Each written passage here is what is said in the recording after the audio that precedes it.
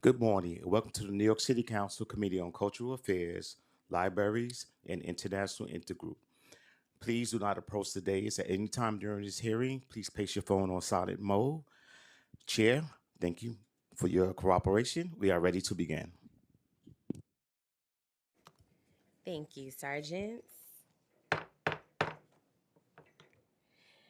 Good morning, and thank you to everyone joining us today for the Committee on Cultural Affairs, Libraries, and International Relations Fiscal Year 2027 Preliminary Budget Hearing. I would like to welcome the representatives from the 3 public library systems, members of the public, and my colleagues in the Council. Our public libraries are among the most trusted and widely used institutions in our city.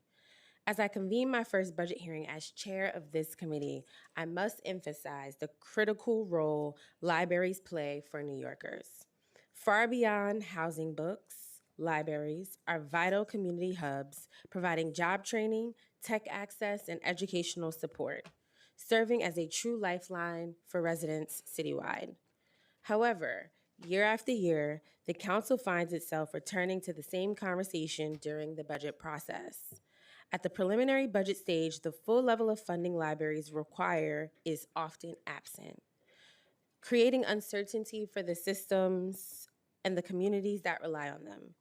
I was very disappointed to see that the preliminary plan did not include the one-time funding of $30.7 million added at adoption of the fiscal 2026 budget. I would have liked to see this funding baselined. This recurring pattern forces the council to step in each year to restore or add funding simply to maintain existing services, rather than allowing the library systems to plan with stability and focus on expanding programs and resources for New Yorkers. This cycle makes it extremely difficult for library systems to plan ahead. Without stable funding at the start of the fiscal year, libraries face uncertainty in staffing, programming, and long-term service planning. Our library system should not have to operate with this level of uncertainty when they are providing essential services to millions of New Yorkers. Today, we will also be discussing the significant challenges libraries face in completing capital projects in a timely manner. Across the city, many library branches require renovations, accessibility upgrades, and critical infrastructure improvements. Yet, these projects often take many years to move from planning to completion. Lengthy timelines, complex approval and procurement processes, and rising construction costs can delay projects well beyond their original schedules, leaving communities waiting far too long for modernized and fully accessible library spaces. If we want libraries to continue serving as the cornerstone institutions they are, we must ensure they have both the operating support and capital resources necessary to maintain and modernize their facilities. I look forward to hearing from the leadership of our 3 library systems today about how the preliminary budget impacts their ability to serve New Yorkers and how we can work together to provide the stability and investments they need. Before we begin, I would like to acknowledge my colleagues who are present. We have Finance Chair Lee, Councilmember Maloney, Councilmember Lewis, and Councilmember Hudson. I would also like to thank the finance staff, Carolina and Aaliyah, for their work on this hearing, as well as committee staff, Alejandro and Regina, for their support. Finally, I would also like to thank my staff, Priyanka and Shaki. I would also like to remind everyone from the public who wishes to testify in person today that you must fill out an appearance card, which is located on the desk of the Sergeant at Arms at the back of the room. Please fill out the slip even if you have already registered to testify in advance. When you are called, please limit your testimony to 2 minutes, whether you are testifying in person or in Zoom. I'm also going to ask my colleagues to limit their questions and comments to 5 minutes. Okay, so I will now invite the libraries to testify.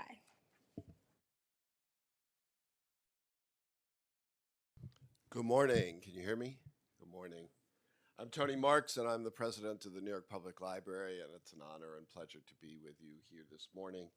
I want to start by thanking City Council Speaker Menon, as well as Deputy Speaker and Committee Chair Dr. Natasha Williams. Congratulations on your new post, and thank you for those comments. I couldn't have said it better myself. And also thanks to the whole committee and its staff for the opportunity to testify today on the mayor's fiscal 2027 preliminary budget. Over the last several years, the library has repeatedly faced significant cuts to its operating budget. Each year starts with a setback that we spend the subsequent months spending resources to reverse. Last year, uncharacteristically started off better. We were held harmless, even allocated an additional $2 million to expand Sunday services by the City Council. But we still had to campaign to be baselined, and we weren't, even though our peer institutions in the city were. This is still the budget dance, as the chair has referred to it. It is laborious, it is costly, and it diverts valuable staff and other resources from our vital offerings in the fight to keep even. This near annual exercise has left us with mostly flat budgets for several years amid rising costs. Naturally, we were thrilled to learn of the then mayoral candidate Zoran Mamdani's promise to literally end the budget dance with consistent baseline funding of 0.5% of the city's budget. His mayoralty represents, in his own words, a new era for both the city at large and for libraries in particular. We can together turn the page on the past with an administration that understands that libraries are an integral part to a more affordable New York. We've already had some great interactions with the administration. We lent the mayor the Quran that he was sworn in on. We hosted him for the city's annual interfaith breakfast. We've discussed future partnership and shared priorities on digital equity and literacy, as well as on co-locations of affordable housing above new libraries. This positive relationship has extended to encouraging discussions about the city budget. We are grateful for his baselining of the City Council's $2 million in the mayor's preliminary budget to maintain the added Sunday service locations from last year. The administration has also been receptive to the impacts of the proposed savings targets for the current and forthcoming year, as well as reductions in the FY27 preliminary budget on our offerings. We are aware of the $5 billion budget deficit that the city faces and its ongoing conversations with the state. But we are heartened by the administration's acknowledgement of the outsized returns on investments that libraries provide to all New Yorkers. It is still early in the process, and we are confident that the mayor is intent on delivering on both of his campaign promises. Baseline funding at 0.5% stands to transform library services into a resource with a credible presence that New Yorkers never have to question or wonder about. We can fortify our services, which means more hours and days of operations with more of our great staff. And more hours and days of operations and staff means that the branches can provide college and career advice for graduating high school seniors. Our teen centers can do their work for young adults to socialize with their peers. We can provide an open place for kids to drop in for after-school tutoring, a trusted place for New Yorkers, and we are the most trusted place for all New Yorkers in every neighborhood, for all income levels, for instance, to help filing their taxes. The demand for these and other services is very real. Last year, our after-school attendance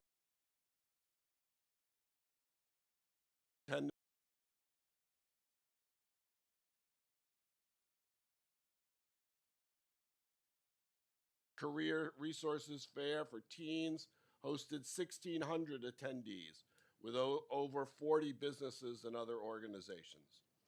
The FY26 PMMR shows a steady increase of program attendance, library card holders, computer and wireless sessions from FY23 through FY25. And in January, the New York Times survey of 35,000 New Yorkers showed more funding for libraries to be their very top choice. We can also address our unmet needs of $24 million, a product of operating on this flat budget along with the rising costs of collections, staff wages, and IT.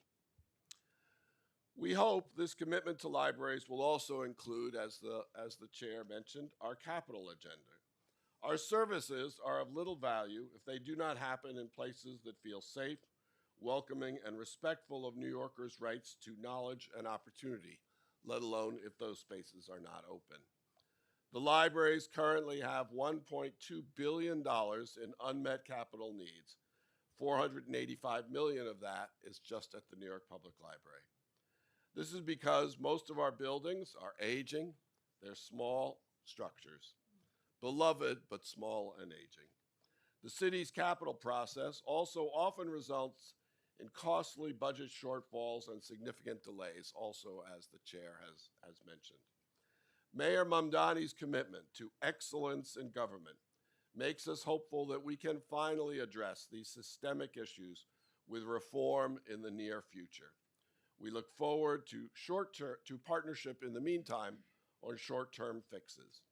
One example, it would be a transformative investment in the 10-year capital plan, much as happened in 2016 with $100 million that allowed us to fully renovate 5 century-old Carnegie libraries in high-needs neighborhoods in the Bronx, Manhattan, and Staten Island. Another, as I've mentioned, is the co-location projects, which allow us to take advantage of the air above old libraries, build new libraries with affordable housing above, as we did in the first instance in Inwood. And we can experiment with other ways to streamline our design, construction, and that are already being employed at the new library at Westchester Square. The council has always been and continues to be a most reliable ally. Every time the library has faced significant cuts in the past, it was the Library Council who took up our cause and joined in the fight for restoration, including the additional funding in FY26. Speaker Menon, a longtime friend of the library, has confirmed that this continues to be the case recently when she stated that libraries are New Yorkers' most trusted institutions, as indeed they are.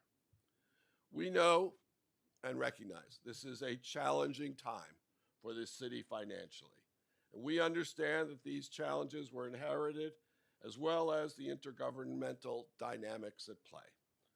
We also know that it is still early. The City Council is, as always, with us, and we have a new mayor who appreciates the libraries as an unparalleled, crucial public good within the lives of New Yorkers. We are living with a different mayor and a different City Council in a different day. Everyone is paying attention. Everyone is committed to investing in the libraries so that we can continue to invest in all New Yorkers. I look forward to retiring my dancing shoes. Thank you, Madam Chair, and all my colleagues.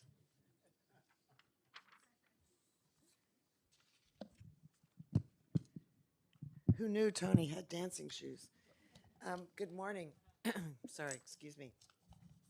I'm Linda Johnson, President and CEO of Brooklyn Public Library.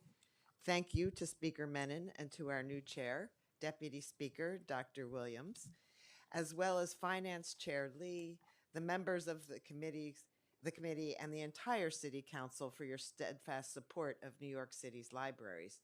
Your commitment to libraries makes it possible for us to deliver the programs, services, and resources New Yorkers count on every day. I would also like to recognize and thank the library workers who make this work possible, including our partners at DC 37 and Brooklyn Public Library's Local 1482. Library staff are the front line of service for millions of New Yorkers, and their dedication is the reason libraries are among the most beloved and trusted institutions in our cities.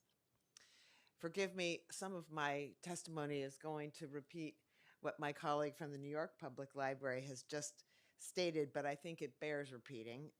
For years, libraries have endured an annual ritual no city organization should face, with or without dancing shoes, funded, allocated as a temporary measure, only to vanish from the next preliminary budget, requiring us to return here to make the case all over again. That pattern has had real consequences for staff morale, for our ability to plan, and for the New Yorkers who depend upon us. The mayor's preliminary budget takes a step toward ending the budget dance, both baselining the $2 million of the $32.7 million increase the council secured in fiscal 2026, and pledging to work with us to maintain service levels. We have had many productive conversations with the administration, and they have been transparent about the city's budget pressures. They also understand what the council has long championed, that libraries are central to the city's affordability agenda and must be a priority. We are hopeful, and we will continue that conversation. I often say that libraries are the modern-day town square, a trusted space to access information, to connect with neighbors, and discuss critical questions of our time.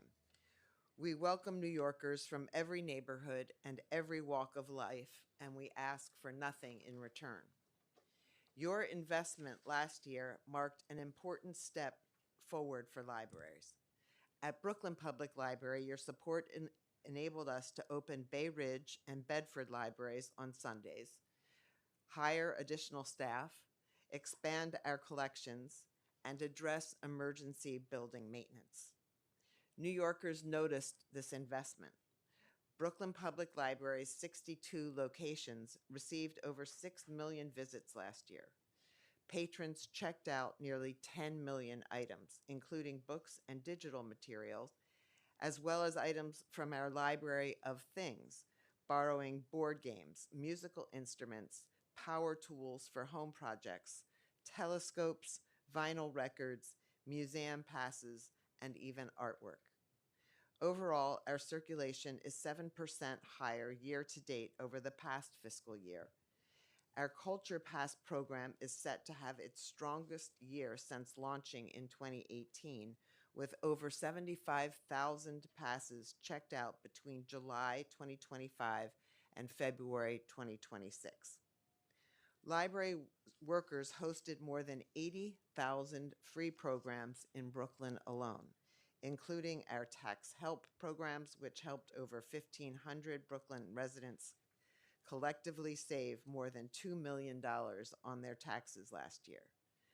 Attendance at our First 5 Years program is up 13%, putting us on pace for our busiest year of early childhood programming since the pandemic, driven in large part by programs funded through the City Council's First Readers Initiative. The preliminary budget moves libraries in the right direction, and I'm optimistic that the adopted budget on the council's fiscal will build on the council's fiscal 2026 investment and put us on a path toward greater stability. The challenges are real.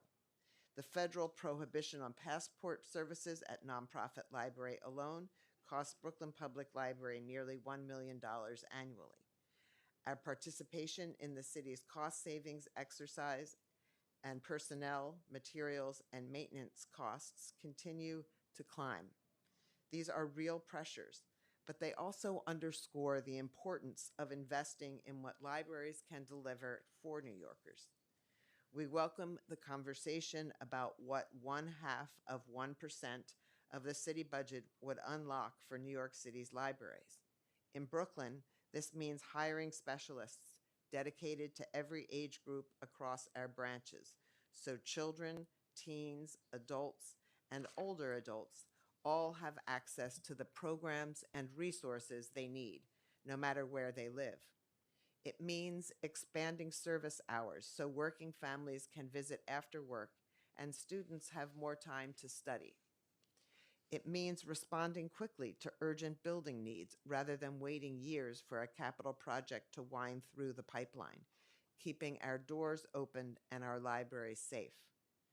It is the level of service New Yorkers deserve and as a January New York Times poll showed, proudly demand. You have Brooklyn Public Library's capital needs spelled out in front of you.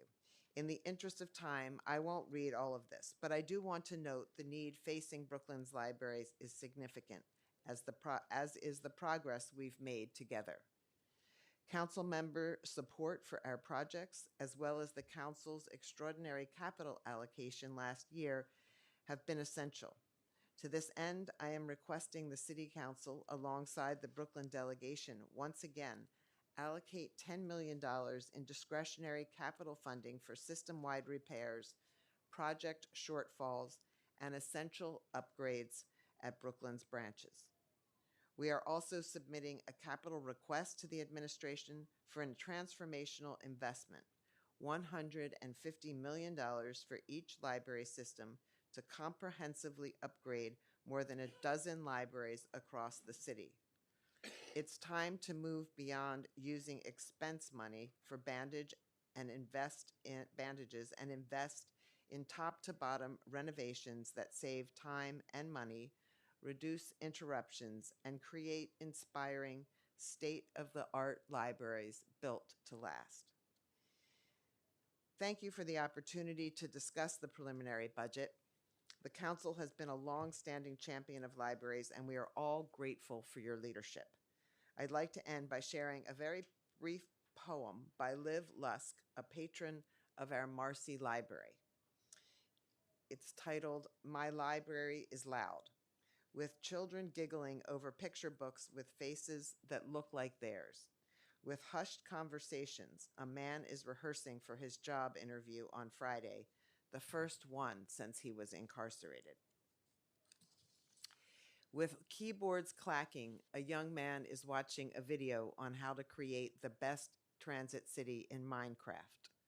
With printers spitting fresh copies of a missing cat poster, a father and daughter will spend the afternoon placing them around the neighborhood, only for mittens to appear at 6 p.m. sharp for dinner.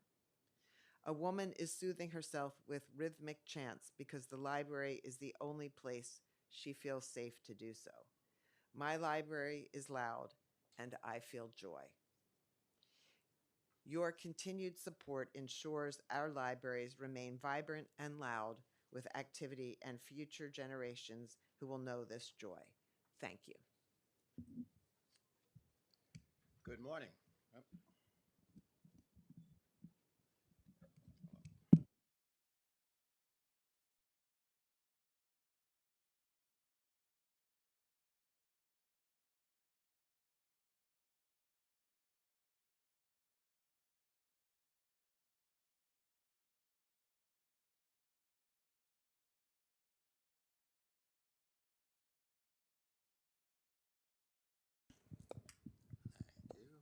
Good morning.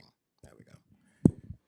To Chair, Deputy Speaker, Dr. Natasha Williams, congratulations. It's a pleasure to greet you. To Finance Chair, Linda Lee, it's a pleasure to see you as well. To our Queens representative as well, Councilmember Sandra Ong, a pleasure. To the members of this esteemed committee, and to our ongoing supporter, Speaker Julie Menon, thank you for all of your support. I am Dennis Walcott, President and CEO of the Queens Public Library. It is a pleasure to be here with you today. To our great team members who are here from the Queens Public Library, to our union president, John Hislop, who is sitting somewhere in the audience as well, thank you for your partnership and ongoing support. We are here to talk about our great libraries. It is now 10:03, and I know at Queens, people are streaming through the doors coming to receive our services, and they're entering looking for hope, opportunity, information, services, and just to become better people. And we are very, very thankful for all the great staff who are working, providing the services there. I have submitted written testimony. However, I will forego reading it to emphasize a few key points.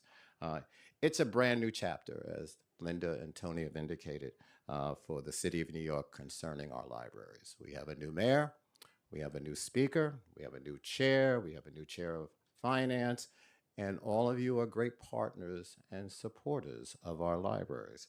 As a result of that, we've had ongoing relationships with all of you before.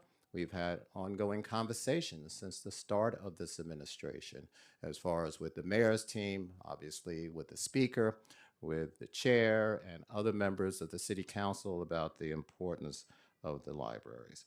The city council has always championed public libraries, for which we are deeply grateful. And because of your efforts, we were able to secure increases in our fiscal year 26 budget that led to the expansion of 7-day service.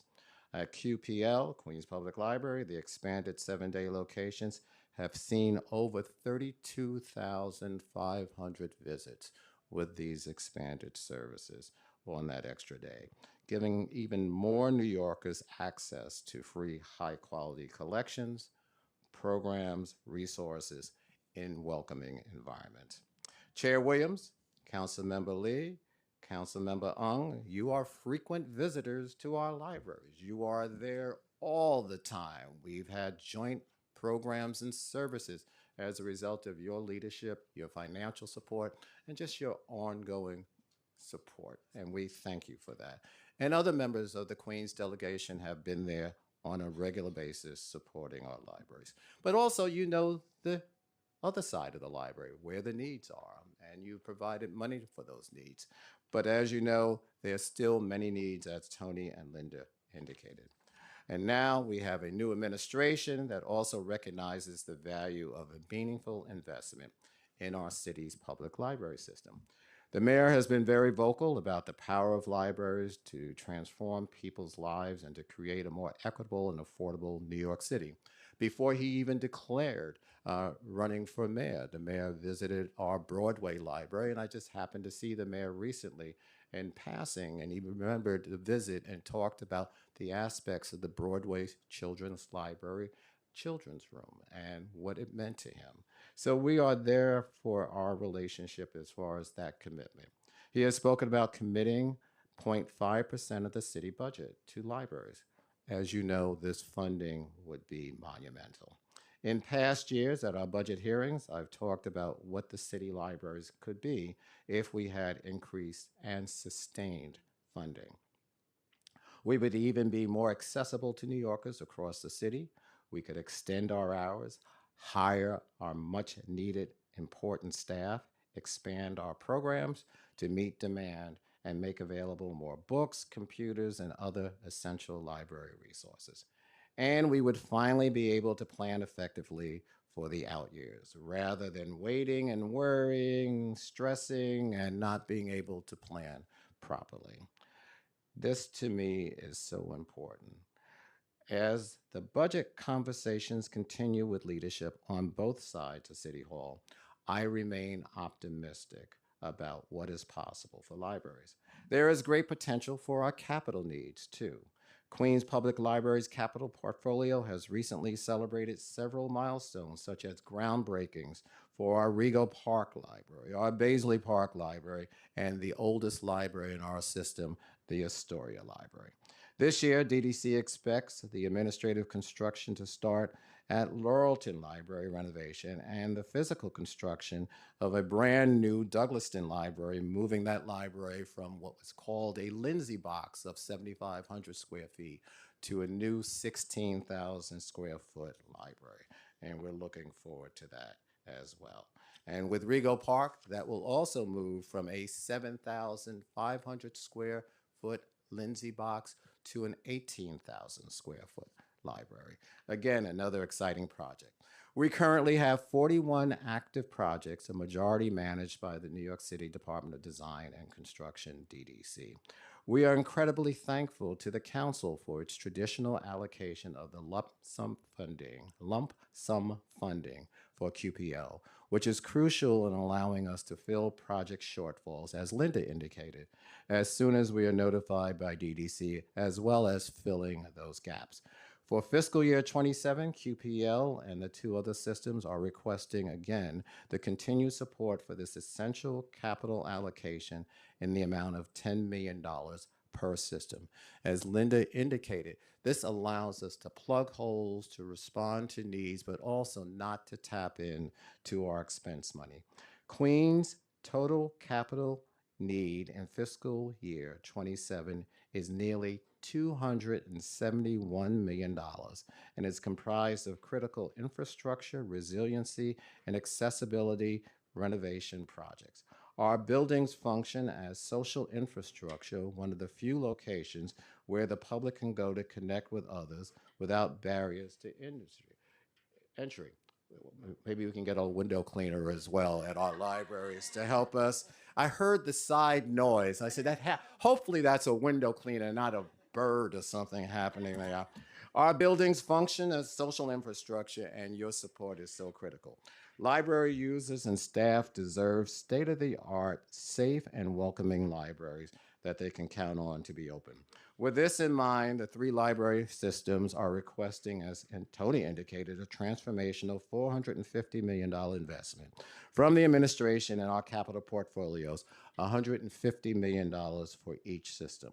This investment will allow us to complete comprehensive renovations and to address the most urgent projects across the city. It will allow us to plan. I think we all understand that a vision for a stronger and more equitable New York City must include public libraries. Our communities are facing many challenges today, but at libraries, they have unlimited access to resources and supports without needing to worry about affording them. We are there for the public. All are welcome to get the help they need to explore diverse ideas and perspectives and discover their own voices and passions. An investment in the Queens Public Library, the Brooklyn and New York Public Libraries is an investment in the future for all New Yorkers. Thank you for the opportunity to testify, and we look forward to our continued work together and welcome your questions. Thank you. I also just want to note that we were joined by Councilmember Ung. Thank you so much for your testimony. The first question I have is, the library's fiscal 2027 prelim budget totals $491.4 million, representing a reduction of $31.7 million compared to fiscal 2026 adopted budget. What are the anticipated impacts to programs and services as a result of this reduction?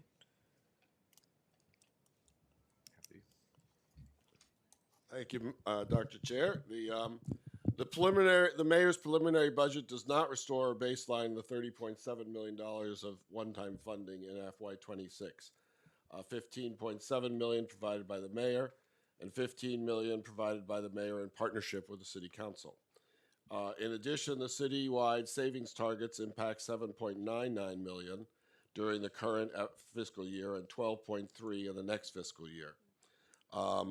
We are grateful for the $2 million of expanded Sunday service that the City Council made possible and that the mayor has now baselined. And that we hope that the administration and council will fulfill the 0.5% promise of the adopted budgets. We are still working to finalize how to achieve the targets that have been set forward.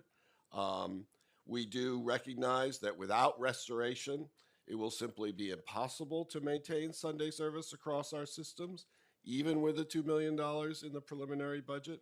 Beyond the loss of Sundays, we are, and we hope not to, this is all things we all agree we would like not to see. I know the mayor would like to not see. Reduced days and hours of operation, tightly controlling or freezing our hiring, significantly reducing budgets for collections, for cybersecurity, for facility security, for maintenance, repairs, IT needs, pages, and overtime. All of that is what we hope to avoid and what I know the mayor hopes to avoid. Helen. Yes, thank you for the question. We also are hopeful that the money will in fact be baselined, but the amount at risk for Brooklyn Public Library is nearly $9 million. And we've had many conversations about this issue in particular, and we're aligned with the understanding that libraries play a key role in the mayor's affordability agenda. We are also fearful of the exercises or the outcome of those exercises to hit the target savings that have been issued to city agencies. In our operating budget of 2027, a cut of $3.4 million, which is the 2.5% cut, means our current operations will continue to face challenges, that we will have to evaluate service reductions. We are already a lean organization, and we have unmet needs before we begin to even think about trimming further. We will have people, places, and materials so that will not be able to be hired, purchased, and so there's not much room for further cuts. We are too thinly staffed.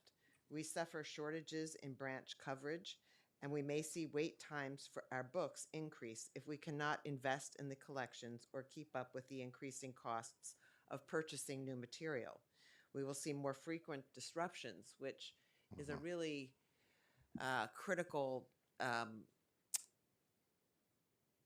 circumstance that we want to do everything to avoid. People count on their libraries, and the consistency in the delivery of the times that we are open is important to everyone's planning in terms of their use of the libraries and the way that it works into their weekly schedules.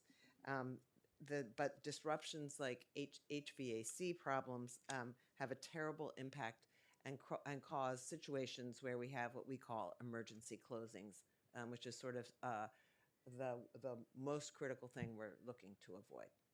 I just want to pick up on Linda's point as far as the emergency closings, and I think the dynamic that will take place with the not restoration of the money as well as the baselining of the money, but also, as Linda and Tony indicated, for this particular fiscal year, the 1.5% exercise that we're going through, as well as the 2.5% exercise that we're going through for the next fiscal year. It will definitely have an impact on services, without question, and cutting back on services, cutting back on hours, dealing with Sunday service and not having Sunday service as indicated by the money that the City Council put in last year. But also, I think the correlation between what we may have to do with deferred maintenance as well. and the balancing act, and that we have old buildings like we've talked about, and you have boilers that break down, or in the summertime you have the air conditioners that don't work. And as a result of that, we have to plug those holes with the expense dollars. And not having that money available will make sure that we don't plug them in a timely way that allow the libraries to stay open, which has a direct correlation impacting the people who come through our doors looking for those services. So on one hand, you have fewer services, but also you may not have buildings available to provide the fewer services that would be available as a result of either the exercise or the not baselining or having that money available. So all those things will impact on the future of our ability to serve the public. And that to me is the most tragic thing. So we have to be very conscious of that. Random question listening to what you all just said. How often on average, like on a yearly average, do you have to do emergency closings? I'm sorry, I didn't hit to do Yeah, I was just wondering emergency. how often, like what is the cadence of emergency closings within a year or however, within a month? I don't know I have, how you can estimate. yeah, take it. In the case of Brooklyn Public Library, we can have as many as 1,000 hours, which is really significant.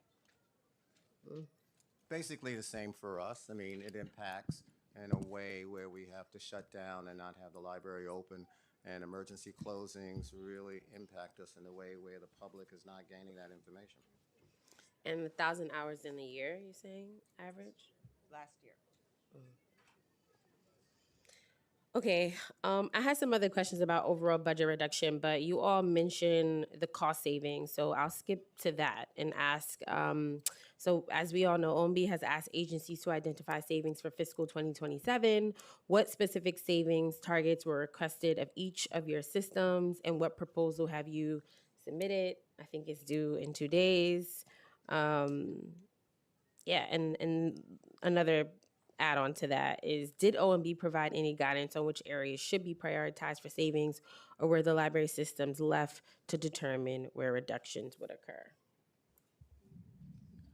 We have, I think, until tomorrow, the next day, to submit to OMB what the exercise will result in. And we didn't really, to my knowledge, get any particular guidance, and we have to get back to OMB. But again, it impacts on the potential of hours, it impacts on the issue of hiring, and we will have to slow down our hiring. So there are many variations on how we're looking at that particular exercise, especially for this year. And I want to just reinforce an important point, in that for this particular year, we're dealing with 1.5% for a 3-month period of time. It's not on an annualized basis. And as a result of that, that's squeezing in any type of reaction in a way that's just not good for planning. So that's for this particular year alone. So I'll just reiterate what Dennis has said. When we see those kinds of, we have till another day or two, I think, to give that final proposals. We'd like to, I think we'd all, including the mayor, like to avoid this actually happening. But it means less money for staff, which means less hours. It means less money for expense money to do the Band-Aids, which we prefer to do with capital funding, which we also need. It means less technology. It means it means less library services, less reliable library services. And I think the city council has made it clear, the mayor has made it clear, that's the exact opposite of what we hope to provide. And Madam Chair, with apologies, I should have jumped in. The New York Public Library in FY25 lost nearly 1,500 hours for emergency planning, building, repairs, services, and maintenance. Again, with constant funding, with the ability to plan, as Dennis and Linda have made mention of, we can avoid those kinds of unexpected closings, which are frustrating for the staff and frustrating for the public who show up at libraries and find closed doors when they should be open and welcoming to everyone. Yeah, I don't have much to add. I touched on this in my last answer, but I would just reiterate what's been said. What a cut of this magnitude would mean is cutting the purchase of materials, a hiring freeze, and a reduction of hours, all things that we strive hard to avoid. Okay, I'm gonna ask one more question. I'm gonna skip around a bit to capital needs and infrastructure. If the city granted permanent self-management authority today, would the library system be able to manage your entire capital plan? No. I don't even have to turn around and look at our team to get the answer to that. That's a no. That's a no. We're not real estate developers, and we have an extraordinary number of projects that are underway across the system. In some cases, we have more individual projects than we actually have libraries because we're working on several projects within a single branch at the same time, or not at the same time, depending on how things unfold. But and we really don't want to be fixing our own boilers and roofs. We want to be building new buildings and taking a hold of the projects that have a strong aesthetic component. Again, we are not currently have the capacity to handle $500 million of capital improvements. When we do our own capital improvements, we do know that those go at twice the speed and cost half as much, which is a great benefit to all New Yorkers and to the budget of the city of New York. But that requires putting money up front that we don't have necessarily. We have open conversations with the mayor, happy to have those conversations with the city council as we have in the past, about whether there's a different way to do business that provides consistent funding for capital needs so that we can do planning, which means we can deliver effectively, working with DDC or a reformed DDC or other bodies, as we have. We've partnered with EDC and others to get better results, to see whether we can provide to New Yorkers the kinds of capital improvements on budget that everyone wants to see, including the mayor is eager to see. So I just want to add one other point, and I always use this example to a question like this, in that, no, I agree with Linda and Tony as far as we don't have our internal capacity. Yet, at the same time, when we do manage those few projects, we do it a lot better. And I always use the example, and a lot cheaper, of one of our libraries that had the boiler breakdown, and it was in the dead of winter. And if we had to go through DDC, God knows how long it would have taken, how much it would have cost. We had to put our expense money to actually do the job. We did the job in a short period of time and for half the cost. I mean, those are the types of things we do.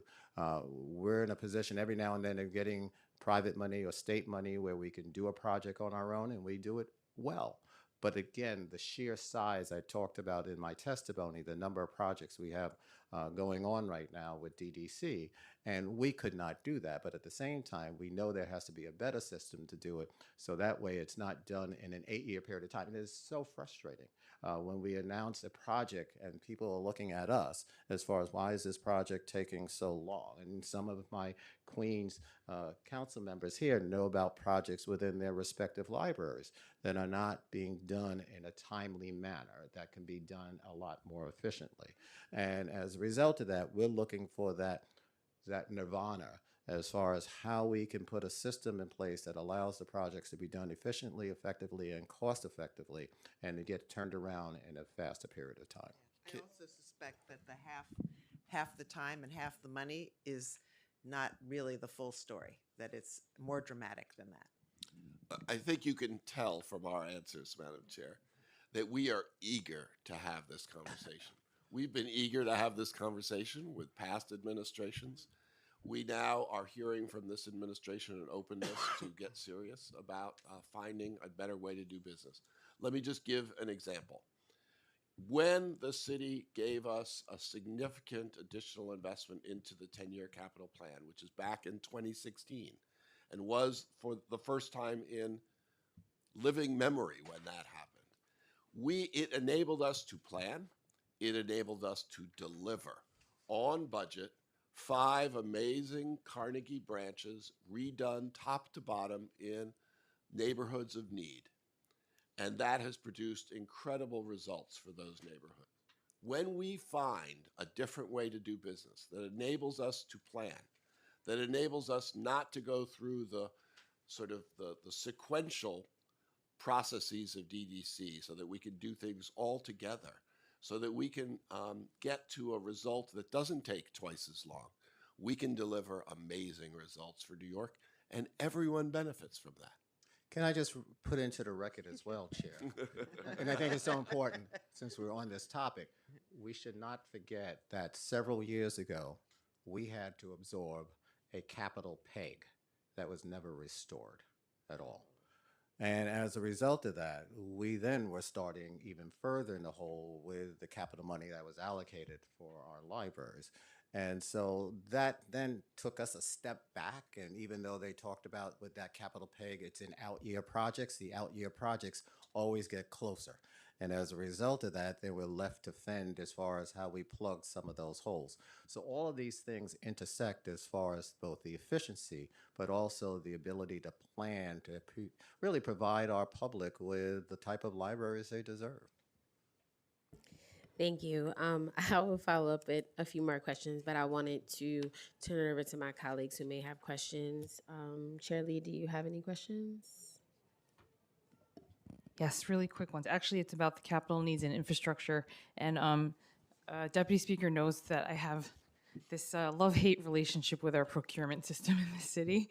And I feel like this is something we talk about all day when it comes to capital needs and how long the process takes. When I was at my former nonprofit, I think we got awarded funding in 2018 and they still have not started, or I think they are just about to start. So, and what ends up happening is as the costs increase, the amount of the dollars stay the same. And so what ends up happening is you just have to reduce the scope, which doesn't help anyone. And in fact, it negatively impacts the public the most and the people who use the services. So I totally hear you on that. And actually, one of my former board members brought up this idea about building housing and affordable housing above the libraries as a potential way to build more housing. And this was many years ago, actually. So just on that subject, when affordable housing is built above a library, how are the capital costs typically allocated between the housing developer and the library system, and what portion of the library construction costs can be offset through those partnerships? We've done a few of these in Brooklyn, and everyone sort of has its own flavor. And there are at least 5 or 6 sources of funds in each of these projects. So it's hard to state with any kind of specificity exactly what the allocation happens to be. I'll give you just an example of Sunset Park, which was a Lindsay box that was bursting at the seams and had probably close to $20 million in deferred maintenance. So that library was knocked down. We provided temporary service nearby. The developer of that project was a nonprofit developer. We contributed the land, we being the library in the city, and the building yielded, we got a library that was twice the size of the original one, so we were quite happy with that. We were responsible for fitting out the library, and there were 49 units above the library that were added to the Sunset Park housing stock. The first time there had been truly affordable housing offered in that community for, I think, 40 years. And the demand, and when I say these numbers, I always think I must be making a mistake because it's so outsized. But for those 49 units, I think there were like 40,000 applications. Yeah. If I can also jump in here, look, the air has always existed above the libraries, but we hadn't focused on how to use those to benefit libraries and to benefit all New Yorkers who are clearly in need of affordable housing. So we got creative because the libraries can innovate. We can be creative. Mm-hmm. We started with Inwood, the neighborhood that I grew up in, a much beloved library there that was way past its date for needing to be replaced. We partnered with the EDC instead of DDC with all the benefits that we've already talked about.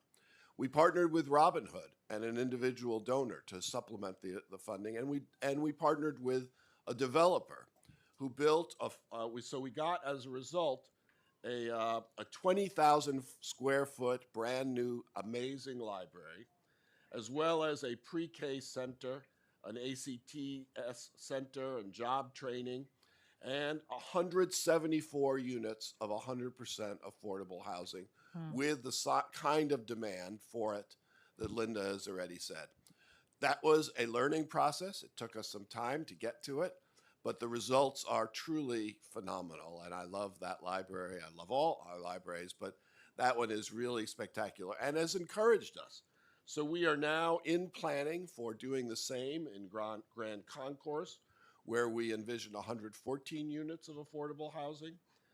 Bloomingdale is in planning on 100th Street on the west side that could yield up to 850 units of housing. 50. Wow. And well, it's a site of major development. And we have identified Parkchester, together with the speaker and the mayor, as possibly the next round.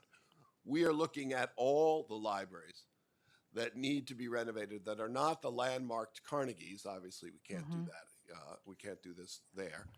But we're looking at every opportunity that is possible to do this kind of co-location, because we get great new libraries. We get it at the at reasonable rates, if you will, and could get this done with EDC or other partners. And the city gets more of the affordable housing that everyone so desperately needs. It's a great model. And I hate to say it, it's a little facetious, but it probably takes the same amount of time as if we were to just give you regular capital dollars to finish the libraries to build a whole new building. Quick question, because I remember when I was at one of the DDC hearings, I was talking to the then commissioner about their new design build program.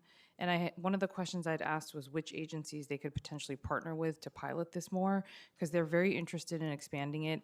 It's a lot faster in terms of the timeline because you're not doing things sequentially. The front loading part of the design and the building and all of that is happening in the beginning with the architects and the contractors all at the same time. So there's, I was actually really impressed by it. And so just wondering if you've had conversations at all with maybe using some of the models that you've mentioned as a pilot or part of that process. Again, we have had great track record working with EDC, and we continue to talk with them about possibilities. I think this is an example of where we all need to be open-minded. We know that DDC was created for particular reasons at a particular moment in history.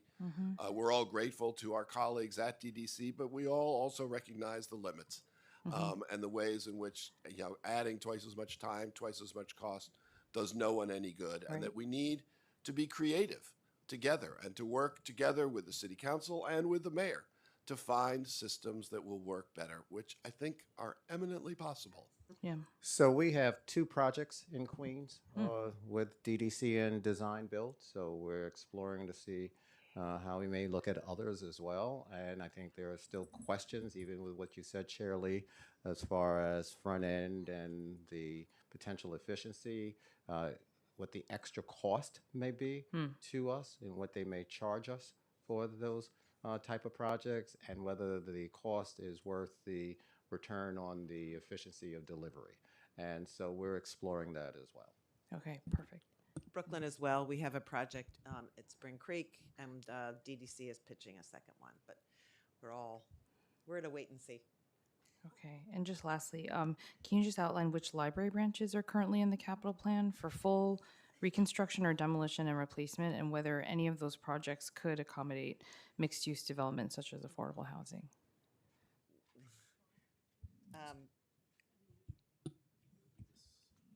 So I'll jump in because, go ahead, Linda.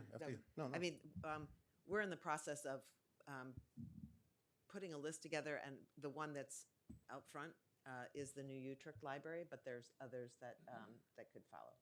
Yeah, Linda and Tony, New York and Brooklyn are ahead of us as far as all the various co-location projects. So we're exploring internally as far as those libraries that may qualify, and then we'll be working with both the mayor's office and the city council and the speaker as far as those projects that we're proposing. But we've done some internal analysis, and so we're still refining that. Yeah, there's also a communications issue here. When these projects go into production, we're closing libraries down for a significant period of time, and so there's a sort of delicate process of community engagement that we like to go in before we start announcing, where they are. I've already mentioned the co-location ones that we're looking at. Those conversations continue to see what else we can do. They are, as Linda's just mentioned, require intense conversations with the communities, as they should.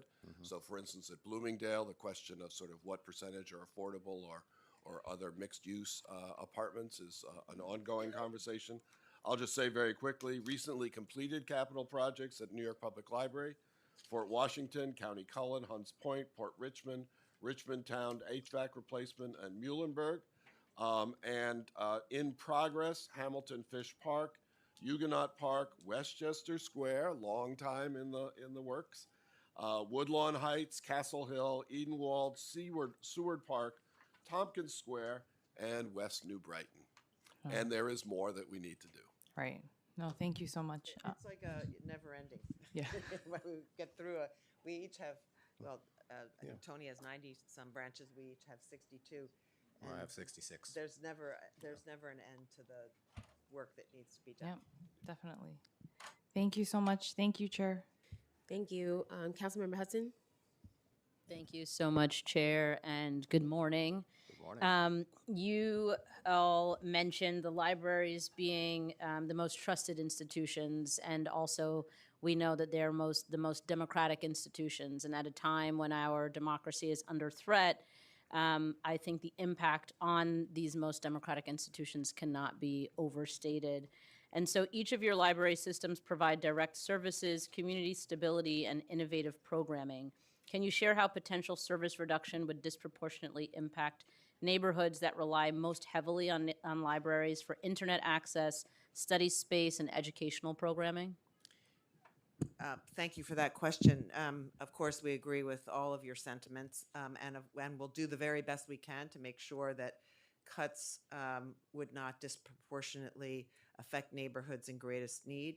To the contrary, we're sensitive to where the demand has the deepest impact on a community, but also aware that because our operations are complex, it's difficult to tailor specific reductions in service to particular neighborhoods. So there's also at the same time a competing effort to be somewhat even-handed about it.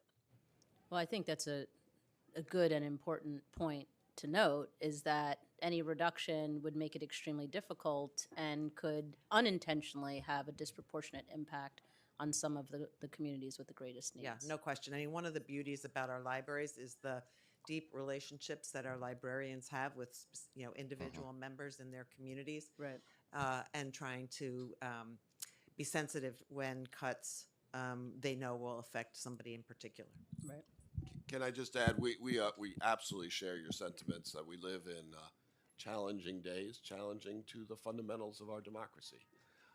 We respond to book bannings by unbanning books for here in New York, obviously, for folks nationally. We're mindful of the possibility of ICE putting a chill on particularly the immigrants who come to our branches. We are providing the largest free English language instruction outside of the schools in CUNY. And we don't want to see that diminish. We want those communities to feel welcomed and respected and not to be fearful. We provide wireless access. There are 1.5 million New Yorkers still without broadband at home, and we are working to solve that problem, not just in the branches, but finding ways to project wireless beyond the branches. We would like to see a utility level of free broadband so that people can do the work of democracy, Right. and communicate with each other.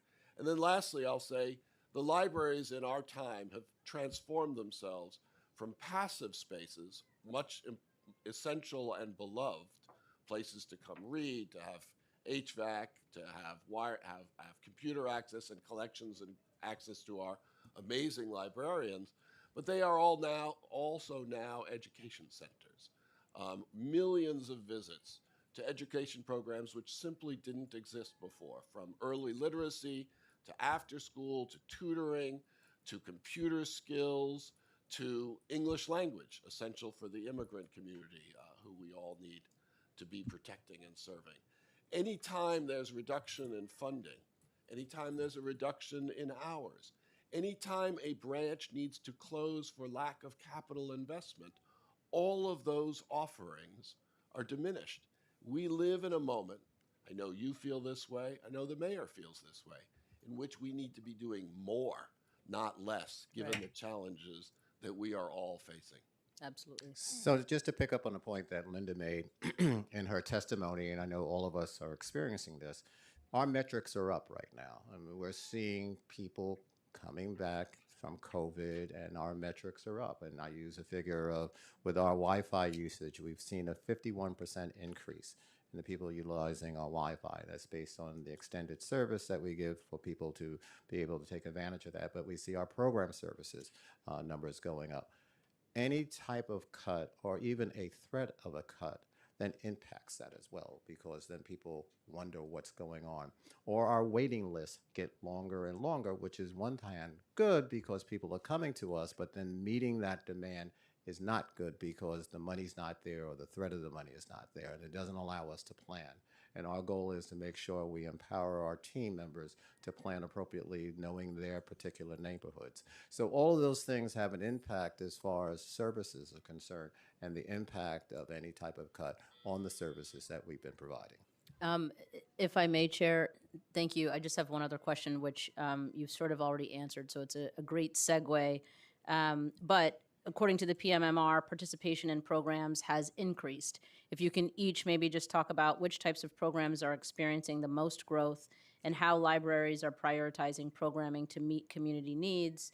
And then I think what you've answered, and I'm sure that the other two folks will agree with your sentiment, that does the current preliminary budget allow you to sustain your current level of programming, or will communities see fewer events and educational opportunities, though you've already alluded to a cut that would threaten those programs? Thank you. Yeah, certainly any cuts of this magnitude would definitely have an impact on the quantity of programming that we would offer. It's just sheer logic. You're not open as many hours. You don't have as much staff. You can't offer the same level of service, sadly. But our business is very labor intensive, and being thinly staffed just isn't sustainable. Is really the problem.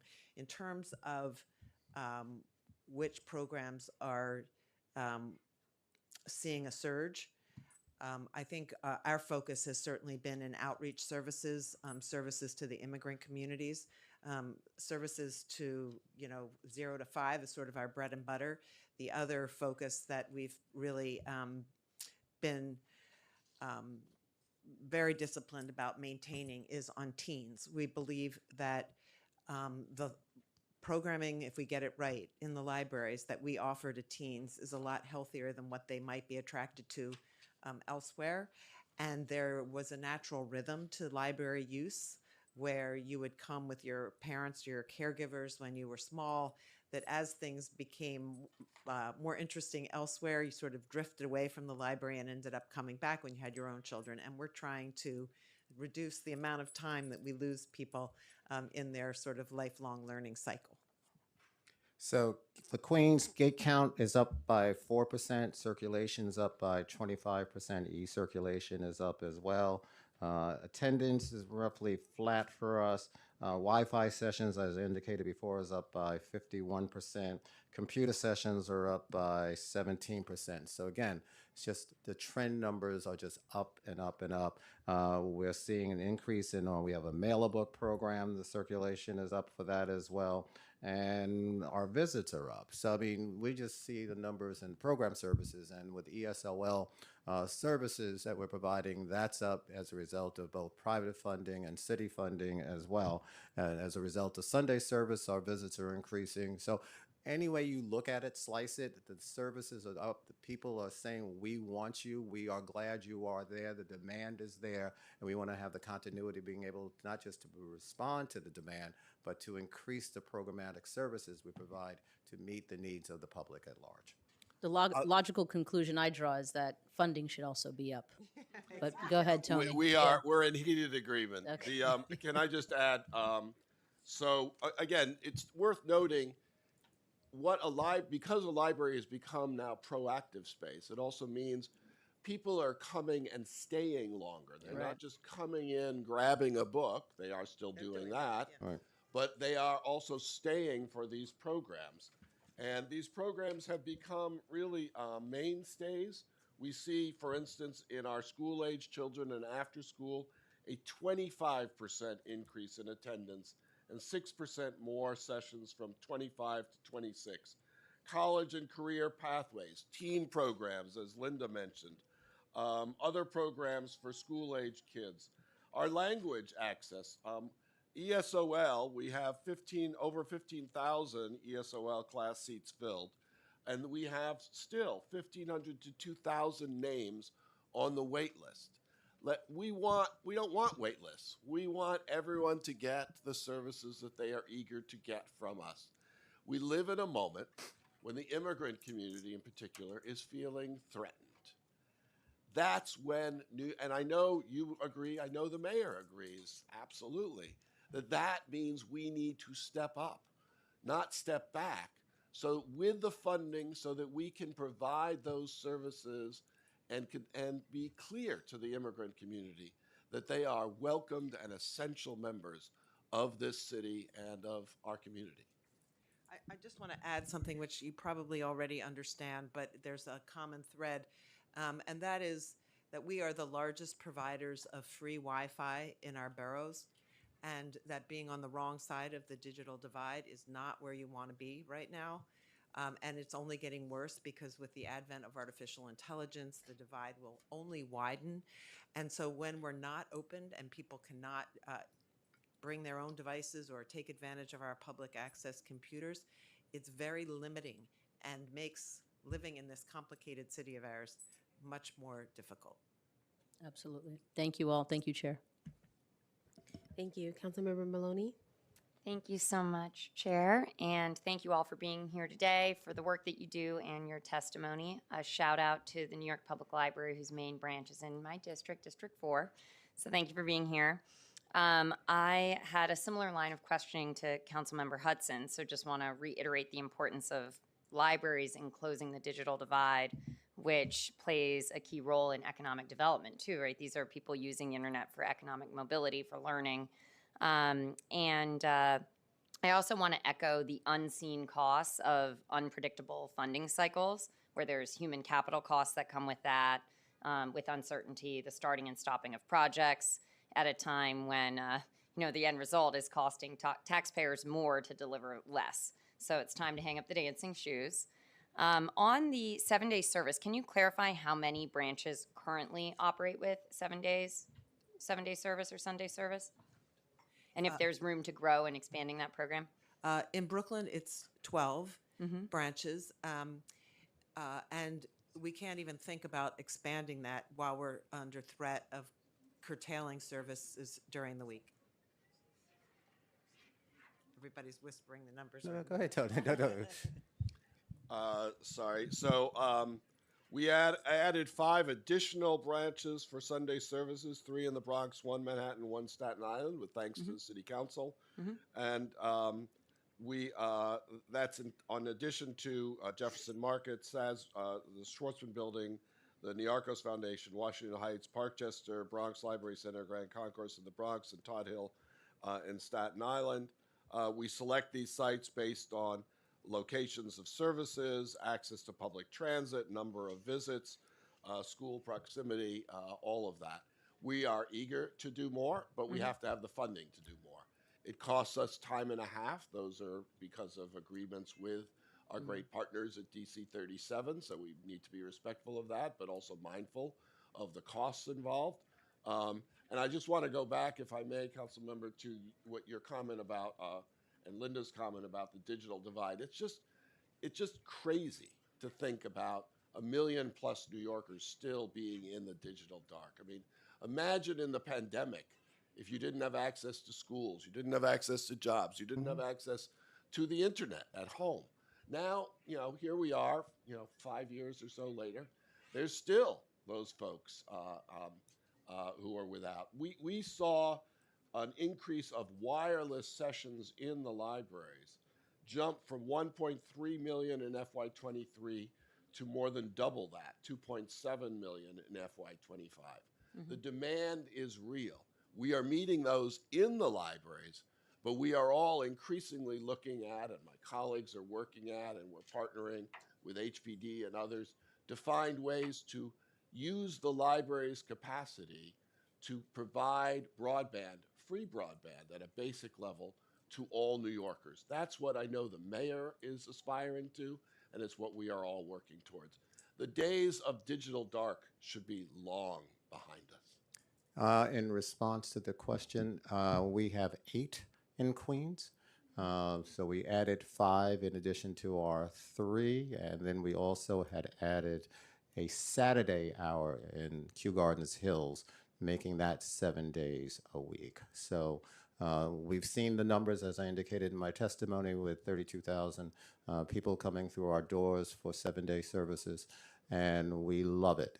But at the same time, I think as Linda and others have indicated, Tony and I have indicated, that it's all connected also to the 30.7 money being baseline, because you just can't do 7-day service and have that extra Sunday.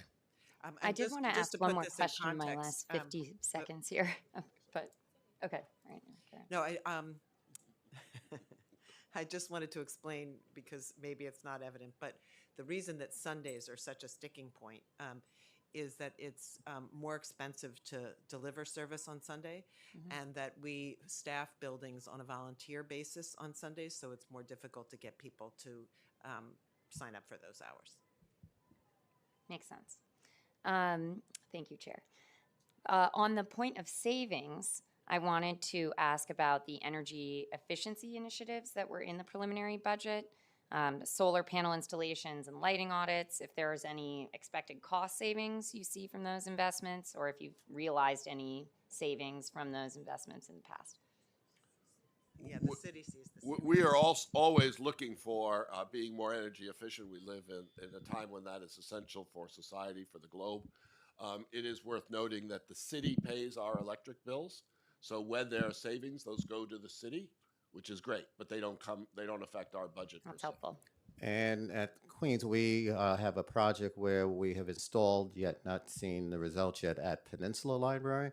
But also, just real quickly, I imagine like Tony and Linda, we're going through our strategic planning process. And so energy savings, resiliency is a key part of that as well. And so we've been working with DCAS around special funding, and also taking a look internally as far as how we become more efficient to show savings. I should have added, we're particularly proud of our solar panels at the Charleston Library. So. Us as well.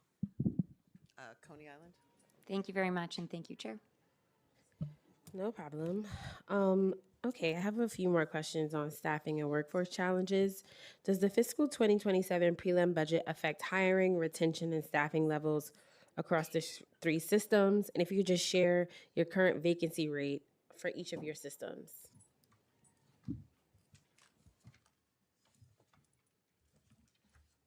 So we are continuing to hire, but taking a very detailed look at the hiring that we're doing. So we have an internal hiring panel that looks at where our vacancies are and making sure we continue to staff.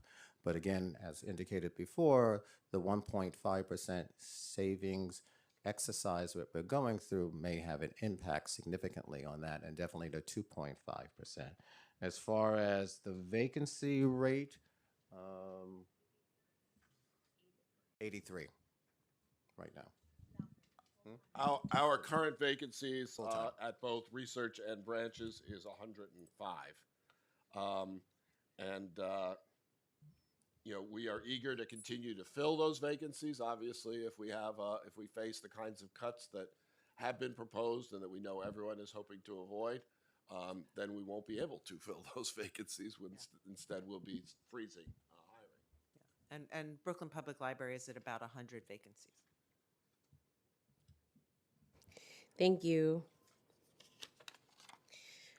I have a question about state funding. So each of New York City's 3 library systems receives funding from state under formula aid provided to every public library system that meets minimum standards set by NYSID. How is the level of state aid level determined? Does it include census data as well as local needs? Yeah, it's by formula. With the exception of occasional particular investments by the governor or by members of the legislature, it's basically by formula, and it has seen an increase in the last year. Let me get that number Do for you know sorry. the methodology of the formula? Like, do you know? Based upon What? population. Okay, thank you. Is the current level of state aid adequate to meet the needs across the 5 boroughs? No, that's the easy one. No, and There's libraries in every municipality in New York State, so so our folks collectively have been up advocating as far as more money as well, and we see it from the legislature more side than the governor's office, but then it evens itself out. But the answer is no. In fiscal 2026 enacted state budget, how much did libraries receive statewide? What did each of the systems receive? So how much got deposited for all libraries across the state, and then how much did New York City libraries receive? I don't know the statewide number. We'll get that for you, Madam Chair. I know that the New York Public Library received $21.9 million. In FY25, the largest part of that was, or single largest part of that was through the formula aid, but there was also designated aid and other state aid involved. We can get you that information. yeah, I think the Yeah. total is about $103 million for libraries across the state, and Brooklyn Public Library received just over $8 million. And again, it's based on demographics. Around the It's same. based on population. Yeah, and we're around the same as Brooklyn. How much did you say Brooklyn got? Sorry. 8.7 precisely. Oh, okay. I was supposed to say, how did you get more? But I realized New York has multiple boroughs. And Like 20 million in the city, but you're not just got New York. 3 I know, boroughs. I know, Yeah. I know, and I 90 know. That's why I didn't branches. say anything. I know that sounds like 8.7 from Brooklyn. That's like not right. They're the largest borough, but you have 3 boroughs. And we love Brooklyn and Queens. Let me just be very clear. He has 90 libraries to our 62. And Yes. No, 66. listen, I got it. I didn't even ask. I made the correction myself. Okay. Do you know how much funding the governor is proposing in this current budget for the library systems? And do you have any sense of what you all are expecting to receive? So we know that the state budget, as you know, has not yet been enacted, and I know the mayor is very conscious of that, and that's part of the discussions that we look forward to positive results on. The governor's proposed budget at the moment calls for a very small increase in expense funding for the 3 library systems, about $200,000 of which would go to the New York Public Library. I will have to get you that. No problem. Okay, I'm going to turn back to capital needs and infrastructure. And I feel like you all alluded to this, but if you could get any more specific, that would be helpful around obviously some of the regular maintenance, the aging, and significant repairs that you have to do yearly. How does the current capital funding pipeline address deferred maintenance and modernization across the systems? I'll start, and everyone can feel free to chime in. The issue for all of our systems is that they are, in some cases, we're dealing with Carnegie libraries that are, date from the early 1900s and are more expensive to repair, to what Dennis was referring to as Lindsay boxes, which were libraries built during the Lindsay administration, which put service in every corner of our borough. But they were all built at the same time and, frankly, inexpensively built and all sort of limited in terms of size. And because they were all coming online at about the same time. They're all degrading at about the same time. The deferred maintenance numbers are staggering. And when I first came to this job, kept me up at night, but nobody else seemed to be losing sleep over it because they become they become inured to it. So in Brooklyn, it's over $350 million in deferred maintenance, and the risk that puts on us is these unplanned closings. We have over 1.1 million square feet of real estate, and the city we're asking the city for $10 to $15 million a year to take care of that footprint, which is not nearly enough to make any kind of improvement in that number, in the deferred maintenance number. And just one of the reasons that these projects, these overhauls, make so much sense is that if you take a library with a significant amount of deferred maintenance and you decide to do a complete overhaul, you completely wipe out that deferred maintenance and you deliver to that community a library that is in good working condition, that is warm in the winter and cool in the summer, and perhaps most importantly, you have the opportunity to build an inspiring space where people feel proud and can do their best work, and presumably will be in good shape for years to come. So I'll just add to that.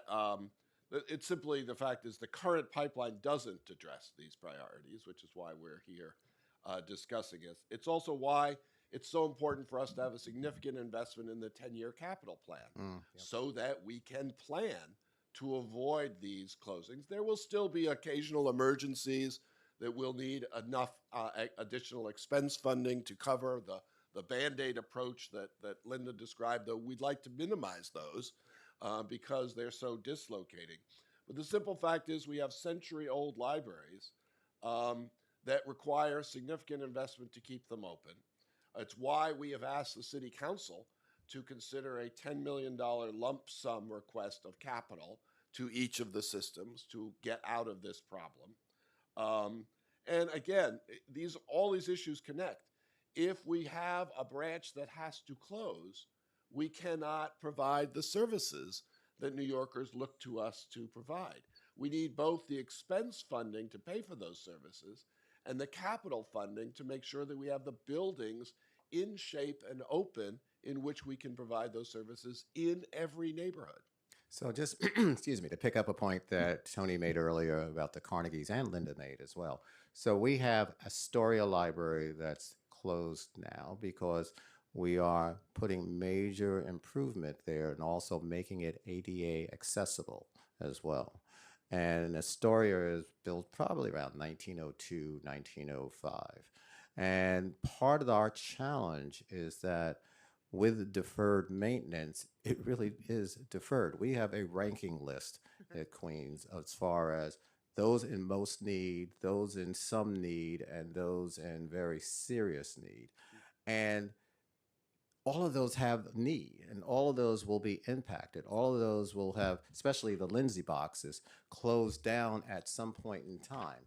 Without this significant investment that all of us have talked about, then we're just putting little Band-Aids on, and those Band-Aids will eventually come off, and we can't afford to have that happen.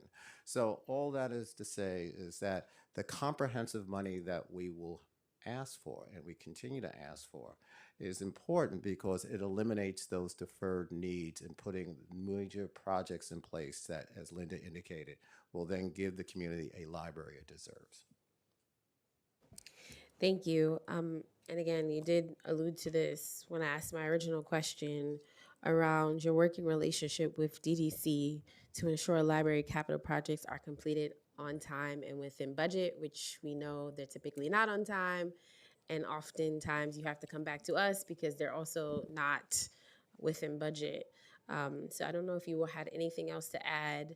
And I know this is an ongoing conversation that requires certainly more time than we have at a hearing, but anything else that you might want to add in terms of what you've described as a different way to do business. I know that we're also in the council equally interested in working with you and the mayor's office to figure out how we could address this issue. So I'll respond a little differently than normal in that I think, one, as indicated in our testimony, this is the perfect opportunity to finally address this problem, both with new leadership on the exec side and new leadership and continued leadership on the city council side. And really doing a detailed analysis of the whys it's taking so long or it takes so long to do it. I mean, I don't know if I've actually seen, we know the impact of what happens to us, but a real big breakdown of each city agency that has a hand in delaying this capital work. And then what can be done from a management point of view or even a legislative point of view to minimize the problem, if not eliminate the problem that takes place in taking so long. And once that's up there, it brings it in the public. It opens it up for review and analysis and response as far as how it improves the system for specifically for us as libraries. Because, you know, when I was chancellor, I always use this example. We had one of the most complex projects ever in building 3 schools up in the South Bronx that was on a rail yard that was contaminated and building an athletic field. We had to remediate that, and through the SCA, we were able to build 3 schools, an athletic field, remediate the ground in a 3-year period of time. That's what it should be, not a 8 to 10 year period of time for libraries. So that's one of my ways of suggesting that we open it up, find out what's happening, and then Linda knows, and she's been really focused on this as far as how we then change it around to benefit the libraries. You know, we sort of beat this to a bloody pulp, but I would just add 2 things that we haven't said about this problem. One is that the city's reimbursement structure is very slow. And so when we are funding our own projects, we end up in Brooklyn having to borrow money to pay our vendors because otherwise we fear that they won't be able to continue the work. So we're actually paying interest on money that we need because the city's reimbursement structure creates a lot of lag time between the beginning of the project and when the money starts to flow. And that would be really helpful to fix. The other thing that I want to add that hasn't been discussed is the impact on morale to the people who work in branches that are in bad condition, who are sort of forced to do their work day in and day out with one hand tied behind their back because there are chillers in the middle of the floor to, you know, provide cooling during the summer, or because there's leaks in a building that's filled with paper and books. So it makes it, yeah, we want our librarians to love their work, and they do. They love their patrons, but we're making it tough in some cases. Madam Chair, you've clearly hit a nerve again. So again, with all due respect and gratitude to the work of our colleagues at DDC, DDC was created in the Giuliani administration for particular reasons at a particular moment in history. It has become large and bureaucratic. It cannot be responsive and nimble in the way that we are describing, and I think the track record makes that clear. We have talked, in my position, I have talked to 3 previous mayors about this. Everyone wrings their hands. Everyone understands that the rules and requirements are for self-managed projects are too onerous. Everyone has said we need to revisit this. We've talked about pass-throughs, but again, the process by which we get reimbursed is not staffed sufficiently, so we end up, you know, with a lot of paperwork and not getting reimbursed in a timely way, creating financial constraints upon us. We need to restructure the design contract as a whole. We've worked with EDC and other organizations that have proven there is a better way to do this. We are eager to work with the new administration, who I know are eager to solve this kind of problem that has been handcuffing us for way too long. There are solutions to this. We would love to roll up our sleeves and find those solutions together with the mayor and with the city council. I mean, I think truthfully, and Dennis mentioned this, you know, someone needs to take a deep dive and look at what's going on. I suspect it's no one thing. We can't really know what's happening inside DDC. It's not our organization to run. But my guess is that there are a host of problems there, all working at odds, and it's deeply affecting our ability to do our jobs. And just to add one more thing to what Linda just said, in that it's not just DDC. That's why I said we really need to take a look at all the city agencies that have the connection to this. It's OMB as well, as issues of bonding, what it actually means. I mean, there are a host of intersection of agencies that are involved in this issue and the challenge for this issue. And it's a great management project to really tackle, to claim, I solved the delays of DDC for the people of New York City. It's a great project for someone to tackle, to say, these are the ways we need to analyze these issues. These are the intersections of these various city agencies and how it flows downstream to impact the people of New York City. It's a great time to do it. And this is the perfect group of individuals on both sides of the aisle to do it.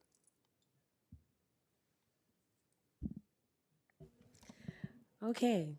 Do any of my colleagues have any more questions for the libraries? You can ask a question. We have some time.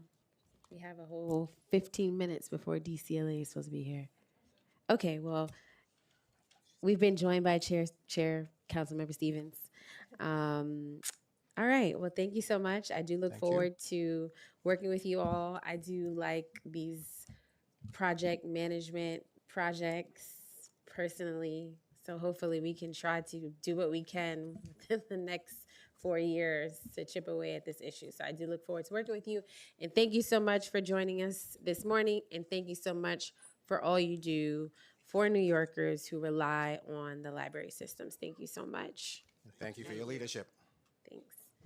I guess now we'll take a little minute break before DCLA at 11:30. And just FYI, public testimony will be after DCLA's testimony. Hold on. Let me move Linda's coffee cup. Yeah, get that out of the picture. You're always in the middle. Always in the middle. I know. You're just noticing that? Thank you. Thank you, Jonathan. Great job, guys. Thank you. Same. Good partnership as usual.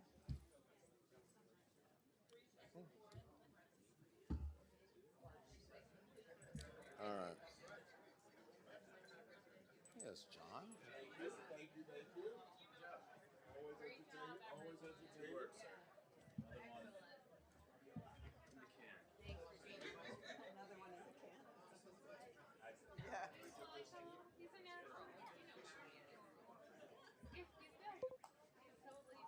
I'm stealing his stuff, though.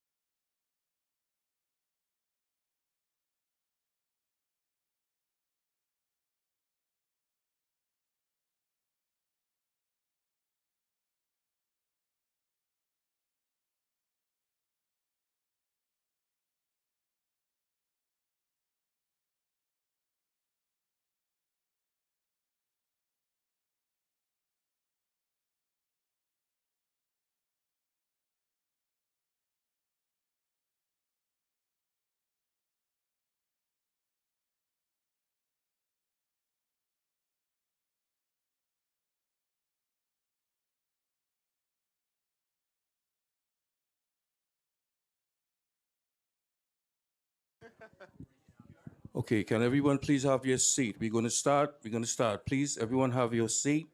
Also, please do not approach the dais at any time. And please silent all electronic devices. Please silent all electronic devices. Please have your seat at this time. We are going to start. Thank you for your kind cooperation.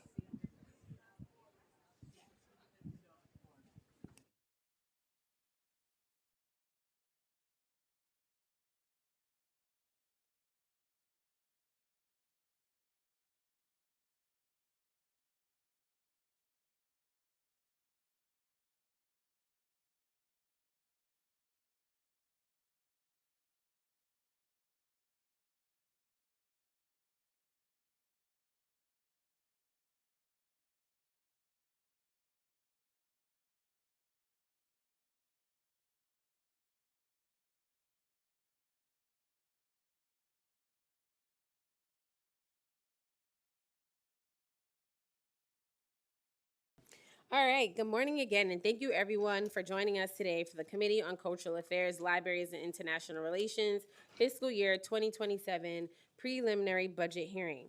I would like to welcome the representatives from the Department of Cultural Affairs, members of the public, and my colleagues in the Council. As this is my first budget hearing as chair of this committee, I want to begin by acknowledging the vital role that arts and culture play in shaping New York City. Our cultural sector is not simply an amenity. It is one of the defining forces that makes New York the global capital of creativity. Cultural organizations, artists, and institutions are also powerful economic engines for our city.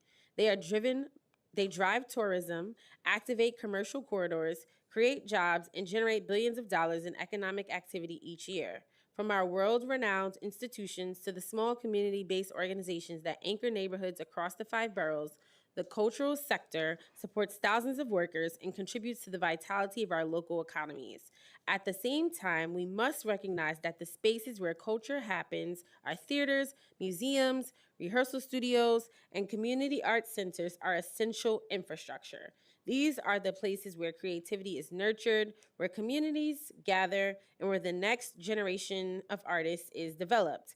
If we want a thriving cultural ecosystem, we must treat cultural spaces as the infrastructure they are and ensure they receive the sustained investment necessary to survive and grow. Yet, many artists and cultural workers are struggling to remain in the very city they help define. The affordability crisis facing New York City is deeply felt within the cultural community. Rising rents, shrinking rehearsal and studio space, and the high cost of living are pushing artists out of the city and threatening the diversity and dynamism that make our cultural sector so extraordinary. Today's hearing is an opportunity to closely examine whether the preliminary budget meets the needs of DCLA and the broader cultural community. While New York City's arts and cultural sector play a vital role in our economy and in the life of our neighborhoods, the level and consistency of investment from the city has not always reflected that reality. I was very disappointed to see that the prelim plan did not include the $30 million one-time funding added at the adoption of the fiscal 2026 budget. I would like to see that funding baseline to appropriately account for the needs of the city's cultural institutions and artists. Today, we'll be looking carefully at how the prelim budget supports cultural organizations, whether it provides meaningful support for artists, and whether the city is doing enough to preserve and invest in the creative spaces that are essential to our city's identity and economic vitality. It is essential that the budget that we adopt this year is transparent, accountable, and reflective of the priorities and interests of the council and the people we represent. This hearing is a vital part of this process, and I expect that DCLA will be responsive to the questions and concerns of council members. I look forward to an active engagement with the administration over the next few months to ensure the fiscal 2027 adopted budget meets the goals the council has set out. And before we begin, I will acknowledge my colleagues again, Councilmember Ung, Hudson, and Stevens. And again, I want to thank amazing staff, Carolina, Aaliyah for their work on this hearing, committee staff, Alejandro and Regina for their support, my staff, Priyanka and Shaki. And I just want to remind everyone from the public who wishes to testify in person today that you must fill out an appearance card, which is located on the desk of the Sergeant at Arms at the back of the room. Please fill out the slip even if you have already registered to testify in advance. When you are called, please limit your testimony to 2 minutes, whether you are testifying in person or on Zoom.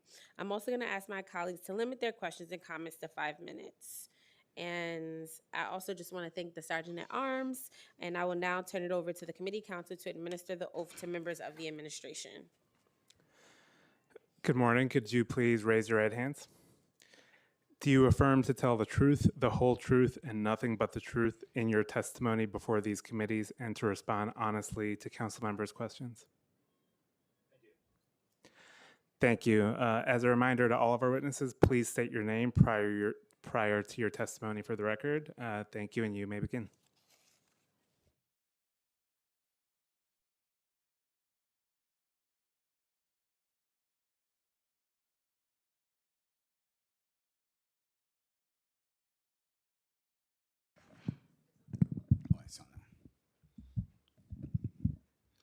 Good morning, Deputy Speaker and members of the committee. I am Deputy Commissioner Alton Murray from the New York City Department of Cultural Affairs, here today to testify in regards to the agency proposed fiscal year 2027 preliminary budget. I am joined today by our General Counsel, Lance Palvey, and other colleagues from the agency. I will begin today with a review of the numbers from Mayor Mamdani's fiscal 27 budget for DCLA. In FY27, the budget allocates a total of $215.6 million in city funds to DCLA. This includes $52 million for the Cultural Development Fund, also known as CDF, $52.9 million to cover energy costs for groups on city property, $100.6 million for operating subsidies to cultural institution groups, also known as SIG, $8.2 million for agency staffing operations, and $2 million for Create NYC and other initiatives. Please note, these figures do not include any one-time funding allocation, such as the City Council initiatives, that are typically added at budget adoption each year. By comparison, at this point in the process last year, the preliminary budget for FY26 allocated $164 million to DCLA. $52 million in the process last year, $52 million less than we currently have allocated for FY27. We look forward to working in the months ahead towards adopting a budget for FY27 that builds on the strong record of support for arts and culture that our agency has historically provided. Our FY26 expense budget remained at a record-setting $300 million for our agency. This robust funding has allowed us to support affordable, accessible, diverse cultural programs across the city. Recently, we publicly announced the FY27 CDF Awards. Awards notification went out in December. This cycle, we saw more than $74 million in grants for public programming to over 1,171 cultural organizations. More than 84% of these applicants receive awards, and 96% of the funded organizations offer free subsidized programming. Over half of these grantees are receiving multi-year awards following the recent reforms that expand eligibility for multi-year support, providing greater financial stability to organizations across the sector. The FY27 CDF budget also maintained a 15% increase for the City Borough Arts Councils. Funding also delivered $2.1 million in increased funding to 283 organizations in lower income neighborhoods. Together with continued safety net funding for long-time grantees, these initiatives reflect the city's ongoing commitment to strengthening a diverse, equitable, and community-rooted cultural sector. I'm delighted to report that the application period is now open for the next cycle of CDF. The agency has worked hard to launch the process as early as possible in the fiscal year so that our awards notification can go out sooner. We understand that this is a priority for the field and for our new commissioner, and we want to shout out our hardworking team at DCLA Programs Unit for moving this process forward. FY27 CDF applications are due April 2nd, and webinars are also posted coming up on March 25th. For anyone who hasn't been able to join a webinar, we've also posted a recording on our website. It's the most informative 90 minutes of information available on our website at nycgov.culture. DCLA Capital Unit has also been hard at work on advancing our capital construction and equipment projects for cultural groups across the city. Requests for funding for projects, including funding from the Borough President's Office, were due on February 19th. All other capital requests are due tomorrow. Eligible organizations were invited to 2 capital funding seminars earlier this year, both of which were at capacity. We are also excited to continue the capital feasibility planning program into its 4th year. The program matches consultants with small organizations to help them define, plan, strategize successful capital projects. Applications to take part in this program will open in April. The New York City Create in Place program, which is an interagency collaboration based at DCLA, continues to open up new pathways of support for smaller organizations beyond direct funding. As part of this work, the Create in Place team has organized a series of webinars which starts tomorrow.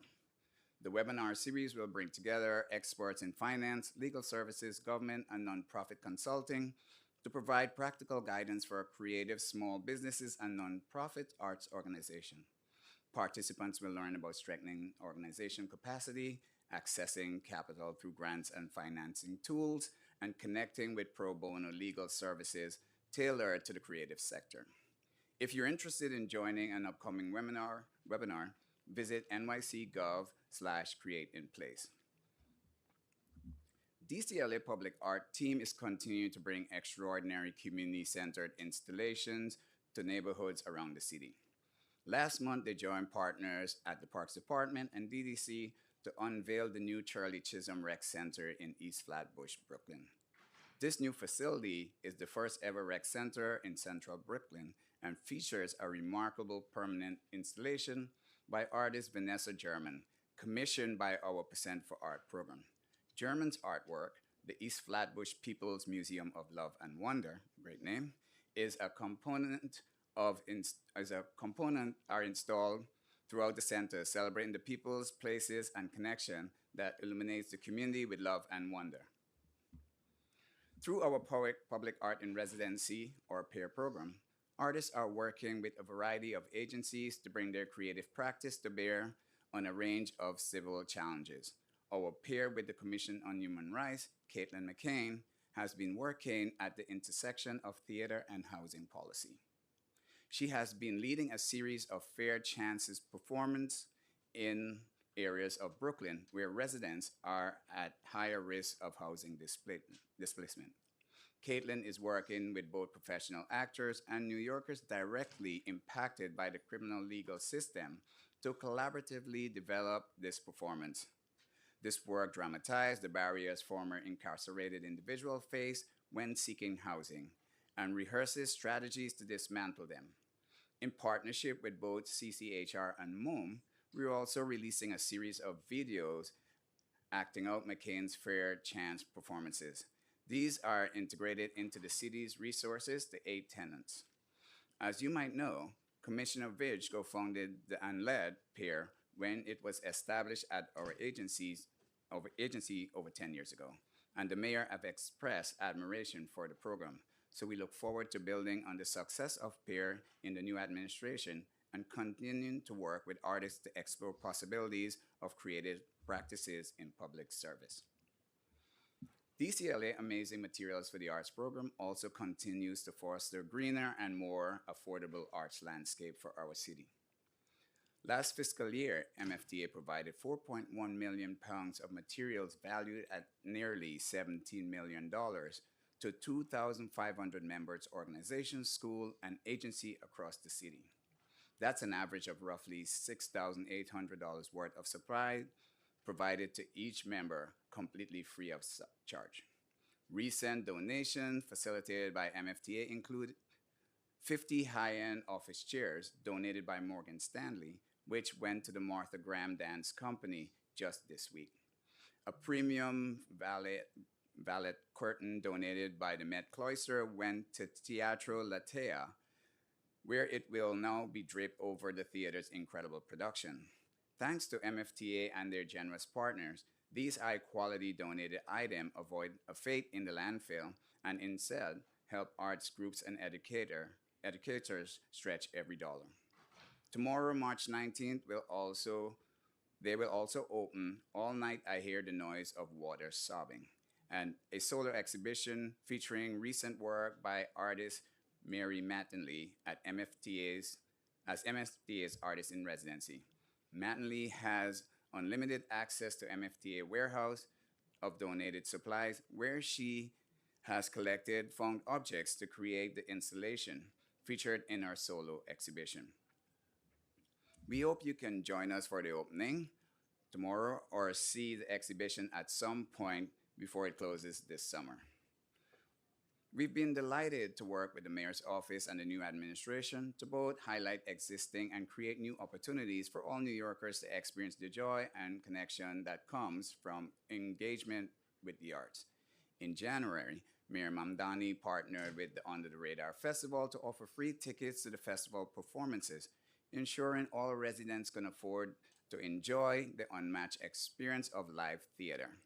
He broke ground on the Tembalay Terrace, an existing new housing development in East Harlem that will also provide a permanent home for Belongo, the Afro-Latin Jazz Alliance, funded by DCLA. For Black History Month, he worked with the Louis Armstrong House to offer free tours and joined the Brooklyn Museum for their free First Saturday program. We were also honored to join the mayor to cut ribbon on the restoration project of Weeksville Heritage Center historic Hunterfly houses, which once anchored the free Black community of Weeksville.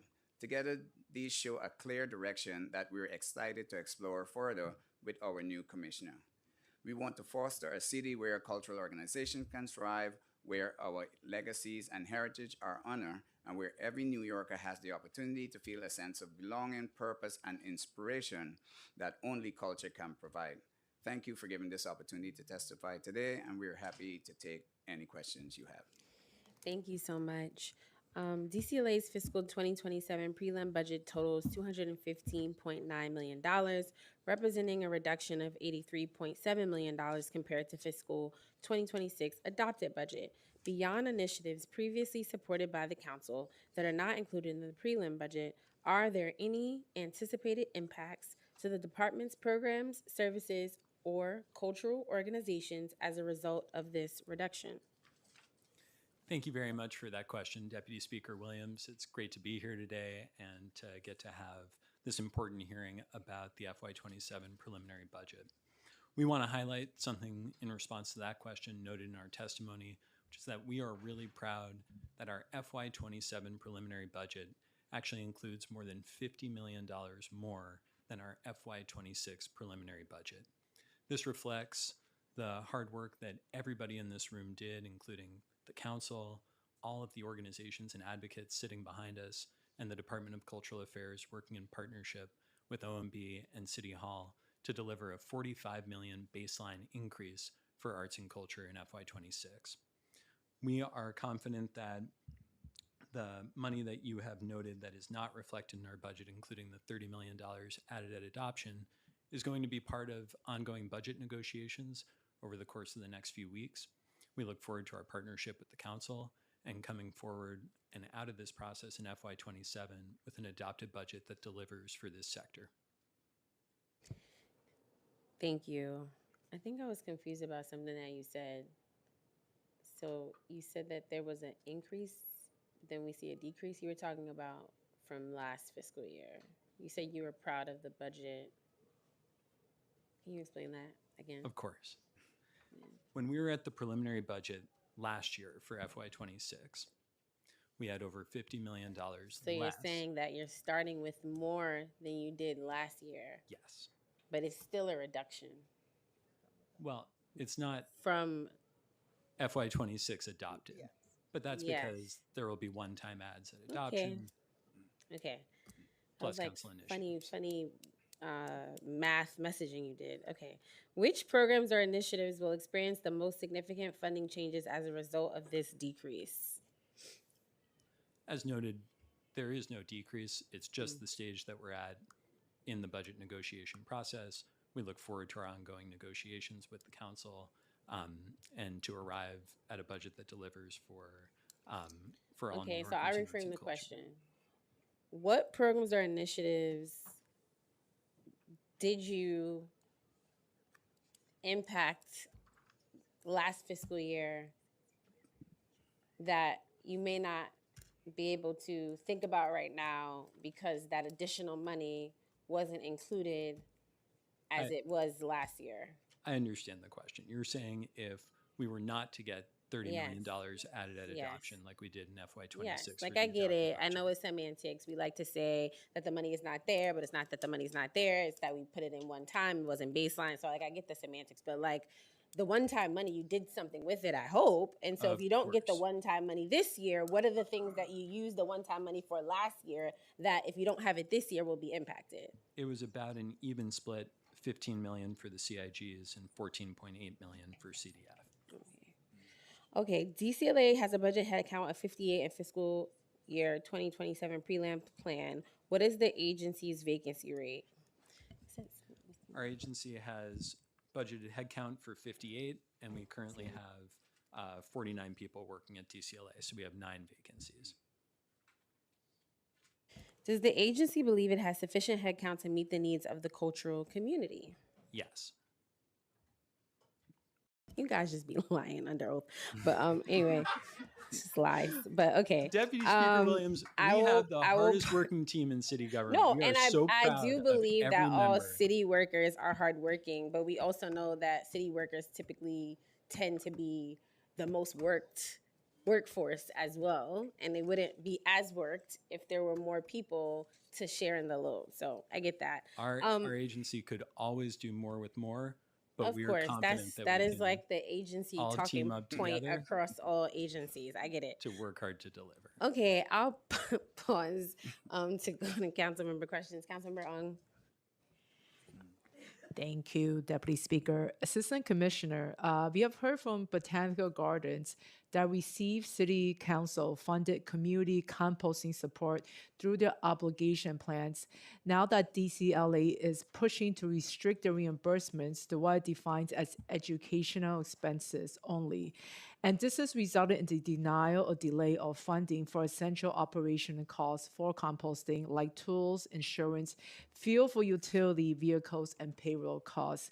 Given that the compost processing is fundamental to any meaningful compost education program, can you explain why DCLA is drawing this distinction? Yeah, I think that's a great question, Councilmember Ong, and thank you for flagging that issue. We've been working very closely with the gardens that received this initiative funding for compost outreach and education over the last many years, but especially it's been a focus over the last 2 fiscal years.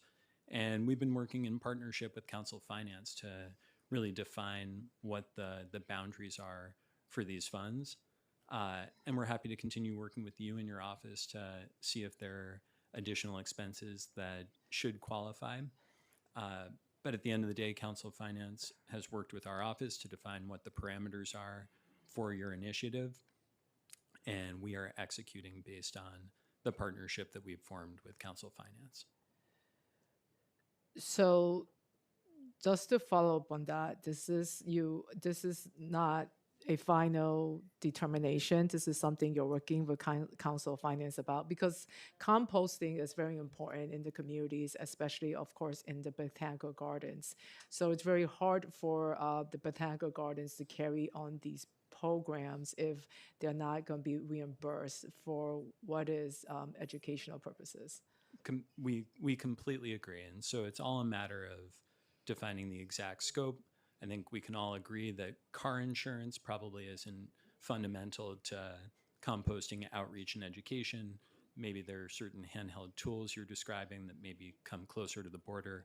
We're delighted to meet with your office and talk about any examples that you think are closer to the border of education outreach. that are currently not being funded and to see if there's something we can do about it. Thank you. We will be doing that. Thank you. Councilmember Maloney, followed by Councilmember Stevens. Thank you so much, Chair.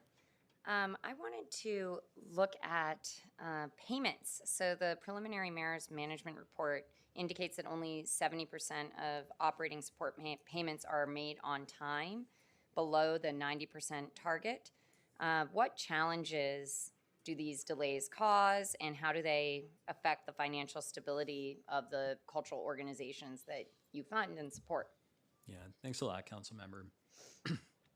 My understanding is that that particular statistic primarily is about payments made to our SIG institutions. And we have looked into this ahead of today's hearing, and much of it is just about the process through which the obligation plans are submitted by SIGs. Our team then reviews the obligation plans that we receive from each institution. Sometimes there are mistakes, or as I was speaking about with Councilmember Ung, maybe something is an impermissible expense that's listed on an obligation plan. So there's some ongoing engagement and back and forth between our CIG unit, which works incredibly hard to review all 39 of these each month, and the institutions. Once they finally have one that can be approved, we process the payment and get them out promptly, but that back and forth can sometimes take a little bit of time. And what are some of the issues that the organizations face as they're kind of dealing with that back and forth? Yeah, it's very difficult for the organizations. They're trying to make payroll, they're trying to pay for their programs and their ongoing operations. So we are dedicated to working with our CIG institutions to try and speed this process up as best we can. And it really is all about this continued engagement and dialogue between our agency and the groups to get the paperwork correct. And as soon as it is, then we can process payments. Thank you for that. I also wanted to dig into visitor attendance. The report shows that attendance is declining at cultural institutions in the most recent reporting period. How is DCLA taking this trend into account in the funding decisions, and what challenges does this create as we manage reduced city support and also declining attendance at these cultural institutions? Well, I would say that if you look at our last several adopted budgets, our city support has been increasing. But there's no doubt that this is a time of crisis for the field.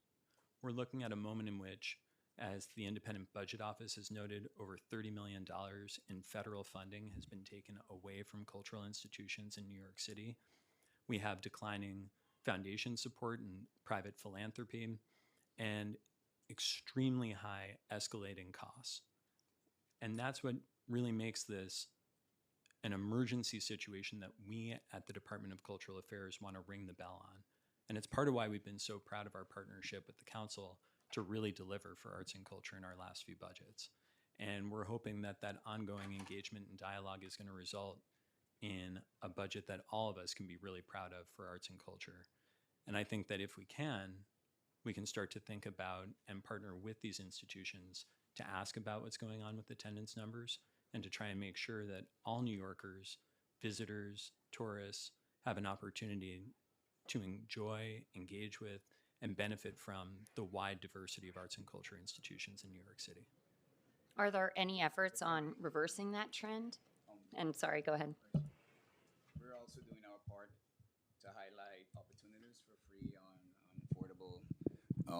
and affordable opportunities for New Yorkers to visit institutions. We recently set up a program with the American Museum of Natural History so that New Yorkers who have certain benefits cards can also attend the museum and see special exhibitions for free. So we are out there trying to promote these opportunities and these institutions, that they not only are not just always price prohibitive, they are also free to New Yorkers.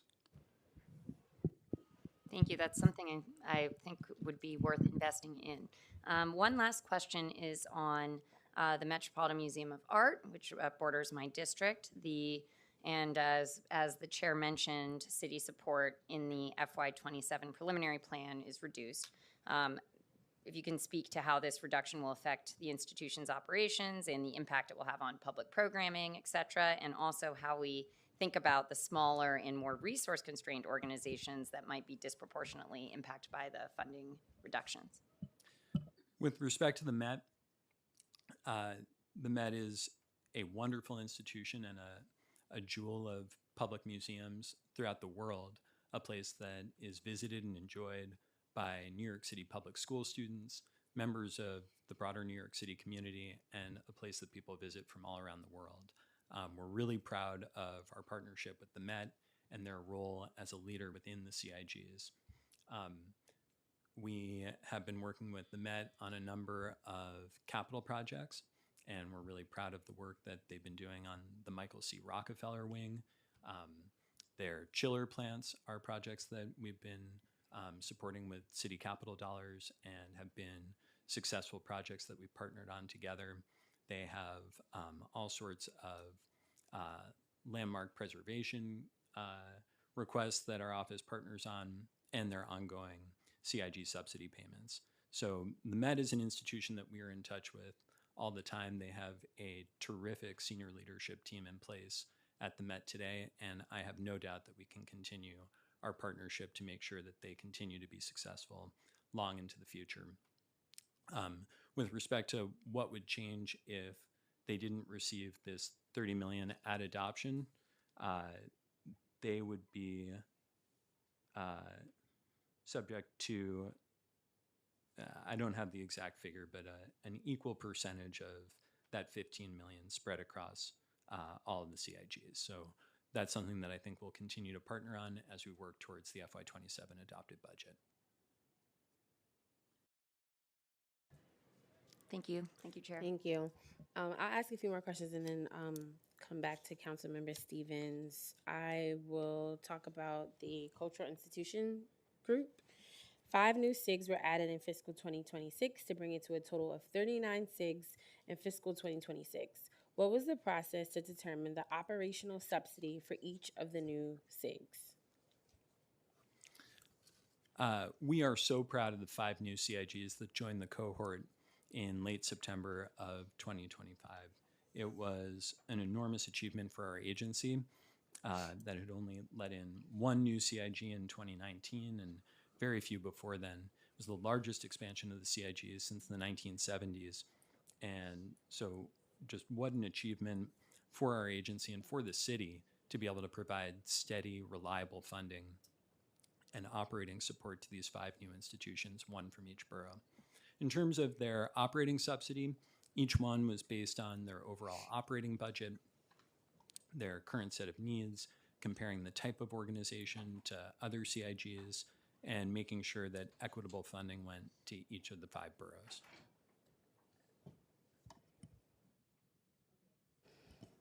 How is DCLA working with all of the SIGs to ensure financial stability and workforce retention?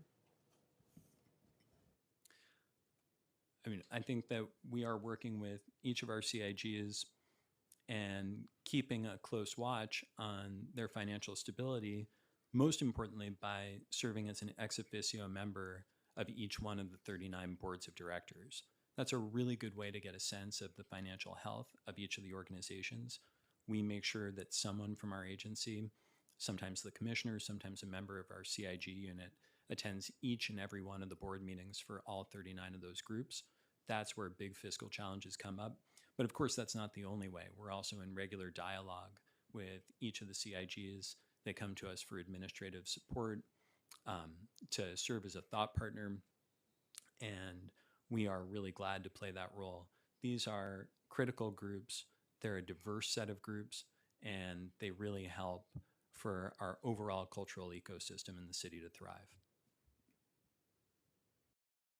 Given that the number grew and the current request from the mayor for each agency to find cost savings, do you have any thoughts on how that would impact funding for the SIGs, given that the number grew specifically in FY26, and then now you're being asked to reduce in this new fiscal year?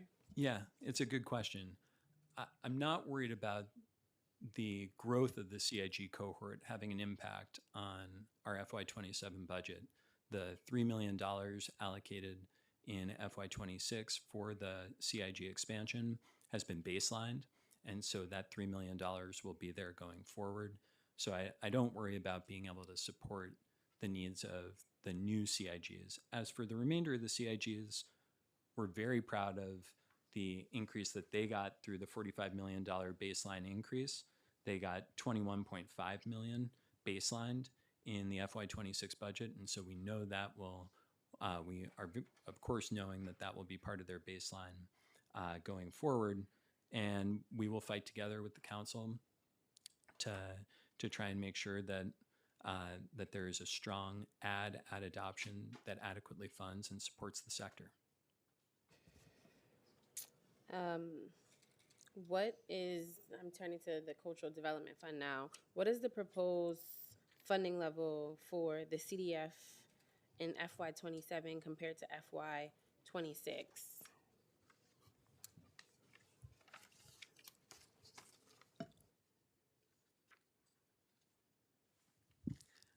I don't have that exact figure in front of me. What I can tell you is that just over 74 million was allocated in the FY26 awards.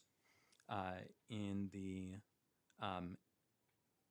FY27 preliminary plan, 51.96 million has been allocated to CDF, so about $22 million less. Okay. We passed that budget though, so I do look forward to hearing about what the proposed plan is for this year. Okay, just a few questions on capital budget and cultural infrastructure, and just want to acknowledge that we've been joined by Councilmember Brewer. So how many cultural capital projects are currently delayed, and what are the major barriers slowing projects? I couldn't give you an exact figure on number of capital projects that are delayed.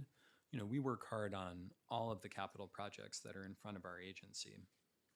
And at the moment, I'm going to see if I can get you the total number of projects that we're currently working on.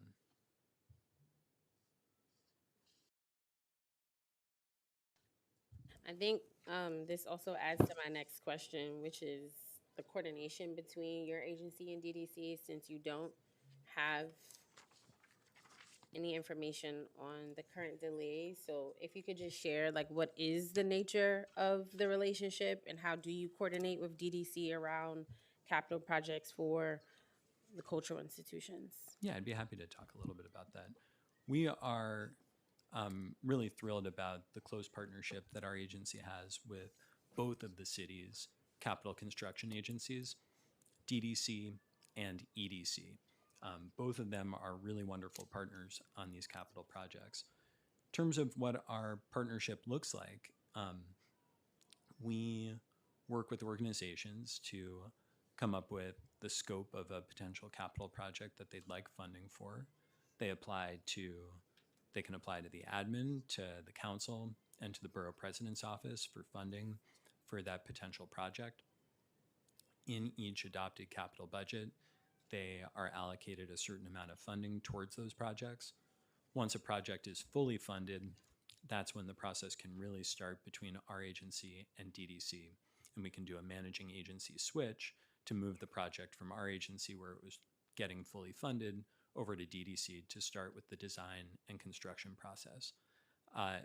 There are a number of steps once DDC has the project. First, they want to really flush out the scope through their front-end planning unit and all the steps that they take to figure out what a cost estimate is going to be, how much time the project is going to take to do, and they get their engineers and experts. Is a DCLA staffer, though, like with DDC along Yes. that process? Okay. Every step of the way. Okay. When that front-end planning report is done, it goes to the DCLA capital project manager, who's helping to oversee the project. So we make sure that we are overseeing everything that is happening. Then they're going to pick a design company, a design firm that's going to generate the design for the capital project. We are heavily involved in those regular design meetings with the institution that receives capital funding. That can go on for quite a while as they go through the design process. Once they have a complete design, then they're going to bid the project out and pick a contractor to build and deliver on the project. With with the contractors, same thing. There are going to be regular construction meetings. Our capital project manager is going to be at each of those meetings, as is the institution, as is DDC. So that's how we do our DDC managed projects. There's a slightly DCLA has someone on staff whose title is capital projects manager. yes. Okay, so you were going to give me the information on the number of active capital projects you have, and it would be helpful if you also share the number of delayed projects. I mean, given that you all, based off of what you just said, seem to be working hand in hand with DDC, I think that your agency should also have the number of delayed projects as well. Yeah, I think the question would be what the definition of a delayed project is. But what I can tell you is we have 390 active capital projects with 212 organizations.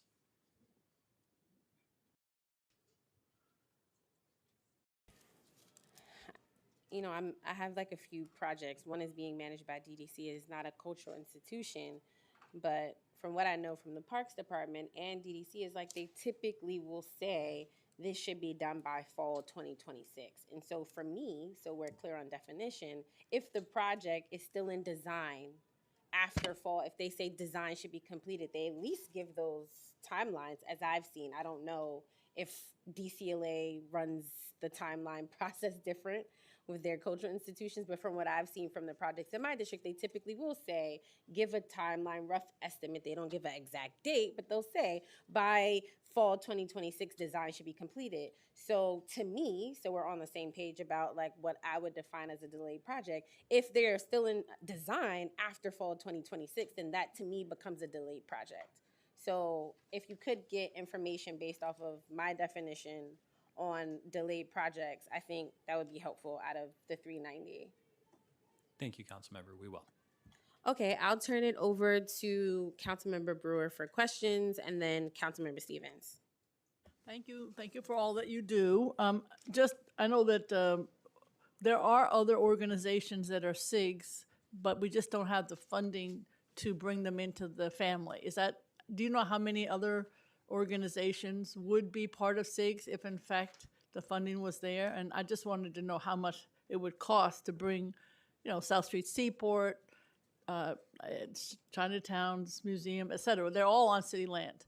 Mm-hmm. So what would be the general number and what would be the cost? Because obviously I would love to see them be part of the SIG family. Completely. So we were thrilled to grow the CIG cohort by these 5 new members last year. I know it only too well. I wasn't thrilled with the Bronx group that's really from Manhattan. Keep going. Hold on. I'm telling you like it is. The Bronx Children's Museum is very much a Bronx group. No, I'm talking about the Manhattan group that's really in the Bronx. Go ahead. Is a theater in Manhattan. Yes, I know, but they do a lot of work. I keep going. I want the whole list. Okay. I don't have the full list. I know. I know the list. I want to know what you have. Go ahead. We call that set of groups the Energy Coalition. Right. Groups that are on city-owned property but are not members of the CIG. So that set of groups is where we pulled from to identify these new CIGs. And as you're saying, the key is funding and whether the group is an appropriate new add to the CIG cohort. It also is a substantial amount of work within our agency to attend all the board meetings for 5 new groups. And if we were to add all of the additional groups on city-owned property as CIGs, it would add additional workload, and we may need additional capacity to do that. Okay. So I think you're right. The total set of groups, it's under 10. Okay, 10 to be added if there was the funding and the capacity and so on is what you're saying. I'm saying, okay. Yeah, and do you have some sense of how much that might cost just generally? Obviously, it's power, light, and staffing, I assume. Mm-hmm. So, well, the heat, light, and power we're already paying for, right? Because they're members of the Energy Coalition, but not the operating and some of the other costs. Exactly. Yep. So, to give you a rough estimate, we brought on 5 new members, right? And we got $3 million added to our baseline to Right. support those 5 new groups. So that So it that could gives be you a rough around estimate. 6 million, 6 million. Something. That's not very much money to put in groups that could desperately need it and would benefit economically to the city and to the cultural community. 6 million, okay, we need $6 million for that. The other question I have, just in terms of, we love the groups, of course, that end up in CDF in terms of their amazing capacities and interests, and how many, do you have a sense of how many get left on the table, don't get funding, should get, it's all a funding issue. I don't think anybody can say that these groups that apply aren't fabulous, from my experience anyway. Do you have some, I just wish we had more money for cultural. I think we all need more money for everything, but cultural in particular, in my opinion. So what would be, how many get left behind? I've sat on those panels, so I know them well. Do you have some sense of how much is left on the table, I guess, budget-wise, more than numbers? In so many cases, I know Manhattan has the most in terms of the panels, et cetera, et cetera. Brooklyn thinks they're big, but Manhattan has more groups. I just want you to know that, and more than every other borough. But I want to know, so that's the idea. How much more money would we need to do a better job of serving more of these fabulous cultural groups? That's my question. So we funded 84% of the applicants this year. Okay. And it's not just the money factor, it's also the quality of the Correct, audiences. I agree. So we can do more if we had more money. This year we had an increase in budget, so we had brought in more groups, but it's based on the percentile, their score, and the number of applicants. Okay, but I know some of them don't fit the bill. I've seen the applications. My staff sits on the panel and does a review very religiously.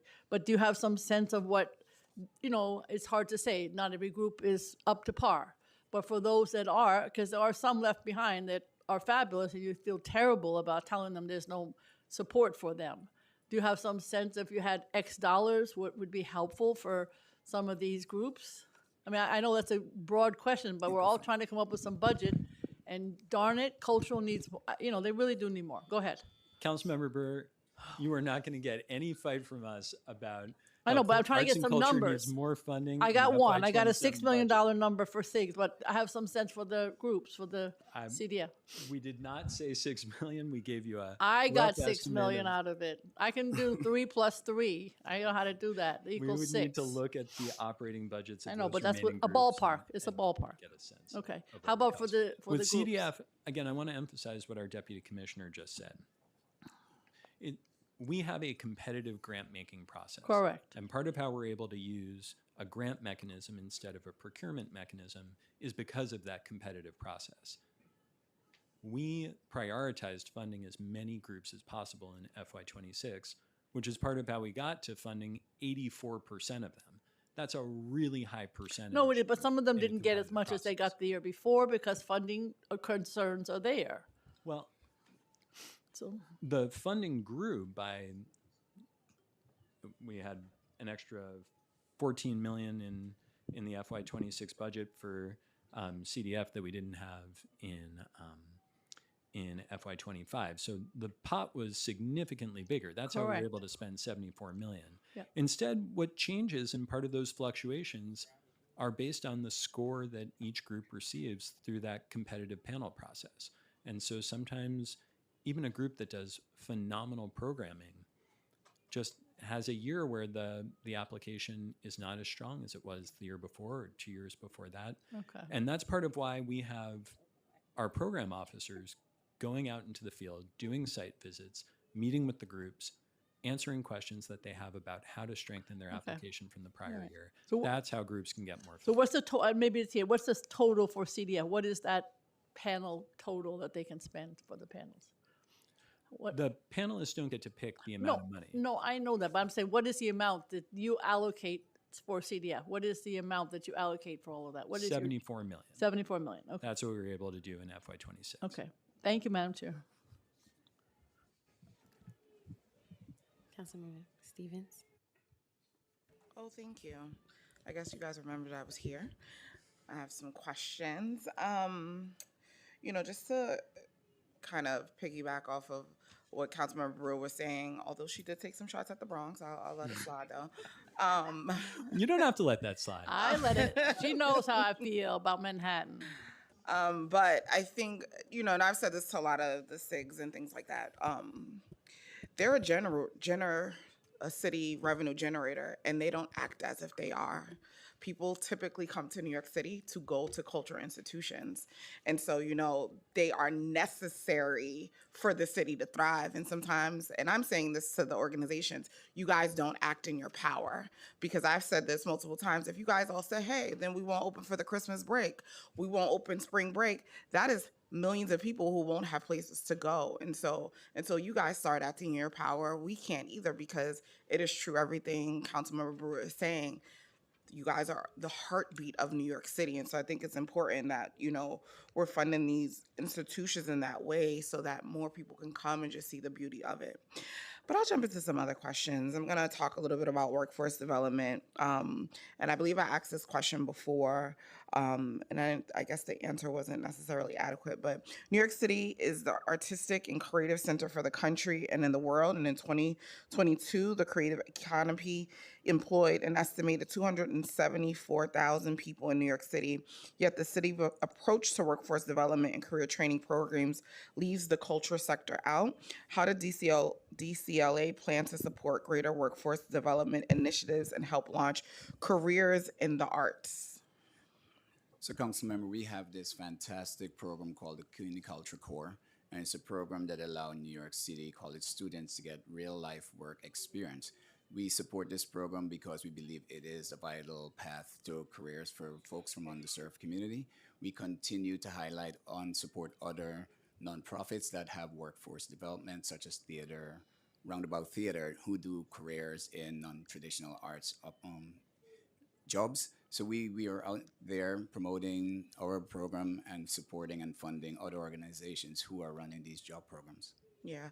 And I think I said this before, where we really need to get in the habit of exposing young people to all forms of not just the art, but the behind the scenes work as well, because so often young people don't know what they can't see. So if they don't know about jobs or being a curator and things like that, they don't know. And so we really need to get into a place of having young people exposed to those things. And I think that those two things you mentioned sound great, but how is that enough? How does a young person in the Bronx know about those programs? How do they understand of getting into them? And so for me, it's thinking about how do we continue to broaden that conversation around making sure people are exposed to different forms. And another critique that I typically have is, even when I'm looking at a lot of the culture institutions, there's a lot of people of color working in non-management positions. How are we having pathways to people and young people to get into these leadership role in a lot of these cultural institutions? And I would love to see more being done in that realm. Yeah, there are other cultural institutions that are doing the work, like WCS program in the Bronx. So they have a workforce development program and the SYEP program. So they are. So don't get me started with the SYP program. Nobody knows that better than me. And that is not necessarily a gateway, because yes, we have places like the Bronx Zoo who takes in more kids than most places, right? I think what are you guys up to? 1,900 students that they're taking in. But those are typically folks coming in doing some of the lower level things. And so that's a great way to work at an art institution. But those numbers don't reflect what I'm talking about, actually creating a pathway into the workforce. I completely understand, and we need to do a better job of recruiting organizations that can fund workforce development programs. The current administration will also be looking at opportunities and ways to engage high school students in cultural activities, so that should open the path for more career and enlightenment to what's out there. And I'm happy to work with you on that as you're rolling those things out, to be a thought partner, because I do think that it's really important that we're exposing these young people to the different opportunities and not just the traditional roles that we see. I'll move on to the next question. In New York City arts education, paying for professionalism, reports in New York City teaching artists compensation and employment and roundtables found that teaching artists in New York City face significant financial challenges, with many earning incomes that are alarmingly low relative to the city's cost of living. The report emphasized that the need for sustaining multi-year funding and difficulties for reimbursement based on contracting and rigorous procurement policies that prevent substantial pay rates and inconsistent year-to-year funding. How does DCLA support more substantial salaries for teaching artists? And what is DCLA doing to ensure that CDF and City Council discretionary funding is distributed faster and in a more consistent manner? So there are two questions there. Yes, two questions. So we'll answer the second. What are we doing? This year, we announced released the application a month and a half earlier than we did the previous year.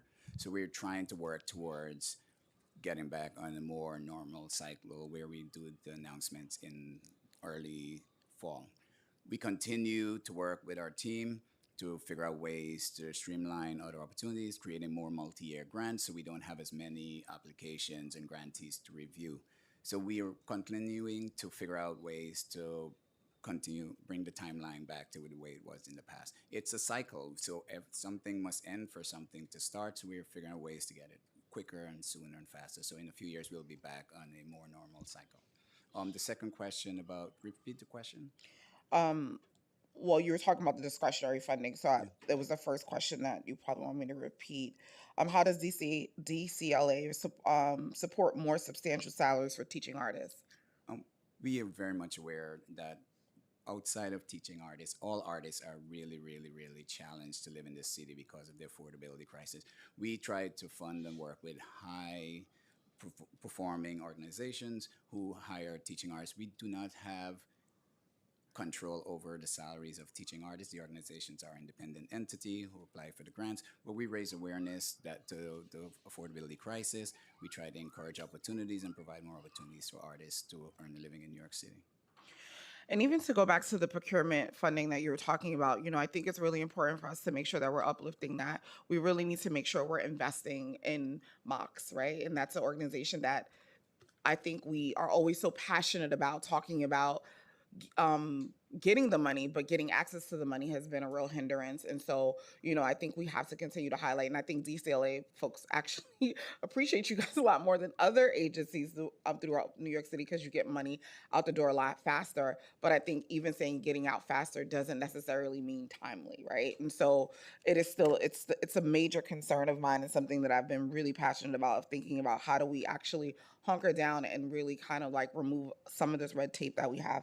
And just in the last question, it finds that accessing critical benefits and medical insurance and retirement plans are lacking across the field. While 88% of the teaching artists reported having health insurance, only 6% received it through employers. Would DCLA consider supporting our benefit pilot for freelance and self-employed artists as described in the Center for Urban Futures Creative New York City's report? Our new commissioner highlight that's one of our important initiatives to explore. It's a conversation. We do understand housing and health are such vital to artists staying in New York City. So in the few coming months, we'll be having those discussions and conversations. One of the first things our commissioner mentioned that she's interested in exploring that as an option. As someone who has been on the ground working with artists, she's keenly and highly aware that this is necessary. Well, I look forward to hearing more details about that as that is being rolled out. Thank you. Councilmember Lewis.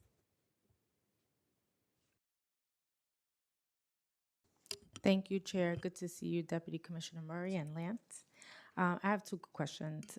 Given the significant drop in cultural programs funding from 106.8 million in FY26 and 53.9 million in FY27, how is DCLA planning to mitigate the compounded impact on nonprofits that may simultaneously face federal funding cuts? And is there a contingency strategy or reserve funding to prevent service reductions, layoffs, or closures among smaller community-based nonprofits? Yeah, I think it's a great question and one we think about a lot. We are hoping to work together with the council to build an equitable budget that delivers for arts and culture in New York City. And if we do that, we're hoping to make sure that there is sufficient funding for the field so that no one is feeling cuts in FY27. It's obviously a very difficult fiscal environment right now, and I think that's going to be part of the ongoing dialogue through the budget process, is how we can work together to ensure the best possible budget for DCLA in FY27.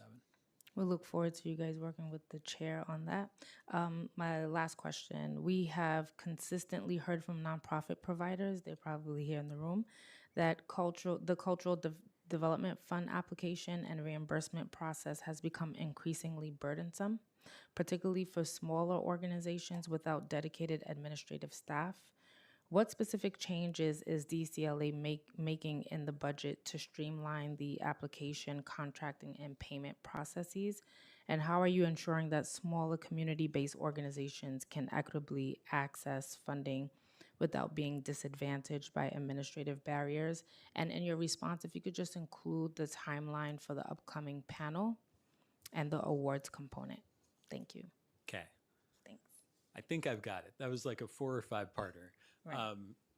At the beginning, it's about, are we willing to make any changes to the application? Not for Right. the FY27 process, because that application's already been launched, but for FY28 to take a look at whether there's a way to curtail some of the questions to make it a shorter application so that it would be more accessible to smaller arts organizations that maybe don't have a grant writer on staff Right. and can't deal with that burden. I think it's a terrific question and one that our agency really needs to think about and look into much more closely. So I think that process would have to start almost immediately, because it takes a very long time to change the application the way that it's loaded into our electronic platform. And so I can commit to you that we will be having those conversations and look into that issue promptly. In terms of the contracting issue and getting the money out the door, that's one where, as Councilmember Stevens was just highlighting, DCLA operates on a grant model as opposed to a procurement model, Right. which actually gets 80% of our funding out the door immediately, as opposed to waiting for completion of services and then applying to MOX to get that money back as a reimbursement from the city. So that's a tool that we're using to try and get our money out very quickly. In exchange for that, there is a certain amount of paperwork that we need, including an executed grant agreement. There are conflicts of interest forms that need to be filled out, and a number of other forms.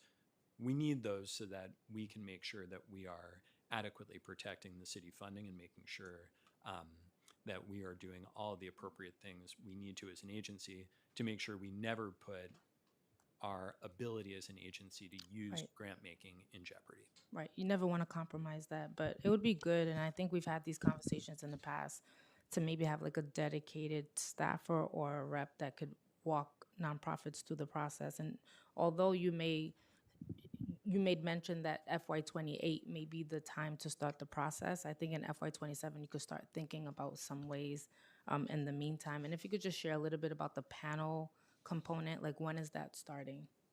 It should start early June, early Okay. summer. To go back to another point, so we have also moved a lot more organizations to multi-year grants, so it reduces the burden of the process on our nonprofits as well as for our employees.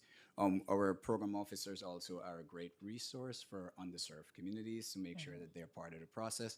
Last year, they went out to community board meetings to talk about the process, and they're very helpful in helping shepherd organizations who, if they do not receive funding the year, they reach out to them to give them counsel on how to make their application more viable for future funding. So we're doing our part just to be on the ground, to talk to small organizations, grassroots organizations, going out to communities to give them insight into how they can be more competitive.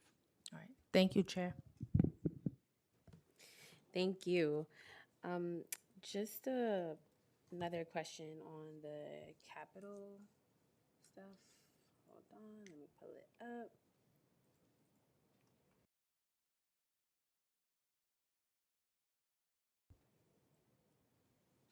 Okay. Capital construction process has been plagued with inefficiencies and in recent years slowed to a crawl, with many projects taking 2 years to simply get underway and an average of 8 to 10 years to complete. How is DCLA working to improve the capital process for cultural organizations? What is the average timeline for a capital process? We're saying 8 to 10, but wanted to know if you have more accurate information on the average timeline for a capital process. I don't think we have the stat in front of us to tell you the current average length of a DDC capital project start to finish. But what I can say is that these projects do take a long time. Part of why they take a long time is that the city dollars that are put into them come with a lot of other burdens and requirements. And that's to protect the bonds that back city capital investments. So we understand that part of that is always going to be the city's capital process. Other parts of it are things that we are continually in dialogue with other city partners about, trying to identify ways to improve timeline, delivery, and satisfaction of the cultural partners who are the recipients and the ultimate client for any of these projects. I think we have a lot more work to do. I think that it is really exciting to be partnering with leadership in this new administration as we think about where there are some key tools and areas in the process that that may be able to speed things up. I'll highlight just one for you that may be a note of optimism, which is that DDC was able to get legislation passed in the state budget last year, and that new state law gives them additional tools that they are now deploying, including something called CM Build. And we've already started deploying this with at least one cultural group, and we hope to bring it to more soon, which does speed up timelines, decrease cost, and increase the strength of the project delivery. This is a tool that DDC was fighting for many years and took a big push to get it passed by the state. And I think that as DDC keeps looking for these additional resources that other construction projects not part of the city have at their fingertips, they're going to see even more ways that they can increase those timelines and improve project delivery for organizations. So I, again, want to thank all of the dedicated public servants at DDC who work with us so closely every day, and tell you that in light of that gratitude, we still are talking to them, thinking with them, and trying to identify capital process changes that can increase the speed. Thank you. Just pivoting to the Chief Savings Officer. So was your Chief Savings Officer given any targets by OMB? And I know you have like a few days to submit it, but if you could share with us any savings that this officer has found and any potential impacts to the agency's performance. We do have a target for 1.5% for this year and 2.5 for next year. We're in discussion with OMB and on where we land, and we've identified things, but there's a continuing conversation. We expect to have our submission on March 20th, which is when it's due. Okay, so you're not able to share with us. You're not able to share. Okay. Back and forth now. Does DCLA have a long? Actually, let me ask this other question because this relations to this. Has DCLA planned to implement, well, I kind of asked this, but can you just share actually who is the cost savings officer in the agency? I currently hold that role, and I work with our finance team. So you're the CSO I'm on the record? Yeah. Okay. But there's a team that is actually analyzing the cost savings. Okay. And have you asked DCLA about the $30 million that wasn't baseline from last year? Have you made any requests on your end to OMB? We always that? advocate for more, particularly for the $30 million. We haven't had that conversation yet. And do you have a long-term strategic plan for cultural investment in New York City? Because I know sometimes it feels year to year for us, but we know, agencies do plan. We've worked on a racial equity funding plan, so we have that. But the budget is, every year it's negotiated, so we can't really plan out without further than that. Okay. I think a few council members, or Councilmember Brewer, you have another question? Quickly, thank you very much. We know that some SIGs participate in the city health plan. It's a huge benefit to those that do, and it doesn't cost the city more, as I understand it. Are you scheduling a meeting with the Office of Labor to open this opportunity to all SIGs, including the new ones? Those are the ones I've been asking. Repeat the question. Sure. The city health plan, which is a major benefit to the SIGs that are in it. Apparently, it doesn't cost more for New York, but apparently the newer ones, the newer SIGs, do not have the opportunity to be in that plan, according to my information. And I just didn't know if you're going to be meeting with the Office of Labor, City Labor, to make them, give them that opportunity. Yeah, it's a great question, Council Member. We have been in touch with OLR to talk to them about this issue, actually not just for the 5 new SIGs, but there are a lot of other members of the cohort that are interested in receiving additional information, learning about what the cost would be, the potential savings to the organization and to their employees. So we have been in dialogue with OLR, and we'll continue to be in touch with them to try and get more information and figure out how these groups can do the analysis and then make the determination whether they'd like to apply and join. So it would be a cost issue for the city, for the group? Would it be shared? How does that work? Just curious. The group needs to provide a great level of detail about the potential What they need. employees. Right. Yeah, Okay. what their salaries are, the benefits that they Right. would choose. And then OLR is able to give them an estimate of, okay, this is what it might cost your organization to join. So Okay. it's not about a cost to the city, as you said. It's much more about working collaboratively with the groups to get the information, But it's getting probably OLR cheaper. to tell the groups exactly what they need to provide. It's probably less expensive than trying to go out on the open market, though, which is what we're talking about. Okay. Thank you very, very much.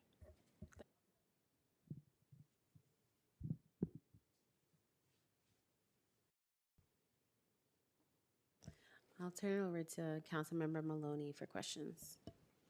All right. I wanted to ask a question about annual adjustments. So costs overall for our cultural institutions continue to increase, such as increases negotiated through collective bargaining agreements and inflation. Would DCLA consider annual cost adjustments year over year to support staff wages and increased costs connected with inflation for arts and cultural organizations, similar to the overall increases that happen year over year for other city agencies?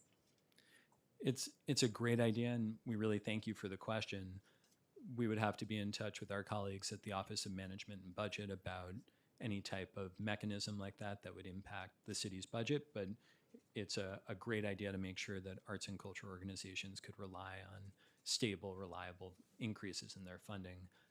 Again, just a matter of the mechanism and whether the city has the resources to support it. Thank you for that consideration. I also wanted to touch on arts education. So a report showed that 900 plus cultural organizations partnered with schools in the 2024 to 2025 school year, which is a big increase. And 23% of schools reported use of funding from arts organizations for arts education. How does DCLA plan to continue to foster arts partnerships with our city's public schools? We continue to fund organizations that are working in schools, and we try to be robust with that funding. And if they write a great application, they get increased funding. We also have our materials for the arts program that supports arts organizations and school classrooms that allows students to go to materials for the arts and have on-site education programming. But what's really great about materials for the arts, it offset costs by providing materials that teachers can use in classrooms. So it's a prong of being very favorable to arts education programming for organizations that submit for funding, and encouraging classroom teachers and arts organizations to come to materials for the arts to get materials so that they can offset costs. Councilmember Stevens. I just had a question because myself and Deputy Speaker had a convening a couple of weeks ago with some young people, and they explained how they often are not feeling welcomed in places and spaces throughout New York City. And as a result, we've seen things like these teen takeovers that's been going on throughout the city and having large groups. I guess my first question is, how are you guys working with organizations to make young people feel more welcome? Because apparently this is something they're saying, and so we need to be responsive. And so is that something that you guys have been thinking about? And what does that outreach look like? I know some places have like teen nights and things like that, but honestly, it was really heartbreaking to hear these young people talk about not being able to have access into places, and a lot of spaces saying that you have to be 18 years and older and they can't come. So this generation of teens are really feeling disconnected. So how are you working with like these organizations to kind of make this a more welcoming space for young people, especially teens? We continue to work with our partners such as American Museum of Natural History to create opportunities for organizations to individuals to have access, families or high school students with IDs to have access to these programs. We also fund programs such as school culture that works with families to get them into institutions. We understand how important it is. I personally remember the first time I went into a cultural institution and trying to own that space. So it's a issue that we are aware of. We feel that pain, but we need to continue to fund organizations that bring grassroots organizations and marginalized community into the spaces and figure out opportunities where we can highlight opportunities for them, like Teen Stake, the Met, that they can go and own these spaces. Yeah, I really would love for us to start working with organizations to think about a plan. Because again, like I said, it was heartbreaking to hear from these young people of feeling not welcomed in places just across the city, and that's a problem for me. And obviously, the working with the Met, that's one institution, but I think how are we making sure, especially institutions that we're giving public money to, are being a service to the public? And I've been yelling about this. Teens need to be a part of this affordability conversation, and that's not being clear to me in any city plan, right? We're really forgetting about the young people. And so I just wanted to think about that as we are thinking about this budget, and how are we looking at it from a lens of adding young people into those conversations and making sure that organizations and institutions that we're giving money to are also thinking about how are we going to include them in these spaces, and not just families. I'm talking about teenagers, because even looking at the unemployment rate for teenagers between the ages of 16 and 21, we're at 21%, and Black teenagers and specifically, we're already at 23% of young people between the ages of 16 and 23. So we're clearly missing the margin on this. And when we're talking about this in budget, I just want us to make sure that we're thinking about that and being intentional about including them in our planning process, because honestly, it does not feel that way throughout anything in the city. And I feel like I'm always having to be the voice of reason. So I'm bringing this up so that we can think about how do we move forward. And again, see me as a thought partner, and would love to work with you on thinking about how to move forward with that. Thank you, Chair Stevens. Just a few more questions before I conclude this portion of the hearing. So in fiscal 2025 and fiscal 2026, the data showed that 0 organizations received Cultural Development Fund payments at the start of the fiscal year. Why are CDF payments consistently delayed at the beginning of the fiscal year? And what steps is DCLA taking to ensure organizations receive their funding in a timelier manner? Thank you very much, Deputy Speaker Williams. In terms of why no organizations received their funding on July 1st, we can't allocate the funding until we know how much money we can devote to CDF. So we wait until we have budget adoption. We then know what the total pool of funding is, and then we can distribute it. As Deputy Commissioner Murray has noted today, we have made great strides to increase the timeline, including that this year's FY27 application has already launched a month and a half earlier than it did in FY26, and we are making every effort we can as an agency to improve the timeline and make sure that it's even earlier in FY28. So you have our commitment to be a partner and a collaborator in this effort to make things start earlier, but we will never be ready on July 1st. The best that we've ever done is sort of, as Deputy Commissioner Murray said, in the early fall, and that's our target to hit that. Okay. I have follow-ups, but in the interest of time, I won't follow up. So the PMMR tracks overall funding and participation. It does not clearly show how cultural investments are distributed across neighborhoods or community districts. Does DCLA track cultural participation and funding geographically? And would the department support adding a borough or neighborhood level metric to better evaluate equity and access to cultural resources? So over the years, we've had this conversation, and what we've done, we've looked at the data, and what it shows is that funding is done proportionately to the borough's application. So we try to encourage organizations, and council members, you should do this, to get as many nonprofits to submit an application. That's how you increase the participation. We also are out there trying to encourage and educate our nonprofits so that they can be more viable and when they submit an application process, more competitive. And is your comment just now that it's proportional anecdotal, or do you actually have the data to We've back looked up? at the data. We've Okay. had this conversation for the last 3 Are you years. able to share with the council? Not the- currently, but we can get that to you. Yeah, okay, thank you. The prelim fiscal 2026 Mayor's Management Report identifies that 39% of SIG visitors use the free admissions policy to visit the institutions. Can you disaggregate these admissions by each individual SIG? Can you explain the method for how this metric is collected? And last but not least, does this include all ticket sales or just in person at the counter?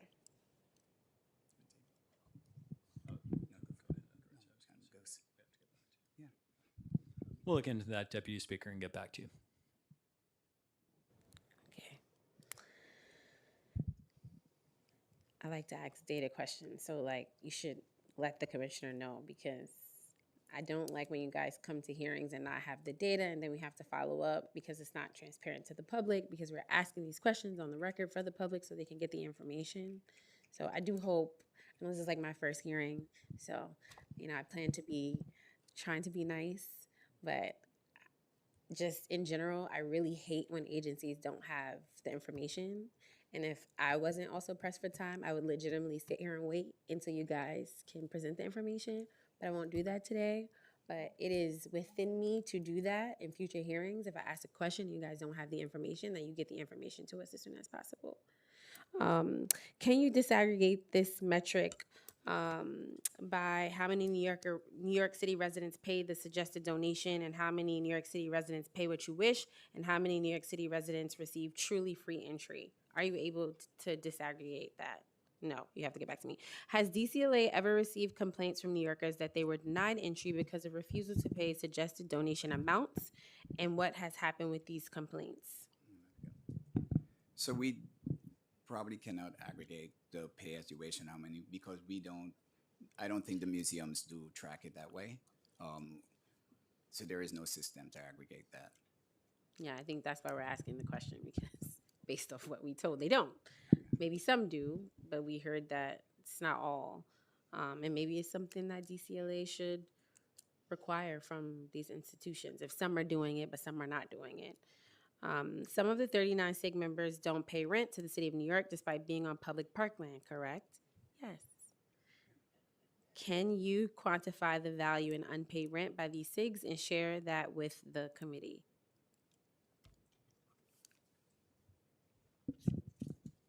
Our objective is to help support all arts and culture institutions that apply for DCLA funding. We're not looking to charge rent and add a rent burden to institutions that are already struggling so much. So we can absolutely get that number to you, but we would not want to add an additional burden to institutions that already are doing so much to support our communities and having so much difficulty doing it because of the very difficult financial climate that they're working in. Yeah, I don't think anybody on this committee disagrees with you. I think we agree with you, but I do think it's important to have information.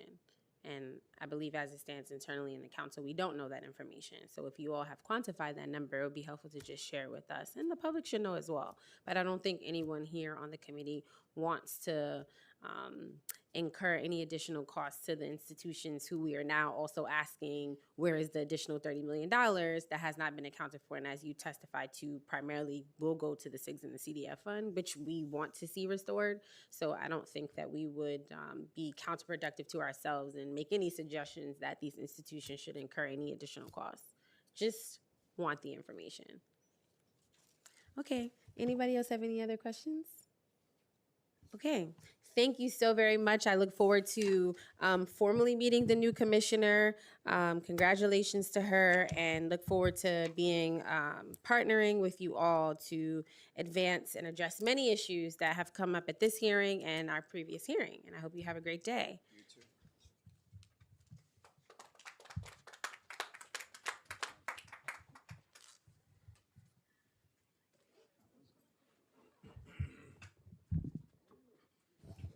Okay, I'm going to open it a little early, but I now open the hearing for public testimony. I remind members of the public that this is a formal government proceeding and that decorum shall be observed at all times.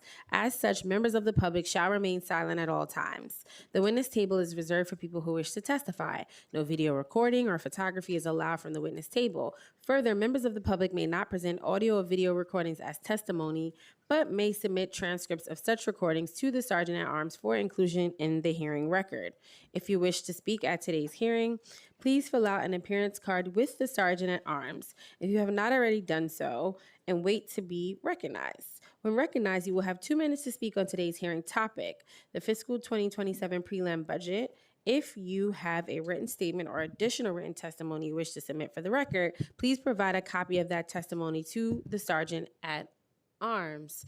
I will now call the first panel.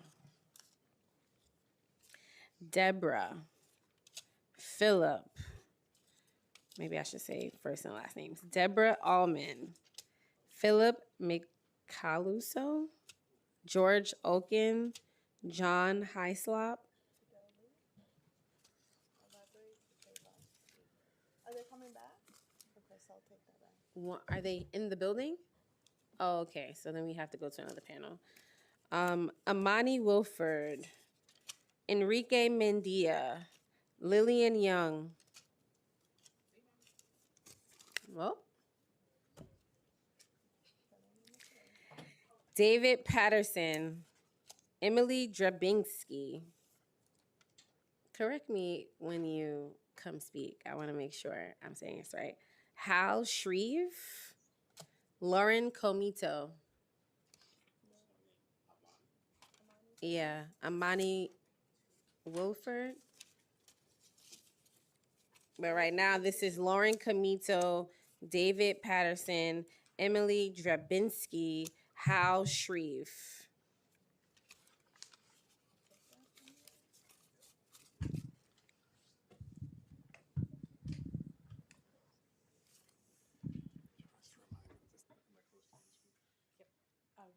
Yeah, you're going to start? Sure. Okay. Just say your name for the record before you start. Thank you. Lauren Comito? No, it's not. Is it? No, there we go. Sorry. Lauren Comito. I'm the Executive Director of Urban Librarians Unite. So good afternoon. I'm obviously the Executive Director of Urban Librarians Unite, and I'm also a public librarian here in New York City. Urban Librarians Unite is a 501c3 organization that's based in Brooklyn and focuses on supporting library workers in cities across the country and a little internationally, doing trauma support, advocacy, and professional development. In my work as a librarian, I see firsthand every day how essential libraries are. And I feel a little bit like I've given this testimony 15 times. Because I have. Since 2011, I've been coming here. So I rewrote it a little bit because, you know. One of the things that I really love about this city and have loved living here for so long is that New Yorkers adore and use their libraries. They speak up for us every year. They come out and talk to you all about why it's important. They come to rallies. And that's really because I think New Yorkers see libraries as part of both the practical support of their daily life and sort of a bridge of joy joy in their lives as well, where they can, no. Is this one? Let's try this one then. Okay, we can do that. Where they can both learn things and take practical steps to make their lives better, but also find the joy of finding a book with their child or going to story time or discovering a new movie. And I think that right now that's something that we all really need. We're sort of facing an epidemic of both isolation and mental health issues, and also, AI generated, hallucinated professional journal articles that don't exist, a government registering the domain name aliens.gov. Apparently I'm autistic because my mom took Tylenol. What are you going to do? So libraries are really a place where we can focus on actual facts and actual information. And that's something that I think the government really should be investing in, to build out these spaces of core infrastructure so that we can have materially better lives in our communities, and also the joy that makes it worth existing. Thank you. I'm Emily Drabinski, and you pronounced it just right. Good afternoon, Dr. Williams and members of the committee. Before we begin, I'm here representing Library PAC. And before we begin, Library PAC would like to formally recognize and thank you, Dr. Williams, Chair, for your steadfast commitment to our public libraries, your tireless advocacy for the branches within your district, and your leadership on library issues citywide have been vital to the communities we serve. We are grateful to have such a dedicated champion heading this committee. It's not often I speak to a government official I know agrees with me, so I'm grateful. My name is Emily Drabinski. I am a librarian. I am a former president of the American Library Association, and I'm associate professor and chair of the School of Information Studies at Queens College, CUNY, one of the named pipelines for the library workforce here in the city. Today, I speak in my role as leader of Library PAC. We are an independent political action committee dedicated to supporting and advocating for New York City's public libraries. Our mission is to endorse and financially support candidates for local and state office who recognize the intrinsic value of libraries in improving the lives of all New Yorkers. We advocate for a future where our libraries are robustly and equitably funded, ensuring safe staffing levels and consistent operating hours that meet the public's needs across all 5 boroughs. I'm grateful to be here today to address the significant gap between the mayor's campaign promises and the reality of the current budget proposal. During his campaign, Mayor Mamdani made a clear, historic commitment to public libraries. He pledged to end the budget dance, to ensure baseline funding, and to commit 0.5% of the city's expense budget to public libraries. Despite these promises, the February financial plan proposes only $492 million for public libraries, a $36 million reduction from 2026 levels. By presenting a preliminary budget that includes a reduction, the administration has kicked off the very budget dance it once called damaging. This penny-wise, pound-foolish process must change. We look forward to working with you to ensure our libraries can fulfill their potential to be a cornerstone of a more equitable, affordable city for us all. Thank you. Thank you. Hi, my name is Hal Shreve. I'm a member of the public, and I have 8 years of experience working as a librarian in public libraries as well. I'm presenting just as myself today because I also want to talk about the campaign work I did on the Mamdani campaign last year. I was one of thousands of New Yorkers that got really excited about that campaign, partly because of the promises around consistent funding to libraries. I knocked at least 1,200 doors and got people who were really deactivated excited about the election by talking about library funding. The cuts made under the Adams administration that the city council reversed, and we, clawed back. Those cuts were really unpopular with many ordinary people who use libraries. Parents and children noticed a reduction in new books on the shelves, and the end of Sunday service for those months where we were trying to fight for that funding back really got a lot of people excited about libraries and interested in making sure those libraries are consistently funded. The mayor ran on an explicit promise first articulated in February of the campaign year that he was going to commit 0.5% of the city budget to public libraries. And like Emily Drabinski, I am disappointed that that didn't make it into the preliminary budget and that we have to negotiate again for that number. I just want to express that That number is still a really small fraction of the overall city budget, but as you've heard from the presidents of the libraries, it would make a huge difference both in capital planning and consistent programming, and ensuring that New Yorkers have space to go and do the things that they cannot do at their places, whether that's print or stay warm or use the bathroom or read or work on homework with the assistance of after-school tutors. Libraries really are a cornerstone of our public life, and we need to be able to plan year to year. Perfect timing. Thank you all so much for your testimony.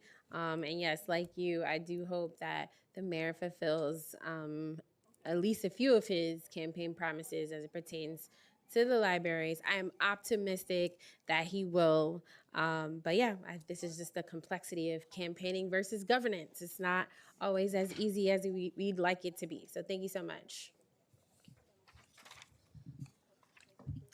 Next up, Gonzalo Casales. Oh, Casales.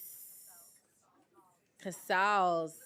Oh, Casals. Oh, former commissioner. Oh, important. Let me get that right. Gonzalo. Ryan Gilliam. Lucy Sexton. Oh, I see what type of panel this is. And Kimberly Olson. Yeah, we also very ghetto in the council. We only have one mic, sorry.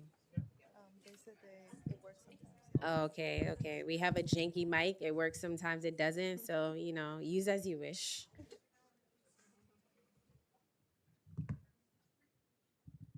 Gonzalo, you starting? No, you guys. Okay. Give it a go. We'll go down this way. Sure. Well, thank you, Deputy Speaker Williams and the City Council for hosting today's hearing, and also happy Arts in Our Schools Month. My name is Kim Olson, and I'm proud to represent the New York City Arts and Education Roundtable. I'm here testifying today as part of the It Starts with the Arts Coalition, calling on our city to prioritize funding and policy change that not only improves arts education in New York City, but supports our vibrant, robust workforce. The arts are the heartbeat of our great city. Dance, theater, music, visual arts, media, literary arts are a vital engine for our city's economy, cultural identity, and a critical component of culturally responsive pedagogy. Yet, bureaucratic hurdles in contracting, the skyrocketing cost of living, and chronic inequities across our city are stifling our city's most valuable resource, leaving our students and our workforce behind. In New York City, arts education is a cross-agency effort, employing a workforce of 11,000 teaching artists and approximately 2,887 in-school arts teachers. But our city doesn't make that easy. Contract delays, namely CASA and New York City Public Schools MTAC contracts, mean late or unrealized start dates, lost employment for artists, and lost educational opportunities. Inconsistent funding year over year across agencies makes it difficult to build sustainable long-term partnerships between schools and cultural orgs, and stable employment for artists. This in turn has a trickle-down impact on the workforce, where teaching artists only earn a median individual gross income of between $35,000 to $50,000 a year, with virtually no access to health insurance through an employer. As a result, through our report, we found that 79% of teaching artists do not feel their work sufficiently supports living in or near New York City. Beyond the grave implications for our workforce, this continues to threaten arts education access and participation rates, still rebounding from the pandemic. 31% of middle schoolers meeting state learning requirements in the arts simply isn't acceptable. Unless our city takes action, we're at risk of losing our most diverse and impactful parts of the cultural workforce. With that, we urge our city to take action to protect our workforce and invest in our students. That includes reforms to contracting, launching insurance pilots to support teaching artist affordability, and restoring and baselining funding for the Department of Cultural Affairs in the amount of $30 million. Thank you. Hi, my name is Lucy Sexton. I lead New Yorkers for Culture and Arts, a coalition of more than 400 artists and cultural groups. We realize that the city is facing a tough budget year and will be rightly focused on protecting jobs, healthcare, housing, and so many essential services for our city. I'm here today to say that culture and arts are essential services. It is data proven that robust cultural assets in neighborhoods provide measurable improvements in everything from mental and physical health, small business vibrancy, public safety, and social cohesion, and more. And of course, if you're looking at the economy, the last thing you want to cut back on is the engine for economic activity that culture provides. This year, many cultural anchors received unexpected cuts in funding from both DCLA and the New York State Council on the Arts. We need to act now to stabilize cultural groups, especially those in historically disinvested communities. So this year's request addresses these by asking the city to restore and baseline the $30 million added in the FY26 budget. This is most necessary if we are to stem the city's loss of cultural jobs. Baseline funds let organizations predict their funding and hire and retain staff. And to further stabilize the sector, we ask that the culture budget be indexed to increase yearly as costs increase. Further, we request reforming and streamlining the cultural capital process. We need more data transparency, as was evident in today's hearing. We need to build a plan for projects in advance so that each project doesn't suffer these long delays. Finally, we ask that you increase the Coalition of Theaters of Color Council initiative to $8 million. The last increase CTC received was in 2021, when it was serving just over 50 groups. It now serves 63 groups and desperately needs an increase. The city needs what culture provides, a city where people feel safe and connected, filled with vibrancy, community, and joy. Invest in this vision for our city. Consider it an investment in New Yorkers' lives and the city's economy. Thanks for hearing my testimony.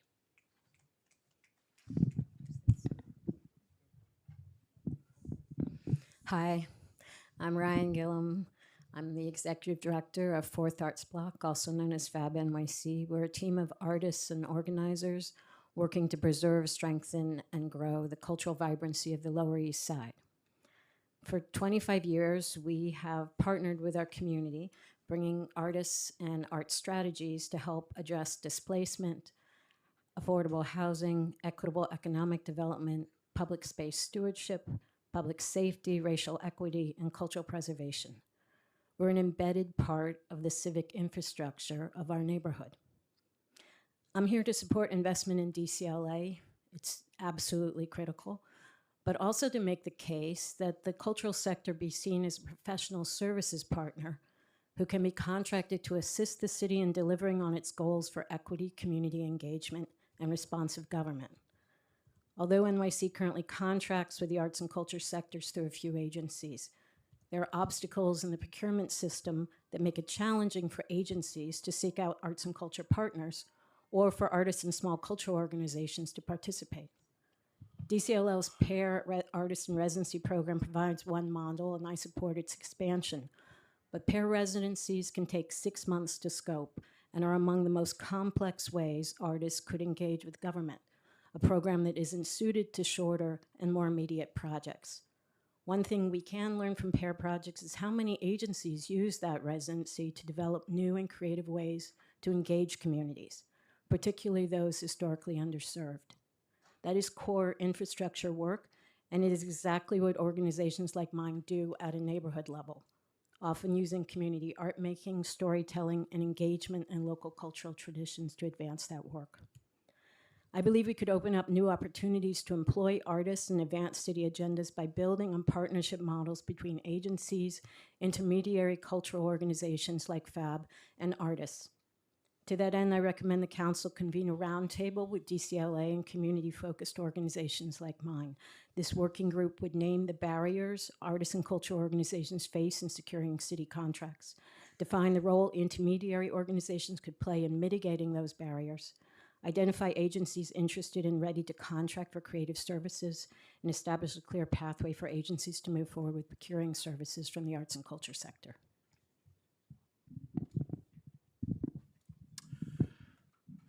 Gonzalo Casals here, Cultural and Arts Policy Institute. Thank you, Madam Chair Williams and members of the committee for the opportunity to testify.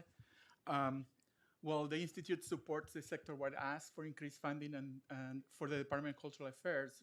Funding alone is not enough. And I almost feel like I'm preaching to the choir today because I'm going to talk about data. Can you hear me? Great. Too many decisions in the sector are still driven by intuition rather than evidence. The city administration's lack of transparency limits oversight, distorts decision-making, and weakens advocacy. DCLA must pair increased funding with real transparency, rigorous self-evaluation, and meaningful access to data. The council, private philanthropy, and cultural organizations need this information to make informed decisions. This is not only about the work that DCLA does, this is about the work that we all do in the sector. A few examples. Last year, DCLA awarded almost $75 million to almost 1,200 organizations through CDF. To answer your question, Councilmember Brewer, you would need basically $20 more million to fund everybody that applies to CDF. The largest allocation on record, but without knowing the total amount requested, this number means nothing. Data needs context. Historically, CDF had covered about 60% of the total ask. We still don't know what the total ask is every year. And that would give us context to know how much $75 million is or is not, right? We also know that about 1 in 6 has improved later based on the numbers we just heard, received.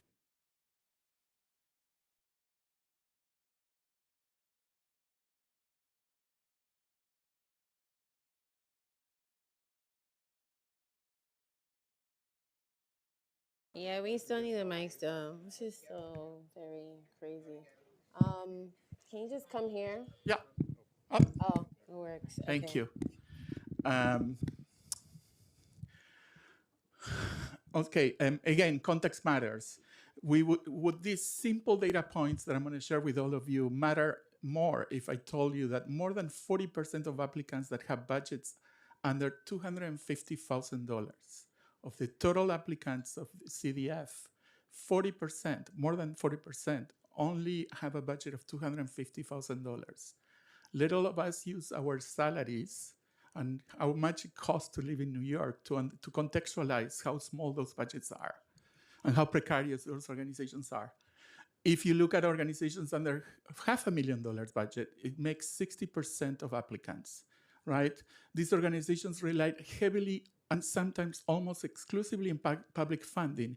Again, anecdotal information. For them, inefficiencies to the lack of evidence-based policy is not abstract, it's existential.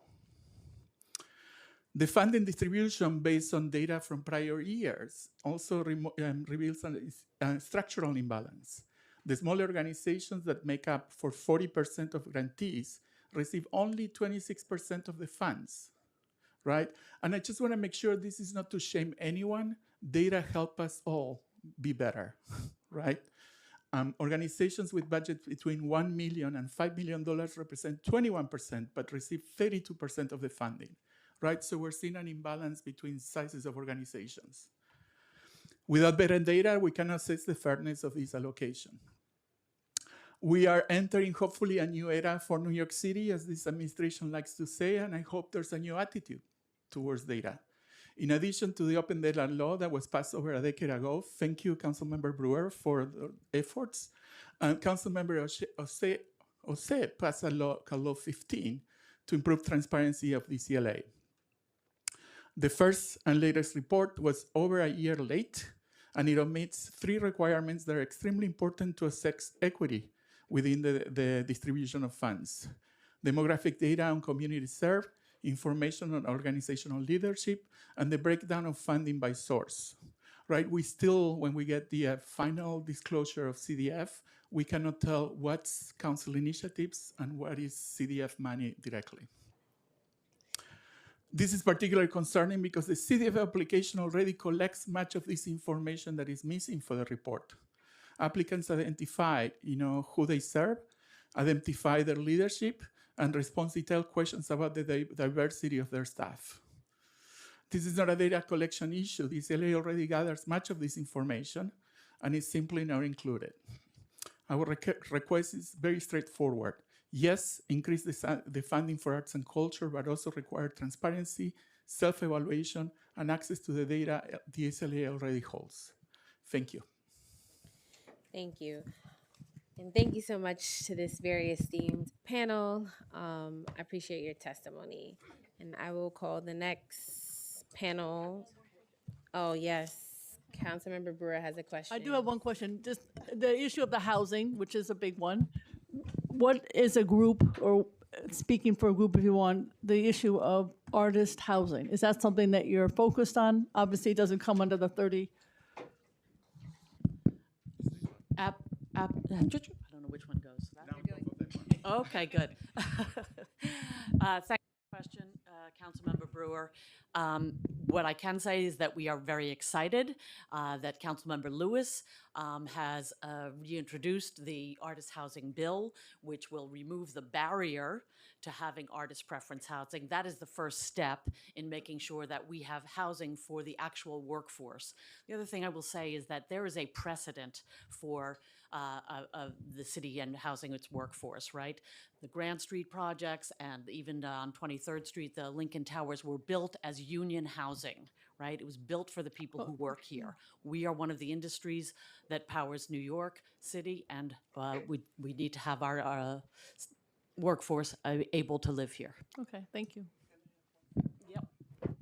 That is the first barrier to artist housing. The second barrier is the way we pay artists. They're independent contractors. No, I know, I'm aware. Great. Doesn't fit into Housing Connect at all. Yeah. I'm aware. Thank you. Thank you. Okay, bringing back our friends at the libraries. Deborah, John, Philip, and George.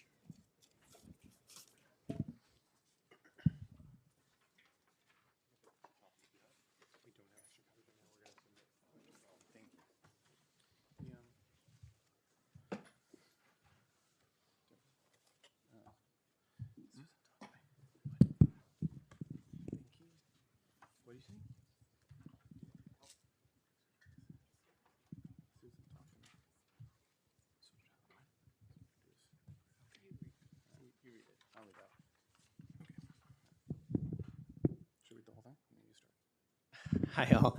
I'm George Olkin, the president of Local 1482, the Brooklyn Public Library Workers Union. Good afternoon, Chair Dr. Williams and fellow committee members.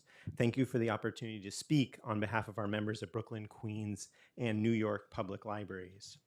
The four unions representing New York City's public library workers are disappointed in the mayor's preliminary budget and his demand that our three systems cut their budgets by 1.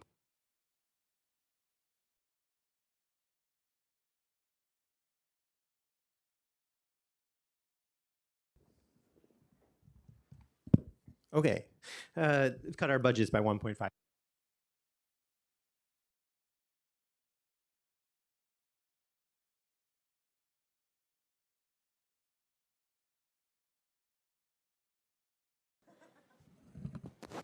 Appreciate you for being flexible. Thank you. For the past many years, the preliminary budget has threatened cuts to library funding, only for those cuts to be restored before the final budget is approved in June. The libraries are left with stagnant budgets and uncertainty, which prevents necessary hiring. The local unions have participated in this decades-long dance by joining the library administrations, basically to beg for crumbs. But in good budget years and in bad, the libraries have not increased hiring. Public libraries are vital hubs of democratic participation, and the mayor understands this because during his campaign, he repeatedly affirmed twin commitments to stabilize and fund libraries and to finally end the budget dance. Unfortunately, the city's unsustainable budget shortfall has forced the mayor to reassess this commitment. Right now, libraries are drastically understaffed. Branches do not have enough children librarians to provide programs, custodians to maintain clean branches, IT workers to provide our growing IT infrastructure, or clerical workers to ensure branch operate. Without more workers, we cannot keep up. If these library budget cuts are enacted, if library budget cuts are not stabilized and increased, this will result in reduced public service hours and that will protect our physical and mental health of our members who are stretched thin, burnt out, and struggling. Library union members strongly support the mayor's commitment to universal childcare, rent regulations, and improved public transportation, along with our DC 37 members. We support his call to tax millionaires and billionaires in order to pay for these important programs. We are the very New Yorkers being crushed by the city's affordability crisis. We need an affordable city. We urge you to find a way, not for a one-shot budget Band-Aid. rather for a new path towards a lasting, thriving, sustainable city. New York City needs more libraries, not fewer, but there can be no libraries without library workers. Thank you.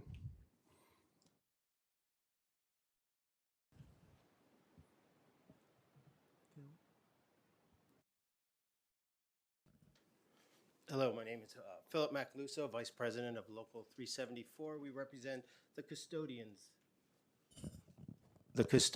that work at the New York Public Library. I just wanted to add just some real world consequences of when we have deferred maintenance. Our custodians bring to us problems like they mop floors. They're literally just mopping a floor and tiles flip up and create unsafe conditions. It used to be that custodians were only assigned one building, but now there's one custodian for two buildings, which means they're traveling across the city.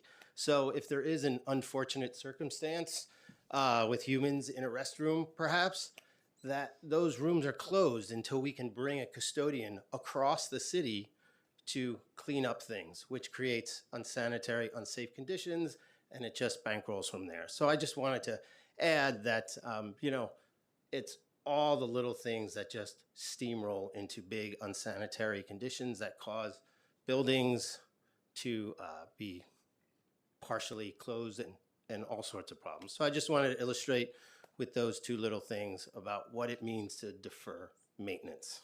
Thank you. Thank you so much, and Thank I you. appreciate all you do within the library systems, and look forward to continuing to working with you all to improve conditions for workers. Thank you, libraries. Dr. Williams. Thank you. Okay, now we'll go to Amani Williford, Enrique Mendia, and Lillian Young. Are they back? Okay.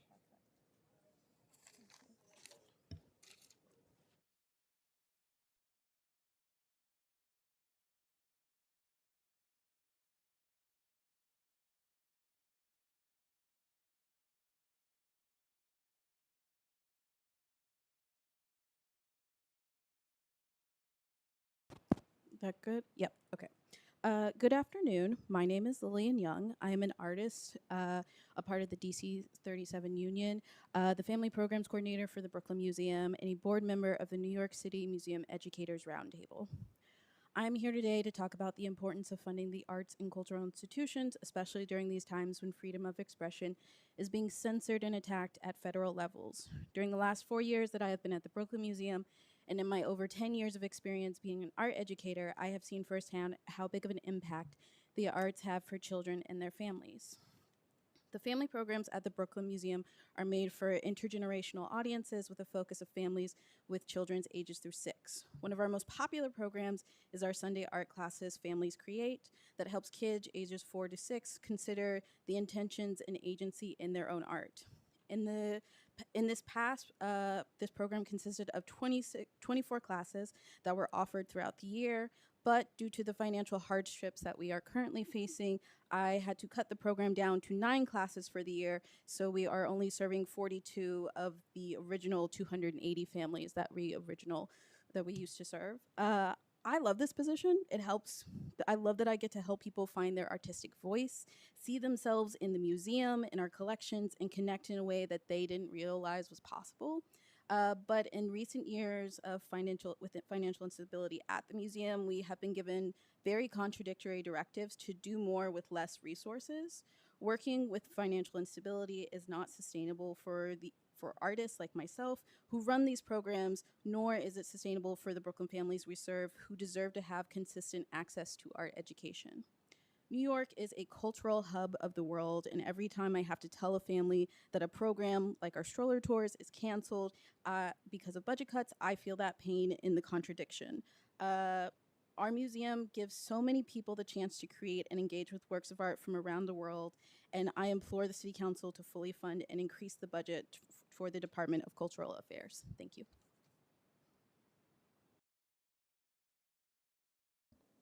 Okay. Hello, my name is Imani Williford, and I'm a proud fourth-generation New Yorker who works at the Brooklyn Museum as the curatorial assistant for photography, fashion, and material culture. Growing up in Brooklyn and going to publicly funded cultural institutions such as the Brooklyn Museum significantly influenced my decision to become a curator. As a part of my job at the Brooklyn Museum, I help assist in developing collections and exhibitions that engage, educate, and address the distinct and diverse audiences of Brooklyn and the city at large. I also help document current trends in art, as well as underrepresented areas of art, such as global Africa and its diaspora, and Brooklyn-born or based photographers. I act as a conduit between the public and art objects through extensive research, writing, public programs, tours in the specialized areas of fashion and photography. I also support scholars and other museum professionals from around the world by providing them information about the collection and the museum's history. I am so proud that my work ensures that Brooklyn, my hometown, has a world-class art institution, but with the rising costs of living and student debt impacting myself and my colleagues, it is getting harder to meet the demands of our profession. My mother worked for the New York City Law Department for more than 30 years. Due to the cost of living crisis, she no longer lives in the city. I view my work at the Brooklyn Museum and, more importantly, as a DC 37 member, as an opportunity to give back to my city by continuing the decades of civil servant work that put a roof over my head and clothes on my back. Increasing funding for the Department of Cultural Affairs is an essential commitment the city must make to working New Yorkers like myself, who have dedicated our educations and expertise to enriching our city's cultural sector. Thank you so much.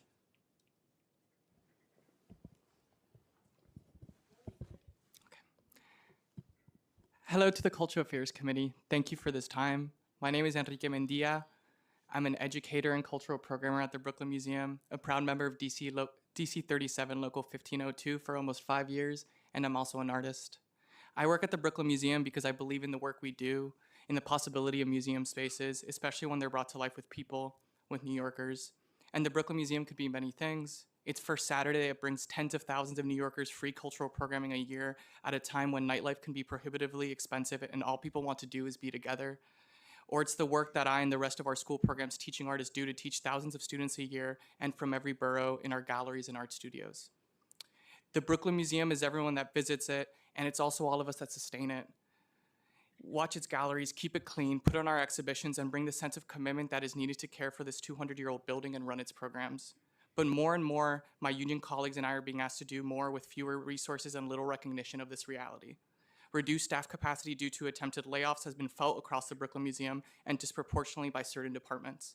Our education and public programs staff lost 4 union educator positions due to attrition, with no sign of any of those positions being filled, despite the City Council providing additional funding to keep staffing levels the same last year.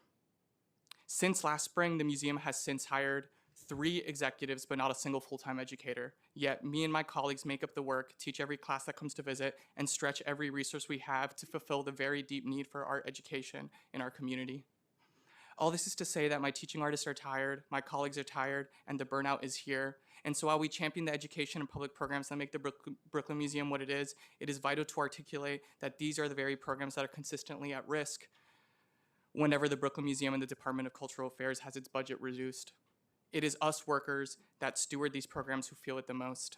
Just as New Yorkers should be able to count on our art classes and free programs, art workers and artists should be able to count on this city and its art institutions. Too often talented artists leave New York because the money just no longer makes sense. It's not sustainable, and that's our loss. We all want to be in a city where art thrives, and so it is a matter of prioritizing the artists and art workers that make that possible with increased funding. Thank you for this time.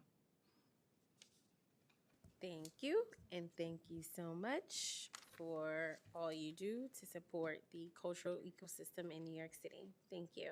Thanks.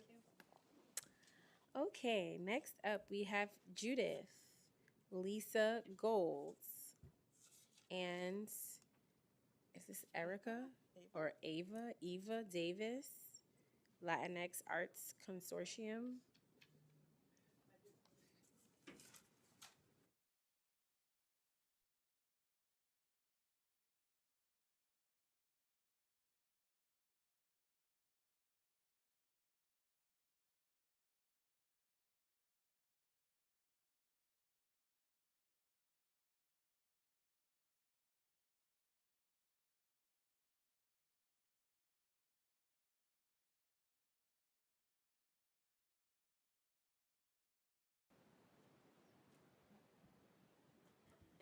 you can start.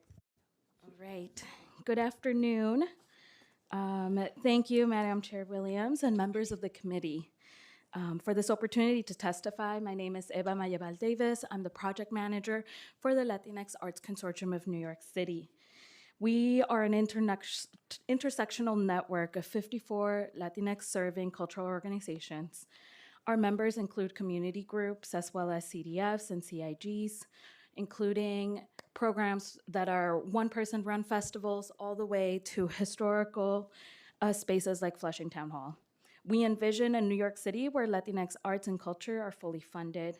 They're deeply valued and celebrated as an integral part of New York City's diverse and vibrant cultural fabric.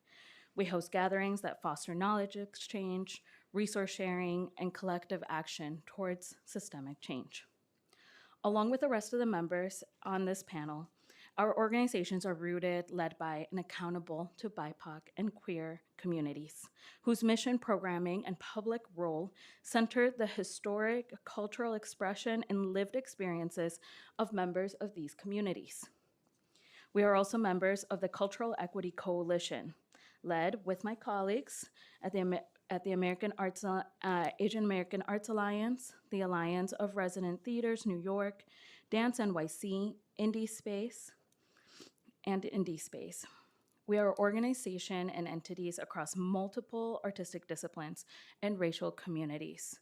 Collectively, our members reach more than 1 million New Yorkers a year. Our organizations are grounded in the legacy and mission of Cultural Equity Group, dating back to the early 1990s. That is 30 years in the making and going on more. We strive to support the leadership, prepare emerging leadership, and amplify the stories of our communities. Most recently, Latina culture has been in the spotlight, if you recall, Bad Bunny at the Super Bowl. But with that, it was very quickly reduced and attacked, further proliferating permission for hatred and intolerance. We are witnessing the violent surveillance and stigmatization of entire communities simply for being, simply for speaking another language, simply for expressing who we are, and our cultural expression being policed, and that is not okay. As the largest immigrant group in New York City in the United States, Latinx communities experience pressures shaped directly by immigration. Many artists and cultural workers are immigrants or first generation. New Yorkers navigate the workforce with workforce precarity, often facing discrimination, limited access to benefits, and barriers to public assistance.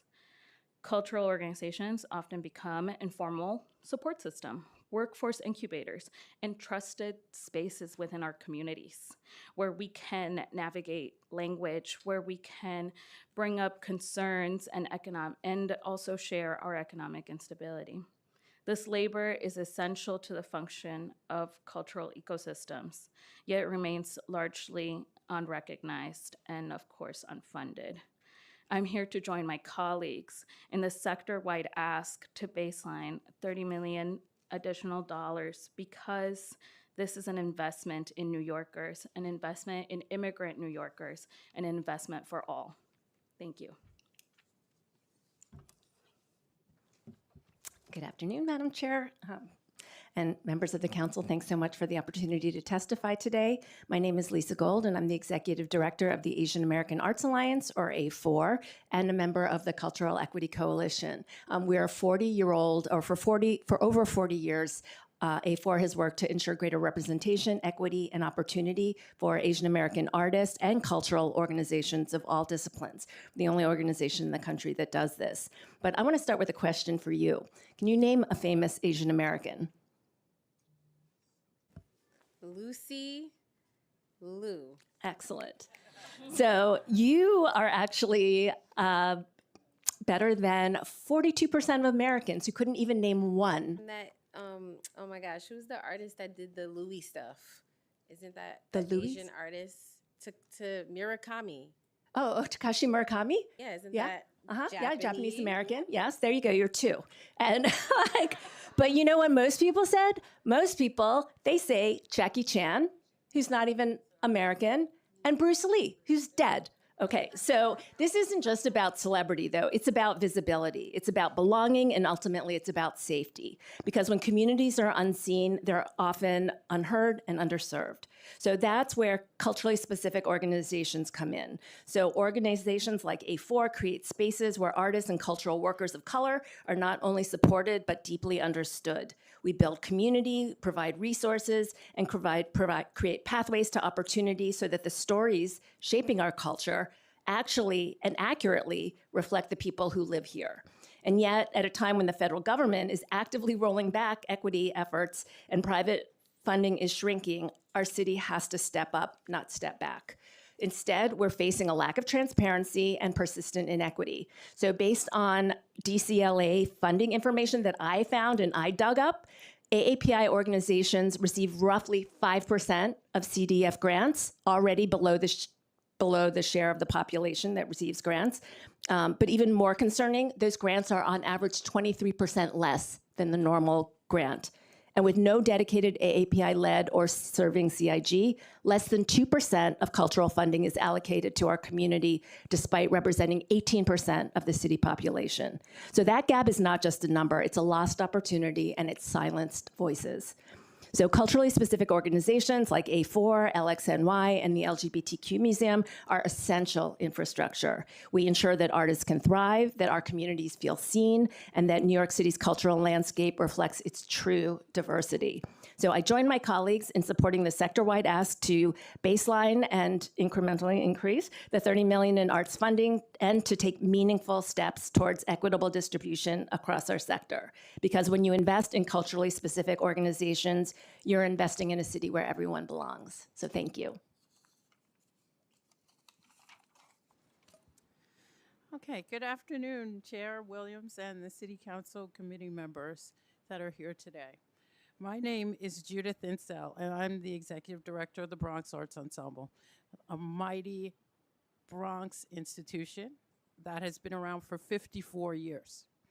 And we annually provide over 20,000 residents of the Bronx with free of charge live performances presented by professional local 802 musicians. That's right, they're professional local 802 union musicians in multiple genres that aim to provide culturally relevant live events to the neighborhoods we serve. So we serve the entire borough of the Bronx. We are creative placemakers. We do not have our own venue. We have venue partners. So we serve every single community in the Bronx. I join my colleagues in the New York City arts and culture sector in asking that the City Council restore and baseline last year's $30 million to the cultural budget, and that the baseline be indexed to automatically increase with inflation annually. This is a really important thing. We are not receiving increases to meet the cost of actually running our institutions each year. These asks are crucial to continuing the work of the Bronx Arts Ensemble and thousands of the other city cultural institutions committed to serving New Yorkers. Each year, thousands of Bronx residents experience the Bronx Arts Ensemble's live performances in their neighborhoods. And they tell us how much our performance has to have a positive impact on their lives. Through our audience surveys, we actually take audience surveys at every single performance. Bronx citizens express gratitude to our organization for providing them with a community building experience that is healing, restorative emotional effects on their mind, body, and spirit. We are also aware that our concerts provide an economic boost to local businesses in the neighborhoods where we perform. Whether it's audience members purchasing a snack at a bodega before they go to one of our outdoor concerts in Van Cortlandt Park, or dining in an Italian restaurant on Arthur Avenue before one of our concerts at Mount Carmel Church. Our concerts are helping keep Bronx neighborhoods economically vibrant. So we are not only supplying the neighborhoods with and supporting the arts and culture that's there, we're actually economically supporting the local business. Bronx Arts Ensemble is struggling with the challenges of rising operating costs while striving to remain on mission to provide free live music performances. That is no cost to anybody who enters or comes to any of our performances. No ticket cost to them. A borough at the center of an affordability crisis, and we understand that. Without funding from services from the Department of Cultural Affairs, Cultural Development Fund, my institute cannot continue to serve the Bronx with free services at all. Bronx Arts Ensemble is just one example of thousands of nonprofit arts and culture institutions in New York City that need the City Council to restore and baseline last year's $30 million to the culture budget while adopting a mandate that the baseline be indexed to automatically increase with the inflation that we are facing every single year. I hope the City Council will receive my message positively and respond to the sector's request for the support we so desperately need to continue meaningfully serving the citizens of New York City. I'm sorry I took a little longer, but you did. It's an important fact to understand that the Bronx communities need every single dollar of support that you put towards it. Thank you. Thank you, and thank you so much for your testimony. And I remind folks to stick to the 2 minutes only because it's such a busy day today, and I really do not like cutting you all off. As a person, it is very difficult for me. So as I extend you all grace, I ask that you extend grace back by trying to the best of your abilities to stick to 2 minutes, because I personally do not like cutting people off. So if you can govern yourselves, I would so appreciate it. Okay, next panel. Thank you so much. No. Coco Killingsworth, Stephanie Wilkford. Stephanie, did I say your last name right? Wilchford. Okay, I'm going to get that right. Nora Yaya. See, Nora's smart. She said, don't mess up my last name. I'm going to give you the phonetical spelling. And David Freudenthal. I'm going to get it together. Like Sigmund and Freud. Freudenthal. Okay. Hi. I don't think it's on. Good afternoon, Chair Williams and members of the Committee on Cultural Affairs, Libraries, and Intergroup Relations. Thank you so much for this opportunity to testify.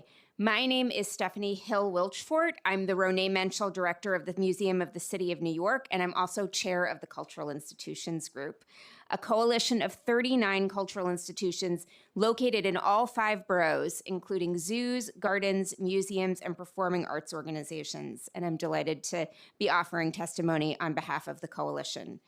I would first just like to thank the Council for prioritizing culture and for its advocacy in securing a historic $75 million increase and a $45 million baseline increase for arts and culture in fiscal 2026.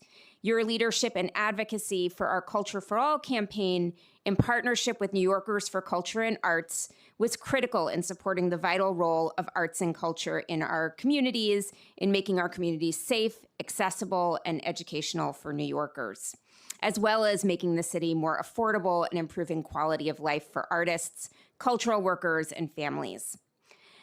CIG members have a deep commitment to ensuring that access to culture is affordable for all New Yorkers. Many of our organizations, including the Metropolitan Museum of Art, the American Museum of Natural History, Brooklyn Museum, and the Museum of the City of New York, are free to New York City residents. Our institutions are open and accessible to everyone, welcoming over 4 million free visits each year and providing safe public spaces for people of all ages and walks of life. Each of our institutions expands its reach through partnerships with city agencies and community-based organizations to provide a host of services that complement our core missions, including field trips and teacher professional development for hundreds of thousands of public school students and educators annually. Other partnerships have included providing COVID testing and vaccination sites, facilitating food distribution, implementing IDNYC, and serving as polling sites, among many others. I'm just going to say that we are asking for 3 things this year. One is restoration and baselining of the $30 million in support that we received last year that was added in the FY26 budget. If there is one number I want you all to remember today, it is $30 million. Restore and baseline that $30 million. It is essential to keeping the sector strong, and it is when we lose that funding, it is most damaging to small community-based organizations in our coalitions. We're also going to ask for annual increases year over year for the sector, and we're also going to be talking with all of you about capital projects reform, a topic I know we all love very much. So with that, I'm going to turn it over to my colleagues.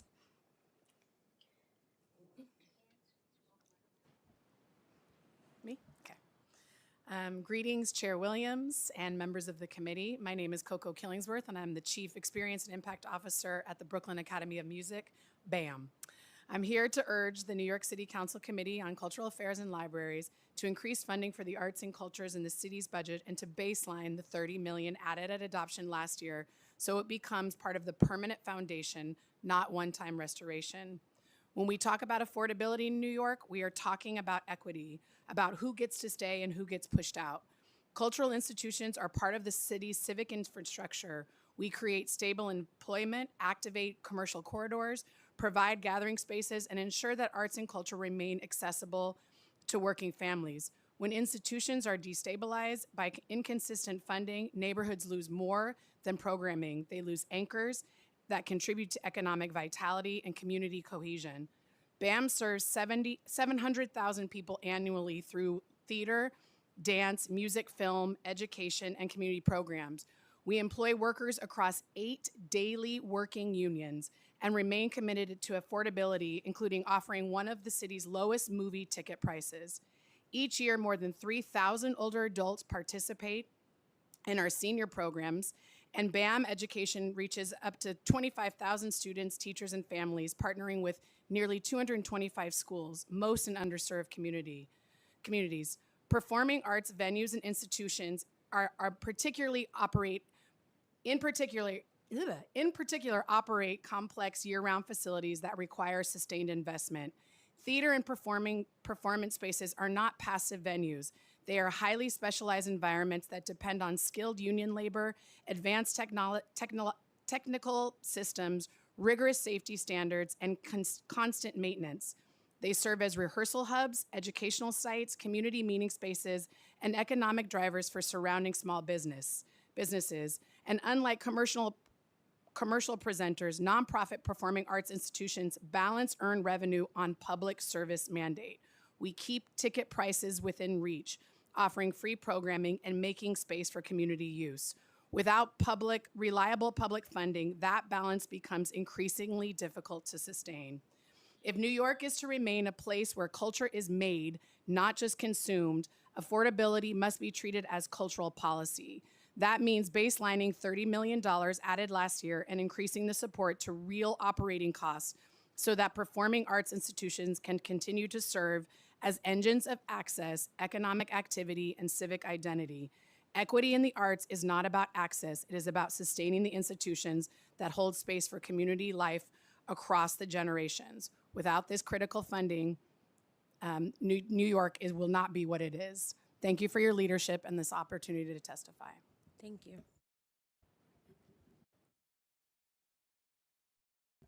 Thank you to the committee. Thank you, Chair, for allowing me the opportunity to testify. My name is Nora Yaya. I'm the Chief Government Affairs Officer at the Metropolitan Museum of Art and the Manhattan Vice Chair of the SIGs. As you heard today, arts and culture are not optional in New York City. They are essential to its identity, its economy, and its daily life. They are the lifeblood of this city, reaching into every neighborhood, every borough, and every community. The Met hosts more than 30,000 events annually and serve learners of all ages and disabilities. We welcome nearly 180,000 school children each year and adds to the 2.5 million annual student visits from the SIGs.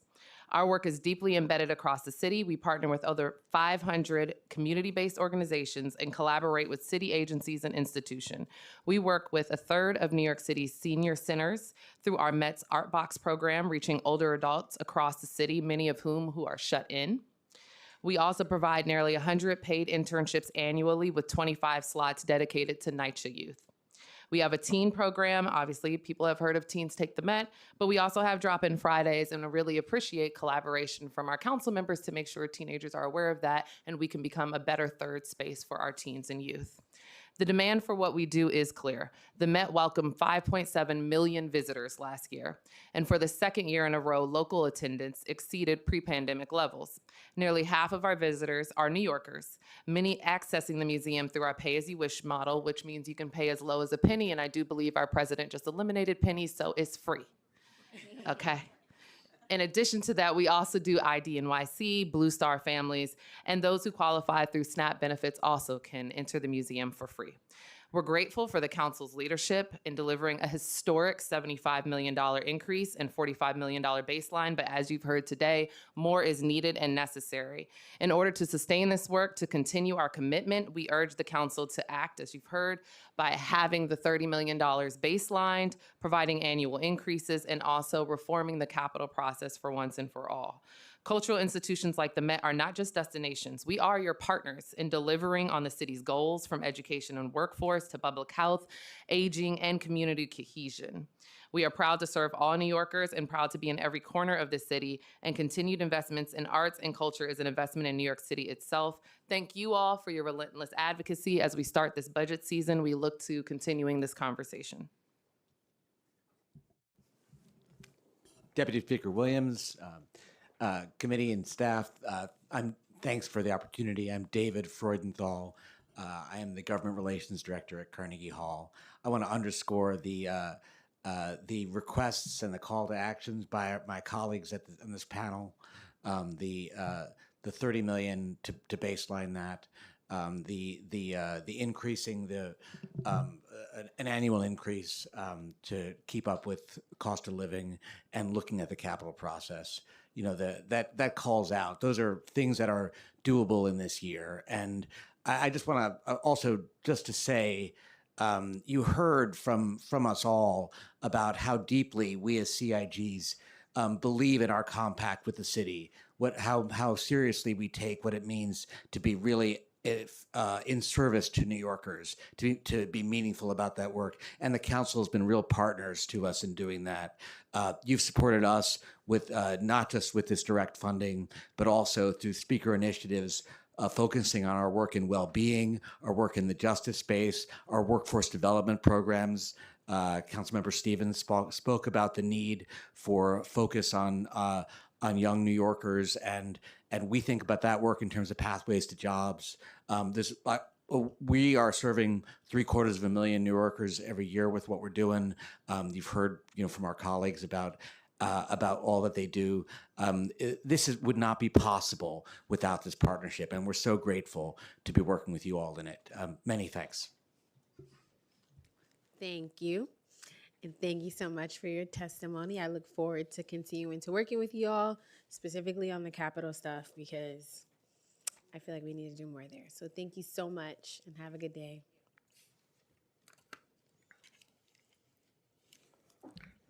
The next panel I'll call is Catherine from the Brooklyn Botanical Gardens, Angel from the New York Botanical Gardens, and Cynthia from El Museo del Barrio.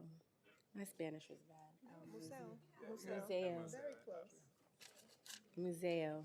It's so horrible. I did Spanish for I did Spanish all of high school, in college. Oh, yes.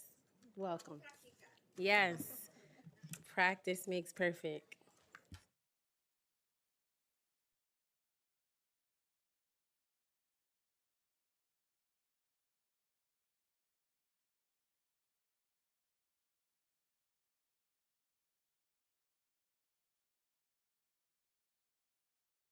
Hi, you can start.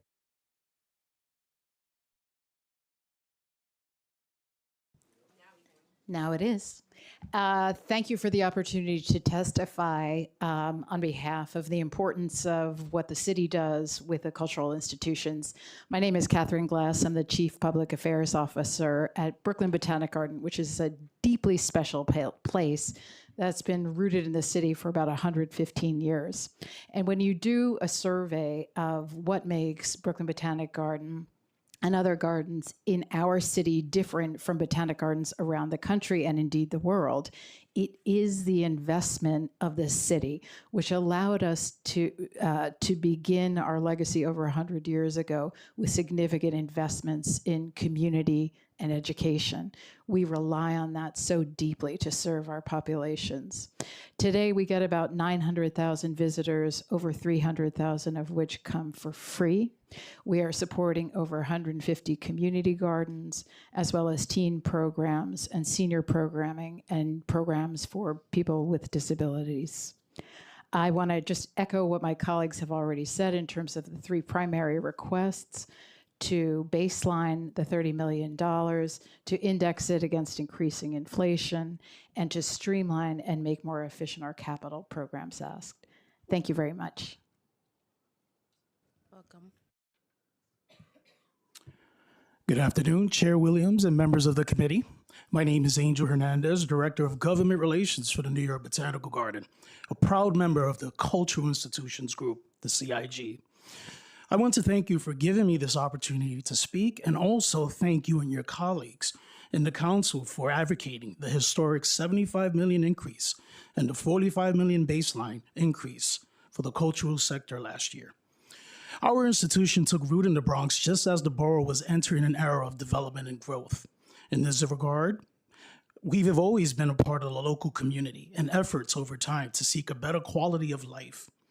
In the case of affordability in the Bronx community, in 2025, we welcomed over 200,000 New Yorkers for free, mostly from the Bronx, under our Bronx Neighbors Initiative. Our Bronx Green Up team maintains partnerships with hundreds of community gardens under the Bronx Community Farm Hubs Initiative, where fresh produce is grown at various sites and distributed to other sites as food pantries. On Webster Avenue, we've made investments in affordable housing for seniors and families, bringing over 650,000 units of 100% affordable housing. As for career empowerment for the next generation, our Green Ready Opportunities Workforce Program offers career readiness and training in horticulture and landscape design for Bronx young adults. This program offers 2 certificates in each sector and aligns with both industry and community needs that offer career paths within the city, county, and private organizations.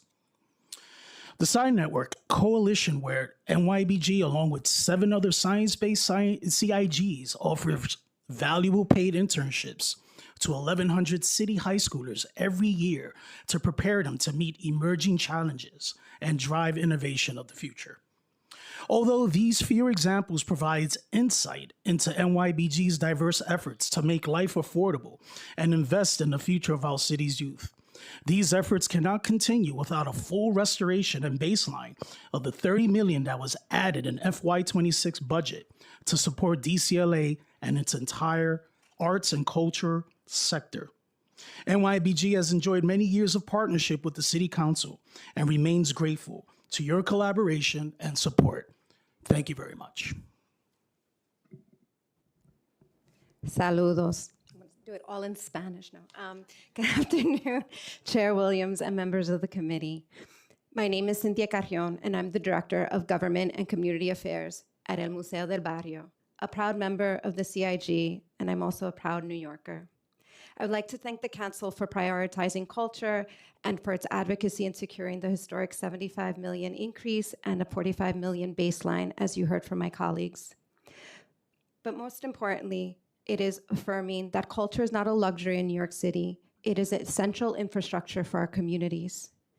Founded in 1969 by Puerto Rican parents, educators, artists, and activists during the civil rights era, El Museo del Barrio was created to demand cultural representation and educational equity for our communities. More than 50 years later, El Museo remains deeply rooted in East Harlem, El Barrio, serving as a cultural home for Latina New Yorkers. While we welcome visitors from across the country and around the world, our deepest responsibility is to the communities that surround us. Families, youth, artists, and elders from East Harlem and throughout New York City come to El Museo to participate in exhibitions, public programs, cultural celebrations that reflect their histories, language, and traditions. Programs like Uptown Bound, Super Sábado, Dia de los Muertos, our 3 Kings Day celebrations bring thousands of New Yorkers together each year to celebrate Latinx art, music, and cultural traditions. Our community concerts and performances in our 570-seat theater create space for artists and neighbors to gather, perform, and share culture together. Institutions like El Museo contribute directly to the health, equity, and economic vitality to our neighborhoods, supporting artists, educators, creating welcoming space for immigrant and multilingual communities, and attracting visitors who support nearby small businesses. Initiatives like Casa and Su Casa allow us and other community-based organizations across the city to deepen our roots and impact in the city.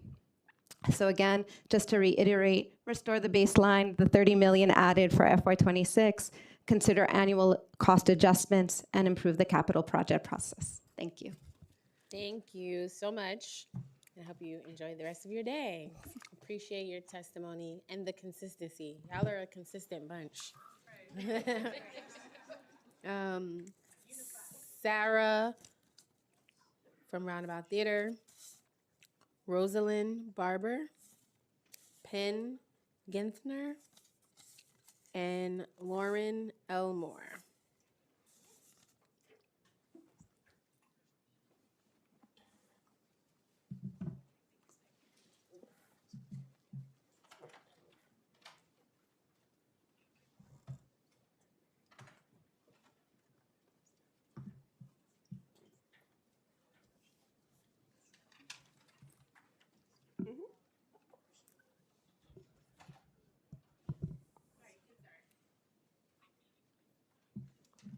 Great.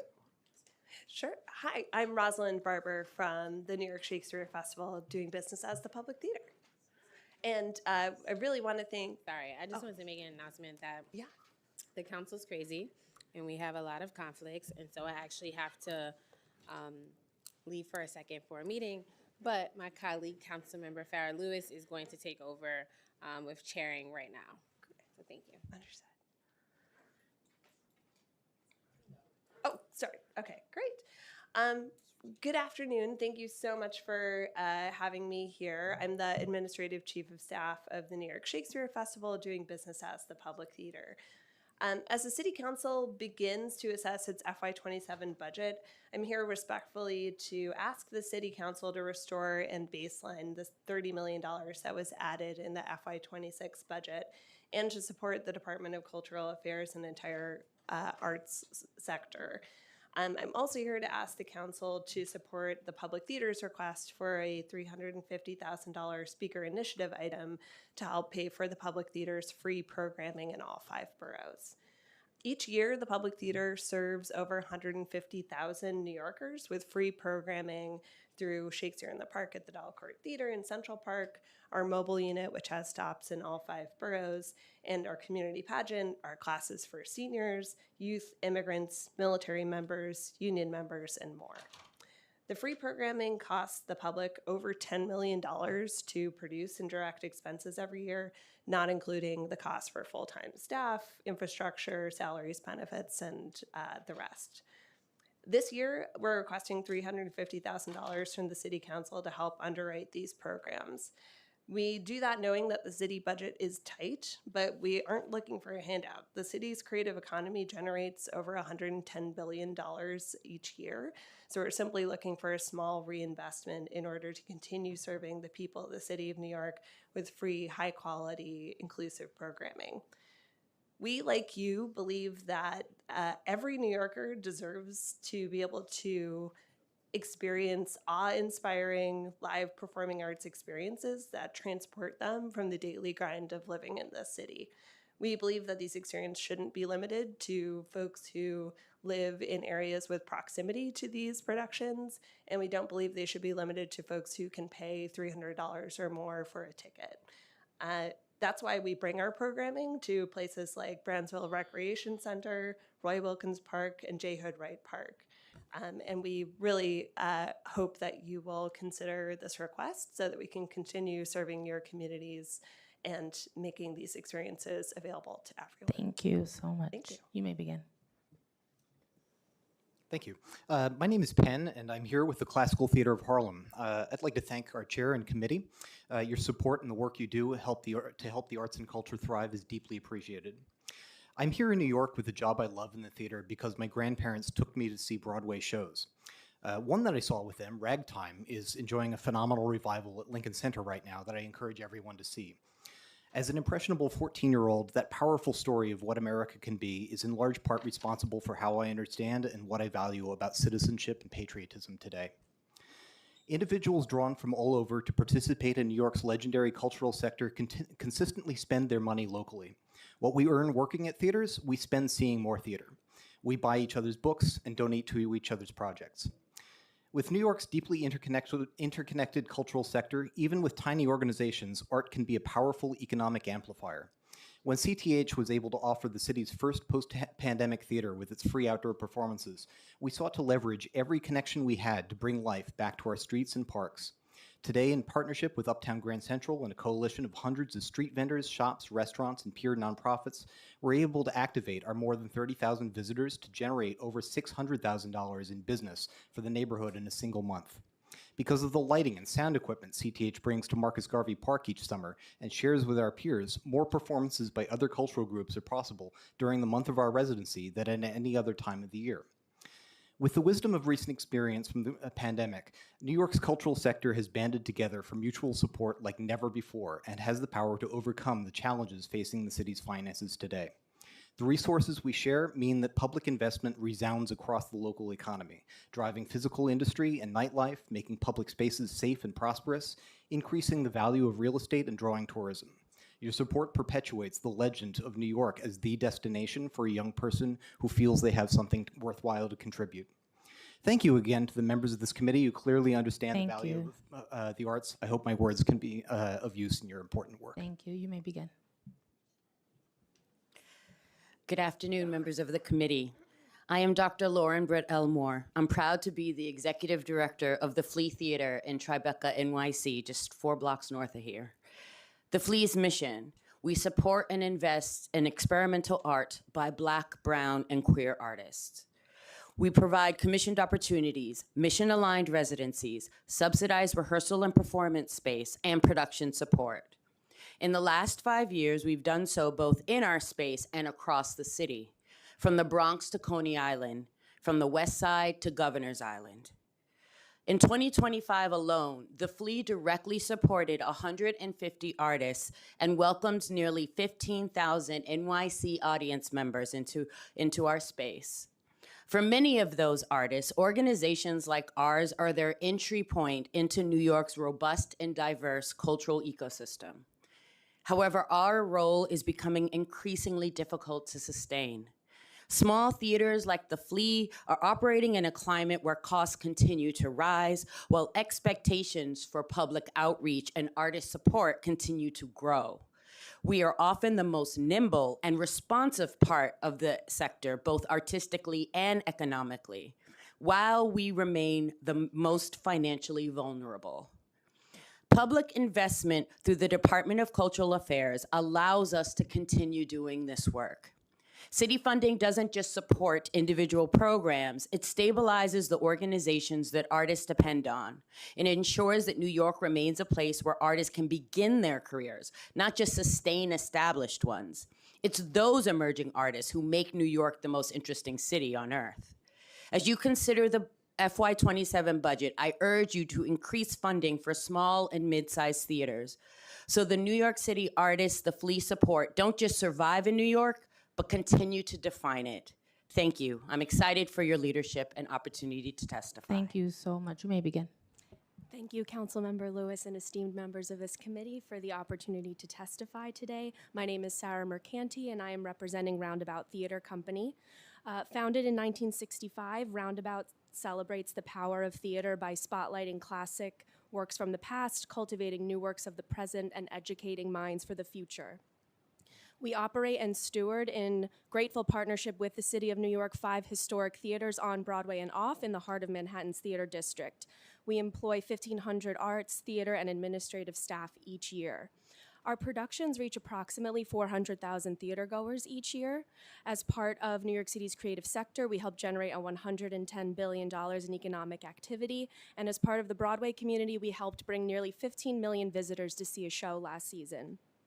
We proudly foster artistic development through a continuum of residencies and commissions that empower theater artists at all stages of their careers. And Roundabout has also had a decades-long commitment to reducing physical, financial, and cultural barriers to the arts with programs like our signed interpreted series, Pay What You Wish ticketing, and community nights. Now in its 30th year, Education at Roundabout invests over $4 million each year to serve approximately 24,000 New York City public school students, teachers, aspiring theater technicians and administrators, and lifelong learners. We achieve this through a robust portfolio of teaching and learning initiatives, community partnerships, and workforce development programs. Roundabout relies on the city's support to serve thousands of New Yorkers each year and keep the arts at the heart of our civic life. We are deeply thankful to DCLA, City Council, MOM, SBS, and the HRA for their longtime support of our landmark theatrical workforce development program. To date, TWDP has trained over 150 New York City residents in technical theater careers backstage. 86% continue to work in the field, and 16% have joined a theatrical union. Together with our colleagues, we encourage the City Council to deepen the city's FY27 investment in arts and culture by baselining and indexing last year's $30 million ad, fully funding City Council initiatives like CASA, and streamlining the cultural capital process. Thank you so much. All right, this panel's not excused. Thank you so much for being here and for your testimony. Now we're going to hear from one of our youngest champions in the arts world, Melody Emerson Simpson. Ready? Of course. Come on down, Melody.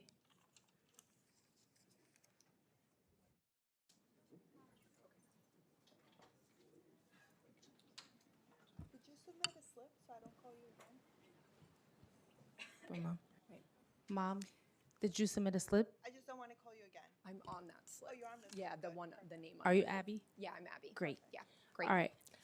Melody, if you could turn on your microphone, that little button there in the middle, and you may begin your testimony.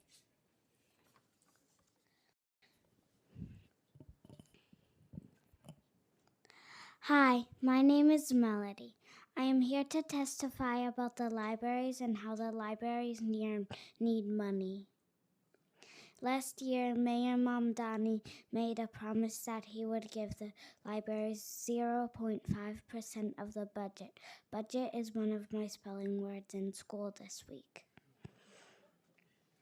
So now I'm like, why is Mayor Mamdani breaking his campaign promise? New mayor, same problem.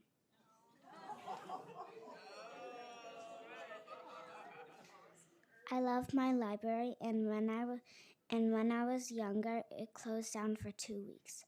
I totally lost my head. I think this shows that the library is important to me. Libraries need money so they don't close for real, and a lot of people become sad. In my library, we only have one bathroom and no water fountain. The money needs to help pay for improvement in the libraries. It would be cool if the library had enough money for more programs for younger kids and not just teens. In conclusion, I think that the library should get more money. I hope that the City Council will work with Mayor Mamdani to make that happen. Bye. Let's give it up for Melody. Great job. Tough act to follow. Good afternoon. My name is Dr. Abby Emerson. I'm a New York City educator, and I'm here today as a member of NYPL, the Public Library Action Network, which is a group of patrons and library workers organizing together to amplify, strengthen, and progress the futures of New York City's 3 public library systems. At the moment, the proposed library's budget sits at 0.39% of the overall city budget. This is woefully inadequate for multiple reasons. We have been asking for a stable 0.5% for multiple years now. This is a fair and reasonable ask. For this coming cycle, that would translate to $635 million that the libraries so desperately need. The mayor campaigned, as we heard, with the platform of meeting that 0.5%, but has since stepped back from that. And the current 0.39 is even less than last year when we were under the Adams administration, which was at 0.42. Nationally, our public goods are being stripped away at every turn, and we have an obligation to ensure that does not happen at the local level. Too often, libraries are taken for granted, but the complex work they do, both technically behind the scenes and socially in their communities, is essential. I personally find libraries one of the most emotionally moving spaces in our city. Where else is everyone truly welcome without payment? Despite the magic they somehow pull together, as a patron, I want more from my library. I often visit libraries when I travel to other places, and I'm struck by the creativity of their offerings. I can only imagine what New York City library workers could do with a properly funded budget. I know I would benefit, my kids would benefit, and we all would benefit too. So I'm asking once again, just like last year, that we commit a stable and baseline 0.5% for libraries in this budget cycle and every budget cycle. Thank you. Thank you so much. This panel is now excused. Thank you so much for being here and for testifying. Thank you, Melody. Our next panel is Francine Garber-Cohen, Risa Shoup. That's cute. I like that. Hugh Rose Evans and Jay Hawk.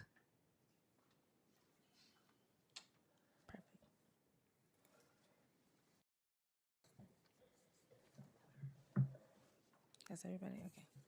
Thank you. You may begin. Dear members of New York City Council, I'm Francine Garber-Cohen, President and producer of the Regina Opera Company. For 56 years, Regina Opera has offered year-round, free and ticketed, fully staged operas and ticketed and free concerts in Southwest Brooklyn. Regina Opera performances are places where thousands of Brooklyn residents, many of them retirees, are able to meet friends, getting them out of their houses where many live alone. Regina Opera provides affordable entertainment for audiences who may not otherwise attend live opera performances. Some are on fixed budgets and cannot afford the tickets to the Metropolitan Opera. But in order to provide these services, Regina Opera, like other arts organizations, needs increased support from the New York City Department of Cultural Affairs. Our company participates in many free cultural activities hosted by the Sunset Park Business Improvement District, the 3rd Avenue Merchants Association in Bay Ridge, and the Bay Ridge Arts and Cultural Alliance, among others. These events not only reach low-income and underserved music lovers, especially senior citizens who make up over 65% of our audience, but they also bring new and existing customers to these neighborhoods. Additional audience members increase the visibility and income of the local stores and restaurants, and they generate tax money to New York. We at Regina Opera depend on grants such as the one from New York City Department of Cultural Affairs to meet our budgeting needs, especially for the free performances. The cost of these productions keeps rising. Therefore, we request that the New York City Council add $30 million to the budget for culture, and we request that the dollar amount automatically increase annually with the percentage of inflation. Thank you so much. Thank you. You may begin. Thank you for the opportunity to testify today. My name is Hugh Rose Evans, and I'm speaking today on behalf of the American LGBTQ Museum in support of its FY27 DCLA Cultural Development Funding renewal request. The museum provides public educational programs exploring the achievements and lived experiences of LGBTQ people in all 5 boroughs of New York City. Last fiscal year, support from the Cultural Development Fund allowed us to pilot a new program series, the Queer Legacies Project, which is a series of 4 archiving workshops with LGBT elders at SAGE's Edie Windsor Senior Center in Chelsea. These workshops were an incredible success, serving over 125 registrants, and we're proud to say we're successfully continuing the project this fiscal year, having launched our first session of Queer Legacies at Sage Center Harlem last week. We plan to bring the project to more senior centers in the Bronx and Brooklyn in future years. This year, the museum is requesting a renewal of our FY26 funding and an increase to $100,000. We recognize that this request is more than the museum has sought before, but it represents the scale of our expanding scope of services. Funding for FY27 programs will support our entire season of programs, allowing us to produce recurring educational events and cultural partnerships in all 5 boroughs. And this includes our monthly Lavender Literary Society book club, our partnership with the Leslie Lohman Museum, our Reverb performance partnership with Long Island City's Culture Lab, our annual film screening with New Fest LGBTQ Film Festival, and our annual June Pride Festival activations, including a marching contingent of NYC Pride of LGBTQ workers from galleries, libraries, archives, and museums. These New York City series are just one part of the more than 50 public programs we produce annually across the nation. And these services are essential to building trust and public awareness with our museum. We need your help to maintain the growth. We are humbly asking committee members to advocate for the museum to your fellow colleagues, helping us to increase our cultural development funding to $100,000 in FY27. Thank you. I sincerely thank you for your time. Thank you. You may begin. Good afternoon, Councilmember Lewis and members of the committee. Thank you for the opportunity to testify today. My name is Risa Shoup, and I serve as the Chief of Operations for the American LGBTQ+ Museum. I'm also a member of the steering committee of the Cultural Equity Coalition and a proud queer parent of a New York City public school student who is thriving in so many ways because of her access to arts and culture as one of our youngest New Yorkers. My colleague Hugh spoke to you about the museum's programming, and I'm here to talk to you about the critical need for data throughout the cultural sector. New York City is home to the largest LGBTQ+ population in the country, more than 700,000 people, and that number continues to grow. Nearly 1 in 5 young people in the state of New York now identifies as LGBTQ+. Nationally, that number is approaching 1 in 10 adults. We are not a small or static community. We are a significant, expanding, and future-defining part of our city. And yet there is a persistent gap between who we are and what is resourced. LGBTQ+ communities, especially transgender, non-binary, and those folks who are also members of communities of color, continue to face disproportionate barriers to access and disproportionately lower access to resources that they so sorely need. And these inequities extend to the cultural sector, where funding has not yet kept pace with either the scale or the diversity of our communities. At the American LGBTQ+ Museum, our mission is grounded in a simple but powerful idea: that LGBTQ+ people deserve to tell our own stories in our own voices and on our own terms. But we cannot do that work well or sustainably, and no culturally specific institution can, without intentional, equitable investment and transparent data. Because what isn't counted isn't funded, and what isn't funded isn't seen. And at this time, it is cultural nonprofits who are developing data sets, but we need support from you, the New York City Council, and the Department of Cultural Affairs to access our data. We're calling for a cultural funding ecosystem that reflects the full breadth of New York City's communities, one that prioritizes transparency and how funds are allocated. Thank you so much. Thank you. You may begin. So hello, Councilmember Lewis and the committee. I'm a longtime citizen, first-time testifier, and I come to you as the government liaison from Japan Society. So I appear before you today to beseech you in your capacity as the Council Committee on Cultural Affairs, Libraries, and International Relations to hold the line for the fiscal 27 budget at last year's level at a minimum. The past year has seen a profound contraction in federal funding for arts and cultural nonprofits. In addition to the outright loss of funds, the very volatility of federal funding has wreaked havoc with many New York City nonprofits. Surely these two facts are not new to you. Our organization, Japan Society, was able to weather these storms due in part to the exceptional support of the DCLA, whose Cultural Development Fund allocation actually increased slightly year over year from 24-25. So we're very grateful to the Council for restoring funding, and also to the DCLA, who extended that funding to many nonprofits across the city. So now we are faced with another budget crisis, which will surely challenge your committee to reduce funding to the DCLA and the CDF. Let me be very clear why I think that is a mistake.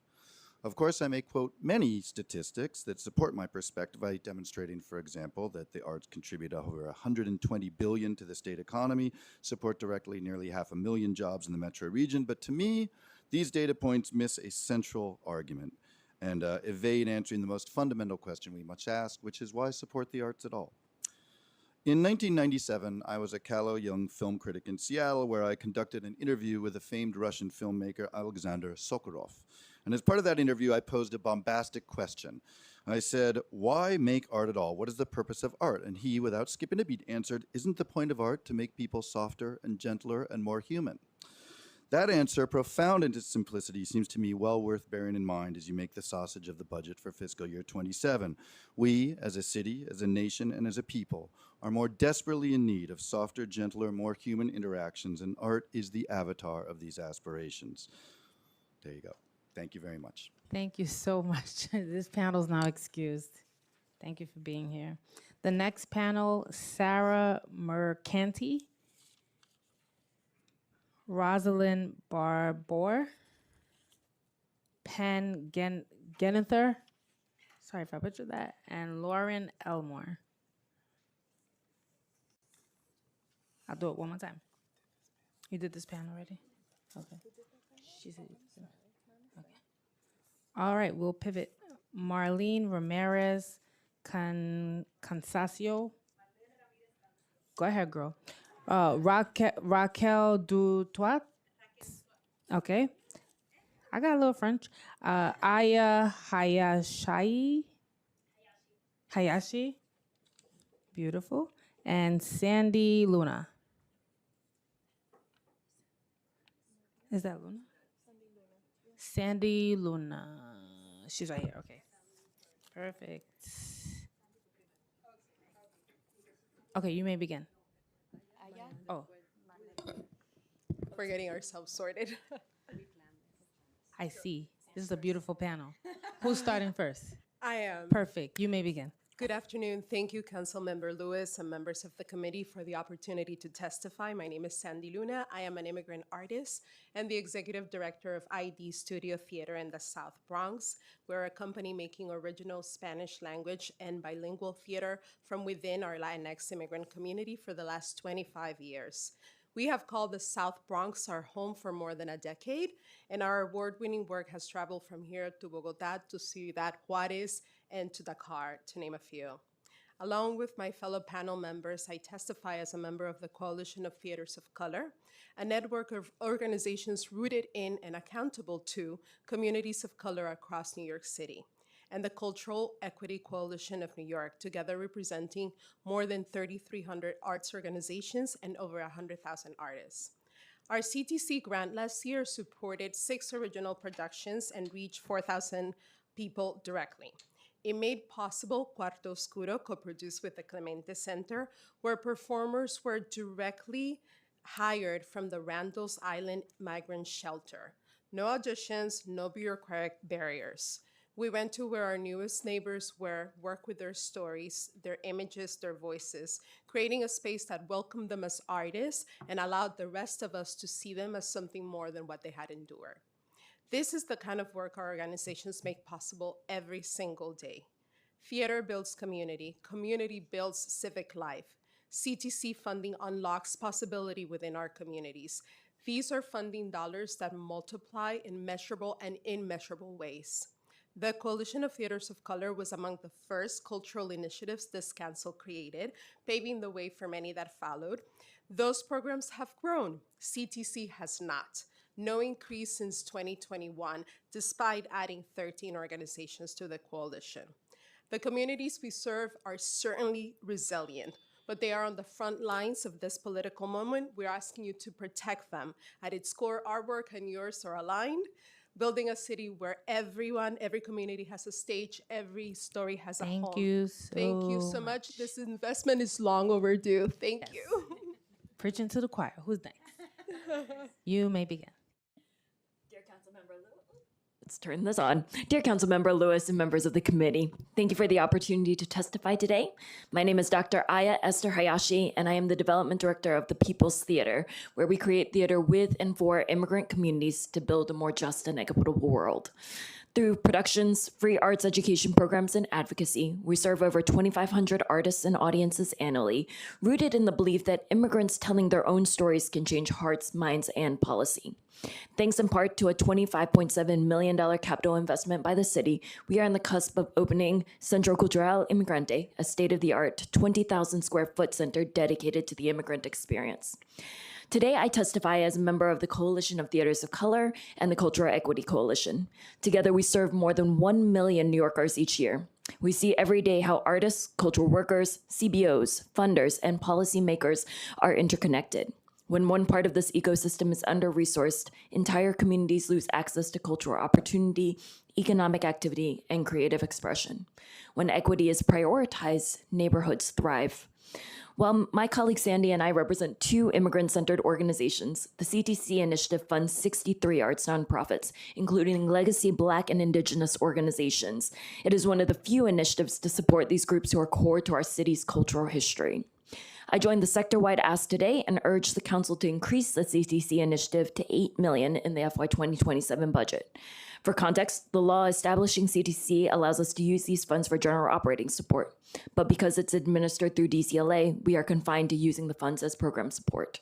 This modest $2.3 million increase will boost CTC organizations' grants by nearly 30% and serve as a cost of living increase after being stagnant for 5 years. We also ask that the council restore flexibility so organizations can use these funds to sustain their operations, build capacity, and support workforce development. This allows us to serve New Yorkers more richly, more abundantly. Thank you so much. You may begin. Buenos dias. Is this on? It is. Thank you for the opportunity to testify. My name is Marlene Ramirez Cancio, and I am Artistic and Co-Executive Director of BACS, Brooklyn Arts Exchange, a multi-generational arts incubator that has supported artists for 35 years through residencies, education, and affordable rehearsal space. I'm also part of the Cultural Equity Coalition, like my colleagues. How does an artist become an artist? Artists don't just appear. Along with my colleague and others in the room, we are art service organizations that provide infrastructure that nurture artists across their full life cycles. We are the connective tissue of the cultural ecosystem. Our work is often invisible, less like the skin and more like the veins, carrying support, resources, and relationships that keep the system alive. One of our artists in residence, for example, shared that BACS was the first place where she felt believed in, not for what she had done, but what she might do. She developed her work at BACS, premiered at a major venue, and is now on tour. That kind of sustained support is what allows artists, thousands of them across our coalition, to stay in New York and build a life here. Unlike presenting organizations, service organizations don't rely on ticket sales, and much of our work isn't public-facing. It's ongoing and relational. We maintain studios, run residencies, and offer long-term support that is essential to the artistic process, but often harder to fund because it's less visible. We're facing rising costs across rent, staffing, healthcare, and materials, while philanthropic and federal funding becomes more unstable. And as you know, this is especially true for those of us who support BIPOC, queer, migrant, and disabled artists. As Dance NYC's data shows, arts workers are already among the most economically vulnerable in the city. Art service organizations make it possible for artists not just to become artists, but to sustain their practice. We want a city where artists and cultural workers can live, work, play, and stay. Muchísimas gracias. Thank you. You may begin. Is this on? Oh, yeah. Okay. Thank you, Councilmember Lewis and the committee for the opportunity to testify today. My name is Raquel Lutois, and I'm the Executive Director of Dance NYC. Our organization serves and represents the estimate of over 6,000 dance workers and over 1,700 dance entities in our city. And we do advocacy, regranting, and knowledge sharing. As Marlena explained, art service organizations, or ASOs, are vital lifelines for the 326,000 New Yorkers who work in the creative sector. By building deep relationships, we serve as vital bridge between complex funding ecosystems and that of the working class Vogue artist that creates spaces of queer belongings, or the immigrant auntie keeping folk dance traditions alive between hospital shifts. And the need here is outstanding. 63% of New York artists don't have cash to cover a $400 emergency. Our State of Dance 2023 report found that despite the inherent risk of dance work, 37% of dance workers don't have health insurance, 64% support their work from their own pockets, and the gap that service organizations are being asked to fill is only growing wider. Also, the affordability crisis, inequities for working class and marginalized artists keep growing. Yet the current funding ecosystem leaves service organizations like ours struggling, forced to do more than declining sources. The highly responsive yet invisible nature of our work means that project-based funding models designed for presenting organizations do not work for us. We are asked to compete for the same pool of funding as the people and organizations we are serving, undercutting the stability of that ecosystem. That is why we support the sector-wide ask to baseline the $30 million addition. But beyond that, we need separate funding process for service organizations with general operating support so that we can serve, not compete. We need the city partnerships also to serve our artist constituency, working collaboratively for portable benefits and for art space subsidiaries. The city must view art workers as service providers and necessary workers. Thank you very much. Thank you. This panel's excused. Thank you so much. Now we'll hear from Trenton Price, Brittany Bellinger, and Nicole Tuzian.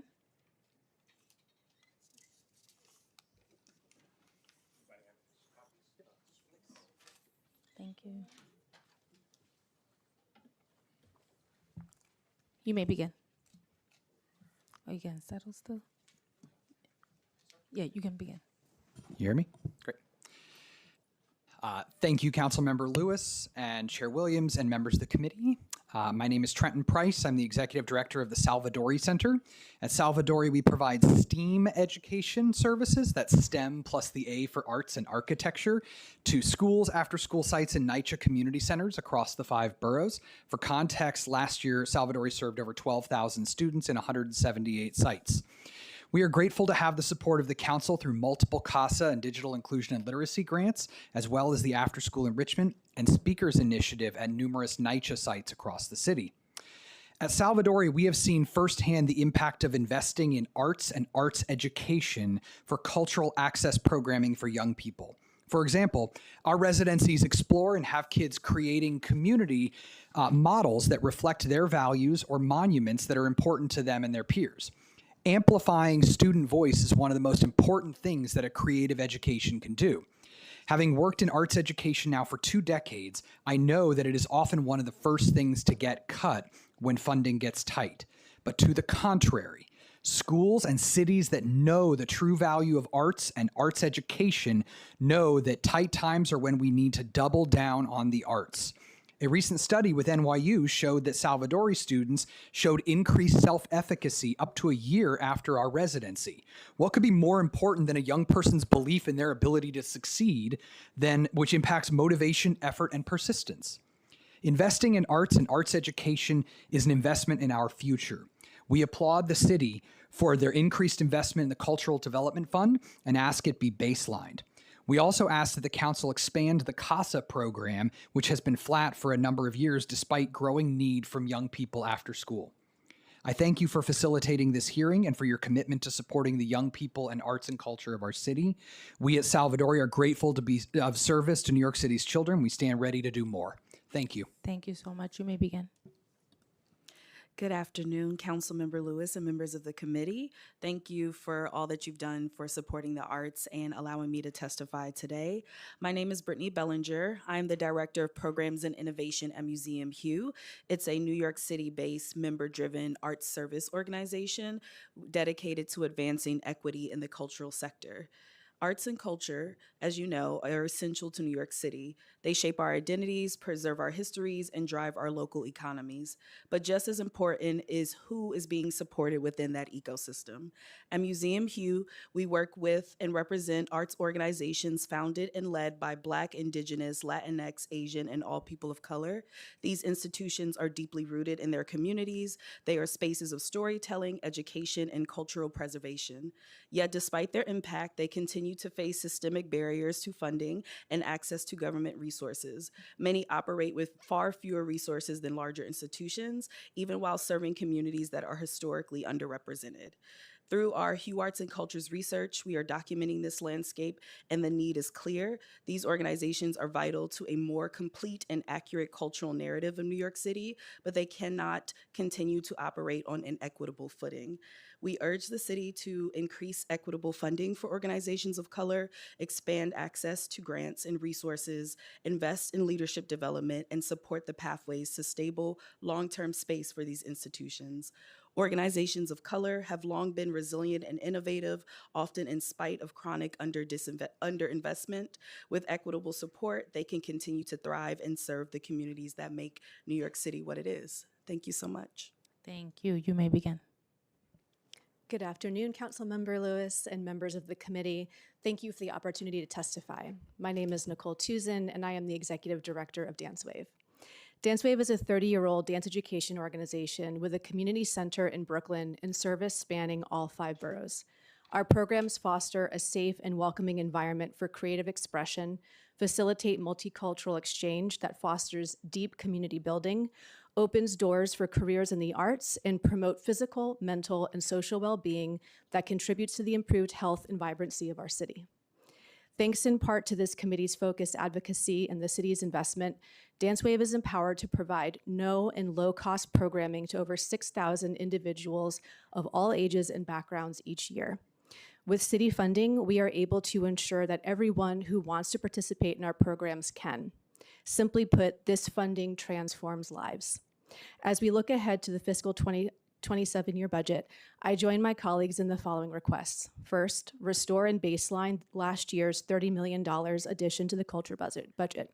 Second, index the baseline so that it automatically increases with inflation, allowing us to provide living wages for cultural workers. Third, streamline the capital funding process for culture for greater ease and efficiency, holding a hearing so that council members can understand the issues.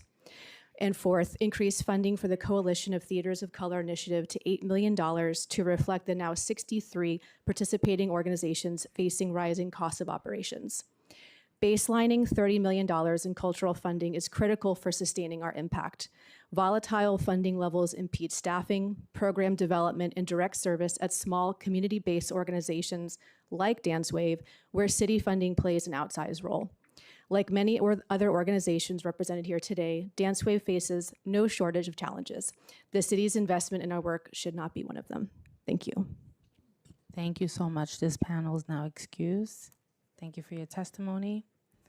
We'll now hear from Ira Dutchman, Doria Gosma, and Josma, and Simon Salinas Jr., and Gabriel Gatto. Gabriel Gatto, Simon, Doria, and Ira.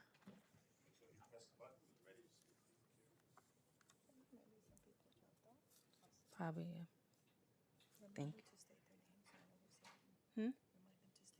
Okay. When you begin your testimony, if you could restate your name. Okay? You may begin. Good afternoon, members of the council. I'm Gabrielle Gatto, Manager of Public Programs at the Greenwood Cemetery in Brooklyn. But we are not just a cemetery. We are a national historic landmark at a mighty 478 acres.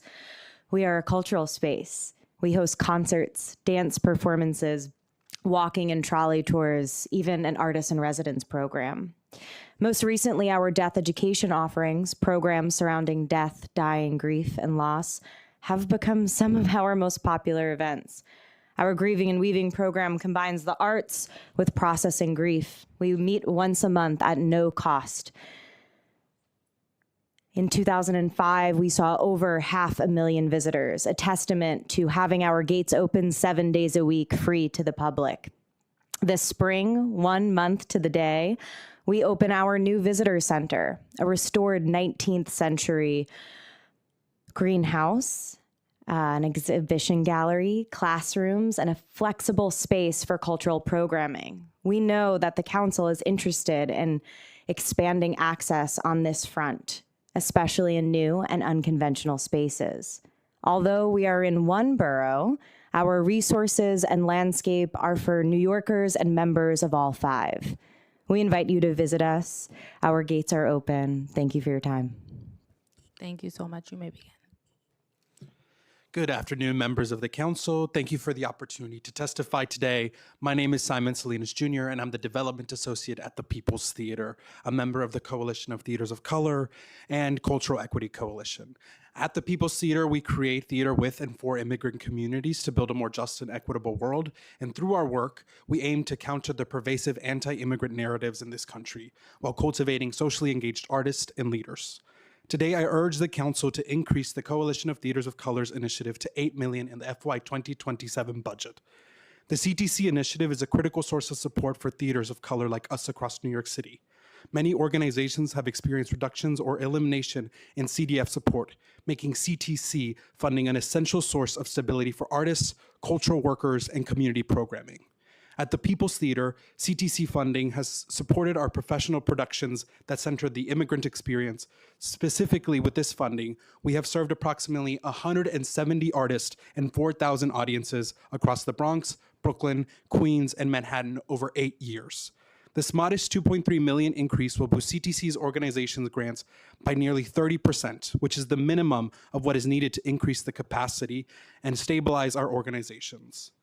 After moving to NYC from Texas, I feared I would find a culture that felt hard, cold, and distant. Living in Washington Heights has shown me the opposite. I have seen firsthand how organizations like the People's Theater make this city feel welcoming, vibrant, and alive. I've seen how access to theater, arts education, and advocacy strengthens communities and reminds us that people that they belong. This impact matters deeply in neighborhoods like mine, where culture and community are inseparable. We ask the council to increase the CTC initiatives to $8 million in FY 2027 and restore flexibility so organizations can use these funds as they need to best serve our communities. Thank you so much for your time and consideration for this request. Thank you. You may begin. I'd like to thank the council for this opportunity to testify. My name is Ira Deutschman. I'm representing the Uptown Film Center, a new nonprofit that believes in the power of film to educate and to bring people together. Upper Manhattan has become what we call a cinema desert, which is why, along with the support of the state of New York and over 700 individual donors, we've purchased the long-shuttered Metro Theater on 99th and Broadway in Manhattan and plan to build a 5-screen independent cinema arts and education center to serve a neighborhood that really needs it. The 5 zip codes that are within 1.5 miles of the theater have a population living below the poverty line that ranges from 7.8% in 10024 to 30.6% in 10027. Approximately 35% of that population speaks a language other than English at home, including 22% who speak Spanish. The area around the theater has Manhattan's largest concentration of post-COVID empty storefronts. Nonprofit independent cinema venues, such as the one we're trying to build, have proven to boost local economies, drive foot traffic, support local businesses, and create jobs. While we're working to build this facility, we've been offering a sample of our programming as guests in whatever auditoriums we can find. We're grateful to Majority Leader Abreu for the grant we received for our Science on Screen series, which is currently going on right now. Also, we've begun pilot programs in neighborhood schools. The first took place this fall in 5th grade classes at PS 84, and we're currently applying to DCLA for a grant to expand that program. We appreciate your continued support for our programming and our educational programs, and we hope the City of New York can play a large part in helping us raise the $29 million we need to build out the facility. Thank you very much. Thank you. This panel is now excused. Thank you for your testimony. Next, we're going to hear from Arya Sapudin. Sorry if I'm butchering that. I can't read the name. What's the name? No, Bronx River Arts Center. Got it. David Johnston, Miriam Dalq. Are you coming on her behalf? Okay, we just need a slip. Miriam, Nomad Jazz Festival. Okay, we just need a slip from you. You could come and then we'll get the slip. What's your name? David Johnston. David, wait, I have you, David. I have you, David. All right, but Miriam is not here. Okay. And Suzette Brown Shaka Simon. Suzette Brown Shaka. All of that. Come on down. Thank you. Thank you.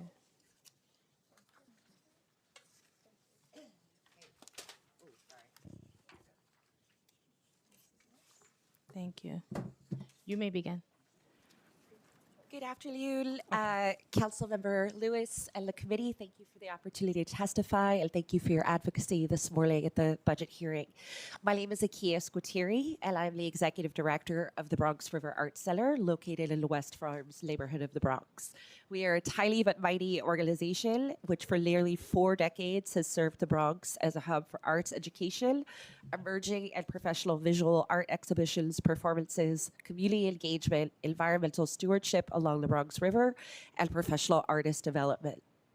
Last year, we welcomed over 5,000 community members to classes, exhibitions, performances that fostered mentorship, collaboration, and professional growth, and served 1,300 youth in free arts programming. Our programs are primarily tuition-free or low cost, designed for the neighborhoods that we directly serve, where 27% of our residents live in poverty, and where access to high-quality arts education is limited. We empower Bronx youth to see themselves as creative leaders and support local artists and community members in sustaining their artistic careers. We provide access and exposure to arts in neighborhoods that are traditionally underserved and overlooked. But organizations like ours faced a constant challenge. As already mentioned by many of my colleagues in the sector, we face rising costs, staffing limitations, and ailing facilities without predictable, stable funding. This is why, as a sector and as an organization, we're asking the council to take 4 critical actions for today for the city's cultural sector. As you've heard today, restore the baseline of the $30 million added to last year's cultural budget. Stable funding allows organizations to plan, retain staff, and sustain programs. Second, index that baseline to inflation. Rent, materials, and staffing costs continue to rise, and cultural organizations need support to keep in pace. Third, reform the capital funding process. Capital projects, as already discussed, can take anywhere from 6 to 10 years. Our organization is an example of that. And increase the Coalition of Theaters of Color Initiative to $8 million. Thank you. Thank you. You may begin. Thank you to the Cultural Affairs Committee. My name is David Johnston. I am the Development Director for the Jazz Gallery. My colleague Miriam Dalae Fodera, Festival Director for the Nomad Jazz Festival, had to leave. The Jazz Gallery presents over 380 concerts a year to in-person audiences of over 17,000. We've been bringing top quality jazz to New York City audiences since 1995, and we just celebrated our 30th anniversary. We offer free tickets each month to students at the Institute for Collaborative Education, the South Bronx Charter School for International Cultures and the Arts, free concerts in Hudson Yards and the Financial District. Last year, through Culture Pass, we distributed 468 free tickets to New Yorkers. We offer low-cost memberships to students, professional musicians, and veterans. In 2025, we partnered with the Flatiron Nomad Partnership, the Nomad Alliance, and the Madison Square Park Conservancy for the inaugural Nomad Jazz Festival. This festival, which took place in Madison Square Park in August 25, attracted 70,000 visitors per day. New Yorkers enjoyed free world-class jazz with Ravi Coltrane, Liz Wright, Brandy Younger, and newer emerging artists. We share the City Council's commitment to affordability for artists and audiences alike, and we're also proud to be a longtime grantee of DCLA. Dr. Williams, since you have returned to us, I found a quote of yours I liked very much. The fact that the overwhelming majority of grantees offer free or subsidized programming underscores the importance of public funding in keeping cultural access affordable and accessible for New Yorkers. We thank you for that. We are asking for the City Council and the Speaker's Office to support the Nomad Jazz Festival. We are also asking for a restoration of $30 million in baseline support. Thank you very much. Hi, thank you. I'm happy to be here. My name is Suzette Simon, and I'm sorry. Your mic. My mic is not on. No. Oh, okay, great. Hey, that's important. Hi. So, yes, hi. Thank you. I'm happy to be here. My name is Suzette Simon, and I am the founder of NY Laughs, a comedy nonprofit founded in 2007. We believe punchlines make a better NYC. And I like to say that I like to think of myself as basically NYC's local LOL dealer. We produce free stand-up and public spaces. Think Shakespeare in the Park, but with more hecklers and fewer tights. We call it Laughter in the Park. We believe a laughing New Yorker is a better New Yorker, and honestly, a less terrifying one, but we won't talk about that, especially on a stalled F train. But we actually make the NYPD laugh, so basically think of us as public safety in some regards. I started NY Laughs with a mic, a sign, and a healthy amount of delusion in Tompkins Square Park. 19 years later, we've produced shows in over 20 parks and green spaces and reached more than 30,000 New Yorkers and visitors from every walk of life, and work with many New York institutions, including the Irish Caucus of the New York City City Council. Thank you, CM Powers, okay, Assemblyman Powers. And yes, we're funny, but we're also very serious about the work. We're deepening the role of stand-up as a vital cultural asset in the city. We receive support from NYSCA, DCLA, and partnered with institutions like Lincoln Center, Pier 57, and Battery Park City Authority. We've also received discretionary funding, including from a Republican, Borelli, because it turns out jokes pull well everywhere. We bring people together. And after the successful launch of a festival last year in Union Square, we received speaker funding. But because everybody's left, speaker funding doesn't come with a group chat. So we are here asking for $150,000 because we want to actually reach 50,000 New Yorkers New Year. We want to start a comedy festival that is similar, a circuit. Like there is a comedy festival in Montreal that is in July, and then Edinburgh brings in over more people than FIFA in September and in August. So we want to start bolstering a comedy festival in Union Square. Union Square is great because it's a great, not only do you have great audiences, but it's a great place for New Yorkers to find an emotional support pigeon. Thank you so much for everything. I have some flyers for you and a lot of enthusiasm, the same sort of enthusiasm you get after you survived a trip on the subway. So yeah, thank you so much. I love you guys. You're gonna explain your outfit. Oh, this is I'm the laughing apple. That's why. Oh. Yeah. Oh, New York Laughs. Okay. Right. I want to turn the big apple into the laughing apple. Okay. Yeah, that's right. It gets blown up. I'm on Ozempic, so it affects costumes too. GLP-1. Okay, thank you so much. Okay, great. Appreciate you. Flyer? Yes. Okay. And the sergeants take the flyer. Thank you so much. Thank you so much. We actually have to for the form because I know you all are all funny inside, deep inside. Councilmember Lawrence performed here. Marte has performed. Yeah, maybe this year. Let me know. Yeah. Reach out to my office. Okay. Next panel is Mauricio Delphine, Karan Atlas, Deeksha Gar, Edward Hanlon. And then please correct me. I love to be corrected so I can say people's names correctly.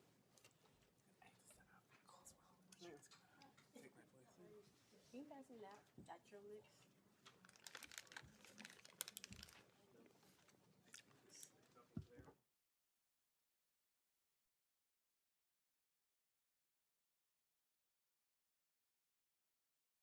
You may begin.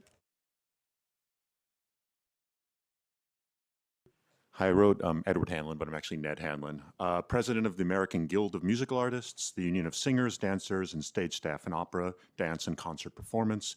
But first and foremost, I'm a working artist who actually just rushed here after a dress rehearsal of La Traviata at the Met Opera. Thank you for the opportunity to speak, surrounded by so many who share a commitment for the arts. I want to specifically emphasize the critical situation faced by the nonprofit performing arts, where downward trends in federal funding and private donations present escalating challenges, and by its artists who struggle every day with the increasing cost of living in New York and beyond. Nonetheless, organizations in this city continue to thrive artistically. To name just a few, the Met's production of Tristan and Isolde, which I performed in last night, has received critical acclaim and sold out houses. Voices of Ascension continues to bring world-class choral music to the village, and now under a contract that makes their singers key partners in the company. And Dance Theater of Harlem opens its 57th season next month, and its first in decades under a union contract. And DTH is one of several New York organizations and artists who have been forced to withdraw from their engagements at the Kennedy Center.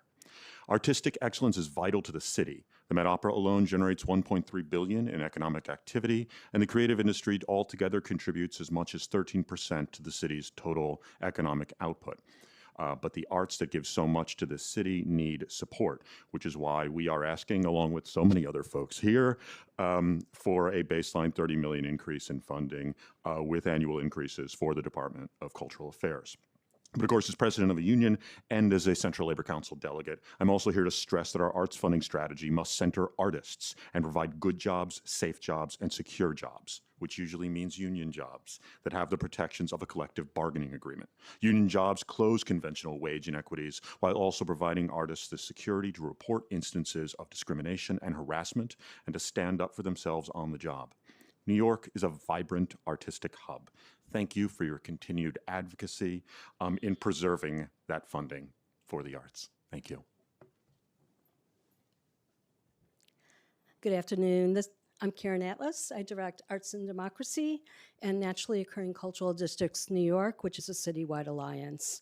And I'm just going to ditto the sector requests for the 30 million baseline increases for inflation and a greater commitment to equity, including $8 million to the Coalition of Theaters of Color.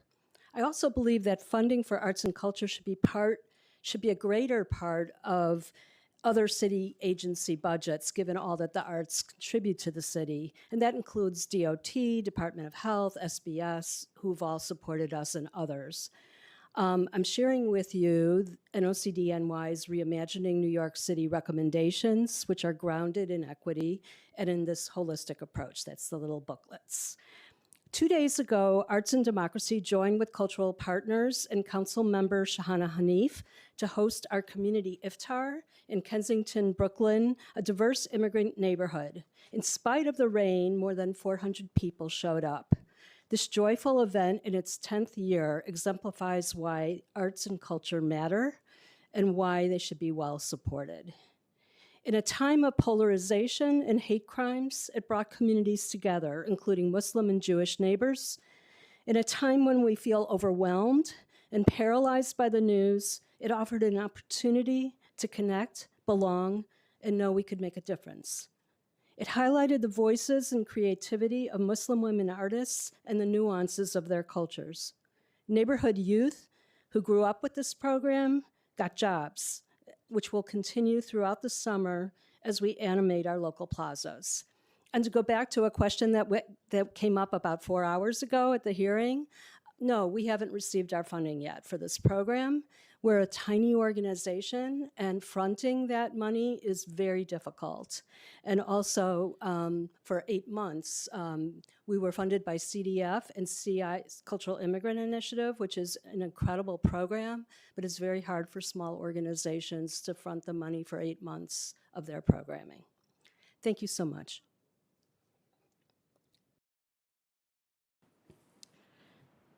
Thank you, Chair Williams and committee members. My name is Diksha Gore, and I'm the Executive Director of Theater Development Fund, or TDF, a nonprofit that has focused on affordability and access to the performing arts for nearly 60 years.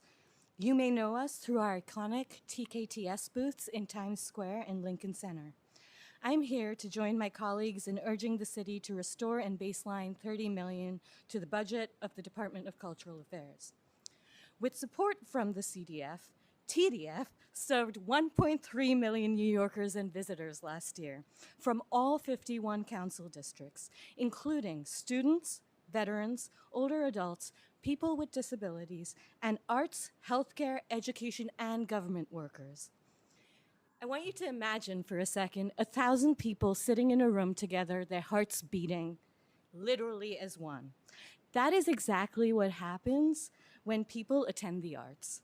They relax, they engage with new ideas, they experience joy and catharsis. This connection to their humanity makes them more likely to vote, to volunteer, and to contribute to their communities. The arts have an outsized impact on both individual well-being and community health. At TDF, we believe our collective work is not done until every New Yorker feels belonging in the performing arts. And to advance this, we have requested council support, including allocations from the Speakers List, the Autism Awareness Initiative, and the Veterans Community Development Initiative. TDF cannot do this work alone. We welcome your partnership in expanding access and reaching more communities across the city, either through introductions to community partners or in support of your own initiatives to make the arts more accessible for our city's residents.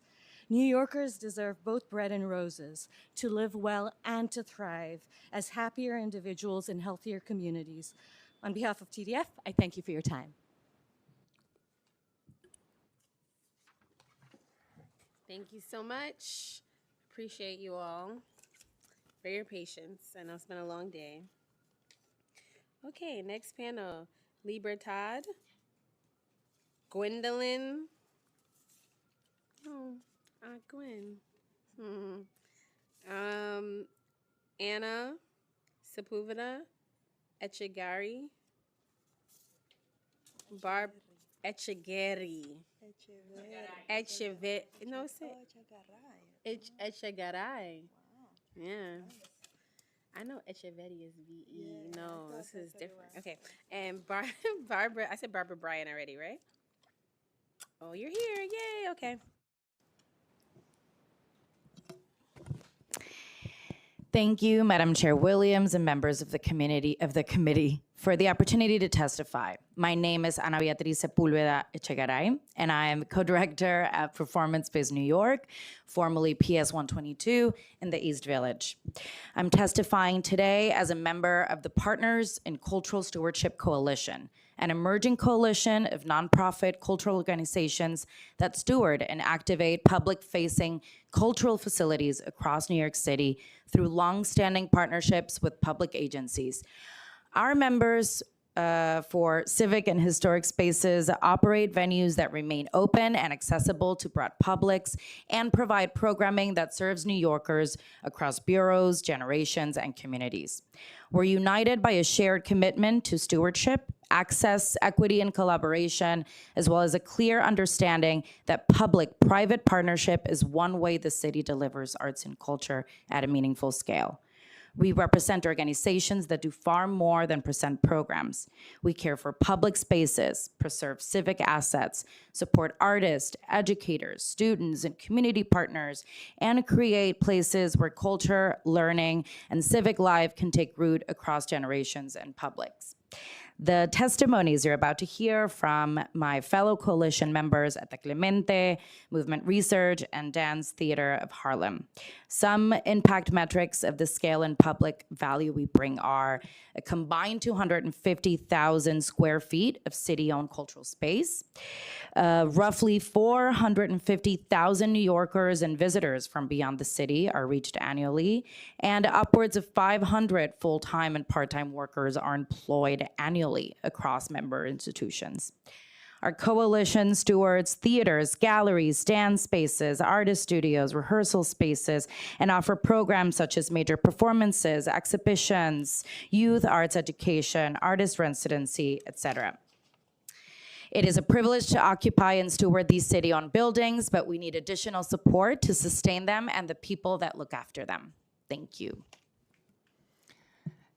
Thank you, Chair Williams and members of the committee. My name is Libertad Guerra, and I'm the Executive Director of the Clemente Soto Vélez Cultural and Educational Center. The Clemente is a long-standing cultural and neighborhood anchor of the Lower East Side, Loisaida, providing direct support to artists, independent producers, and small arts organizations. We steward a 100,000 square foot historic building We sustain a year-round ecosystem that includes 46 subsidized studios, 4 theaters, 2 galleries, and outdoor public space, while advancing affordable access through artist support, community partnerships, and original programs and festivals. Besides being members of this stewardship coalition, we're also part of the Cultural Equity Coalition that testified earlier. In addition to the challenges faced by all organizations in the sector, this coalition members face unique challenges. Our situation is not only the legacy of the pandemic, it is the convergence of 3 ongoing pressures that are destabilizing cultural stewardship of city-owned buildings across New York City. The first one is inflation that has raised costs of nearly everything nonprofit organizations need to operate: utilities, insurance, maintenance, supplies, security, transportation, and labor. These are the same pressures affecting small businesses across the country, but for cultural organizations, they are compounded by public service organizations, aging facilities, and limited flexibility to absorb this rising cost. Second, New York City's affordability crisis, we all know, is affecting not only individuals and families, but also the institutions that hold neighborhoods together, like ours. Yes, this is part of the solution. We are part of the solution of the affordability crisis. We provide deeply subsidized multi-use space, venues, and for cultural producers and community groups and artists, but sustaining those low costs has too often come at a price: deferred maintenance in facilities that are constantly in need of repair and renovation, and a pressure of staffing and benefits that are forcing us to absorb unexpected building costs from already strained operating budgets. Sure, I'm on. Hello. Thank you, Madam Chair Williams and members of the committee. I'm Barbara Bryan, the Executive Director of Movement Research, also a member of the Partners in Cultural Stewardship Coalition. In addition to stewarding city assets, which are an engine of economic development and opportunity for our neighbors and communities, we contribute greatly to the social well-being of our fellow New Yorkers. This matters because our organizations do far more than operate buildings. We steward public cultural spaces that function as sites of learning, gathering, artistic development, memory, and neighborhood life. Across the coalition, these spaces include theaters, galleries, dance studios, classrooms, rehearsal spaces, artist studios, archives, and flexible community venues. They support a broad range of public services, performances, exhibitions, arts education, youth development, artist residencies, preservation, interpretation, and civic gathering.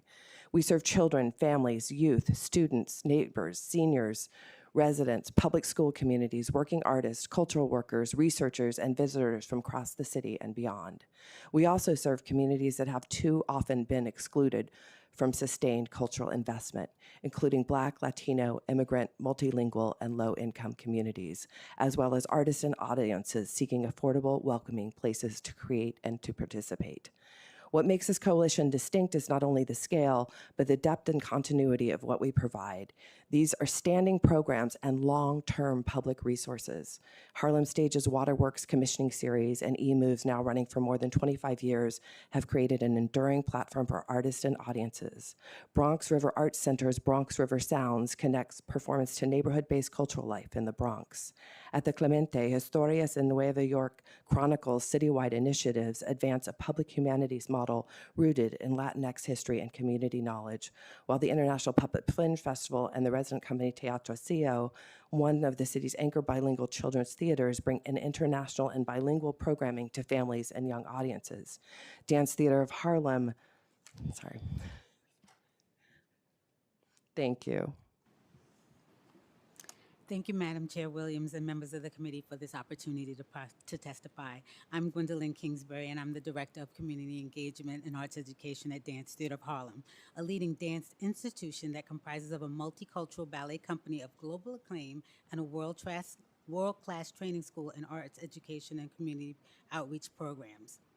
I want to close our combined testimony by speaking on what a stronger partnership with the city should now make possible. The city already invests in many of our organizations through project-based grants, energy reimbursements, and capital allocations, but those tools were not designed to meet the full operating realities of stewarding public cultural assets. What is needed now is a more intentional stewardship strategy, one that matches the public function these organizations already perform on the city's behalf. The strategy should include practical mechanisms that the city can develop in partnership with coalition members, a shared repair and stabilization fund for urgent building needs that do not rise to the level of major capital projects but cannot be absorbed by nonprofit operating budgets. Expanded access to shared services and group rate systems that could lower the cost of insurance, health coverage, retirement benefits, and other essential expenses. And a more coordinated interagency approach to the facilities, workforce, and compliance challenges that come with caring for public-facing cultural buildings. This is not about treating cultural organizations as isolated grantees. It is about recognizing them as long-term stewards of civic access and building the systems to support the responsibility. A stronger framework will protect public facilities, reduce the long-term cost of deferred maintenance, stabilize the workforce that makes these services possible, and allow organizations to direct more of their limited resources toward artists, audience, students, and neighborhoods. Our call is for the city to recognize cultural stewardship as a public systems issue and to develop the tools that recognition requires. Thank you. Thank you all so very much, both for your patience and your testimony and for all you do within your wonderful organizations. Final in-person panel. Jacqueline Joyera or Jovira Cabrera. How do you say it? Oh, the second one I said it right. Jovira. Molly from MoMA. And DJ McDonald. Oh, wow.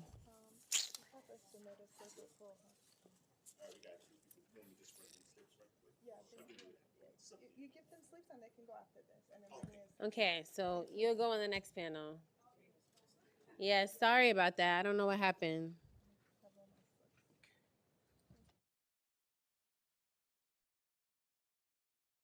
You can begin. Whomever.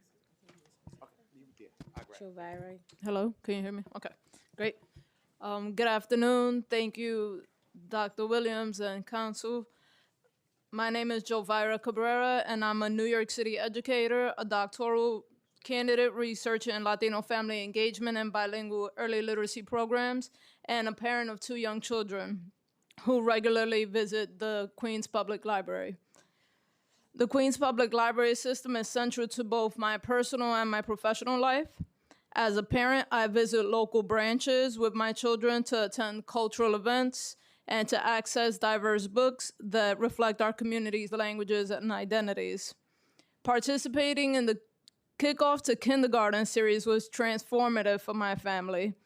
I learned dialogic reading strategies that strengthen how I engage my own children during our nightly reading routines and deepen my confidence as their first teacher.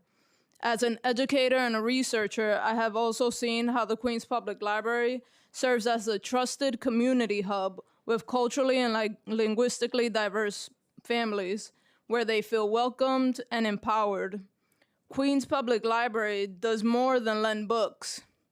It builds school readiness, provides bilingual resources, and ensures families have access to high-quality early learning experiences, regardless of income or language background. Libraries like the Queens Public Library are public institutions that advance equity and opportunity. When we fund libraries, we invest in our children's futures.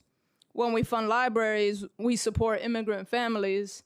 When we fund libraries, we strengthen our communities. If we truly believe in these priorities, then our budgets must reflect this commitment by fully funding our public libraries.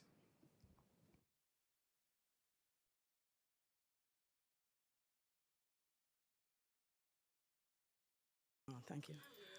Good afternoon, Chair Williams, committee members. Thank you for having me. Is it still on? You guys hearing me? All right. My name is Jacqueline Carr, and I'm a Queens Public Library patron. The library is important to me for several reasons.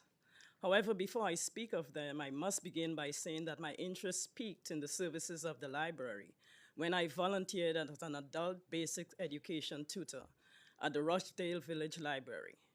I was deeply encouraged, even elated, when I witnessed the students' progress. The moment they realized they could read, their faces lit up, their confidence and persona improved, and they look forward to their next class. The public library is also important to me because of the many opportunities it has afforded me and the members of the community as well. I utilize the computers. I also read the newspapers, in particular the New York Times. I especially appreciate that most libraries have book clubs. I'm a member of the Laurelton Literary Society. In the near future, I hope to learn how to play chess, which is being offered at the Cambridge Heights Library.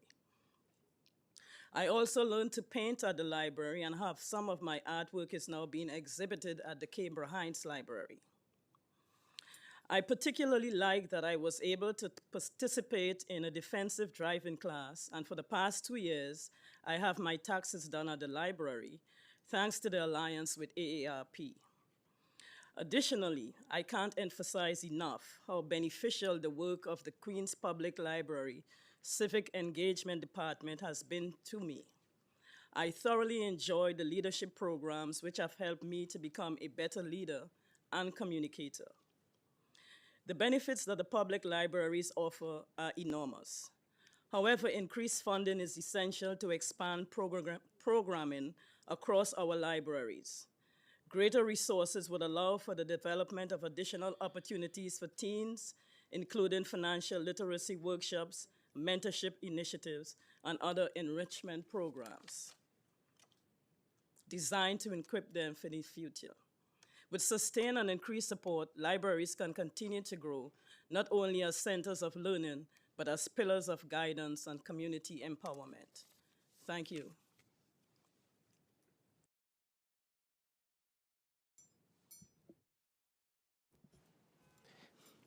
Good afternoon, Deputy Speaker, Chair, Dr. Williams, and staff.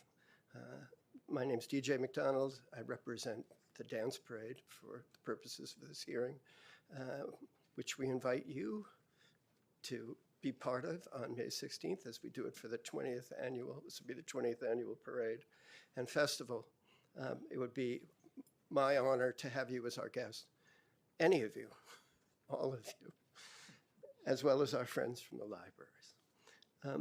I'm here to support the ask that you've heard from many of my colleagues that the council baseline the $30 million that was added to the cultural budget last year, that be indexed so it automatically increases with inflation, that the process for capital funding be streamlined, and that the funding for the Coalition of Theaters of Color initiative be increased to $8 million to reflect the greater number of organizations this year.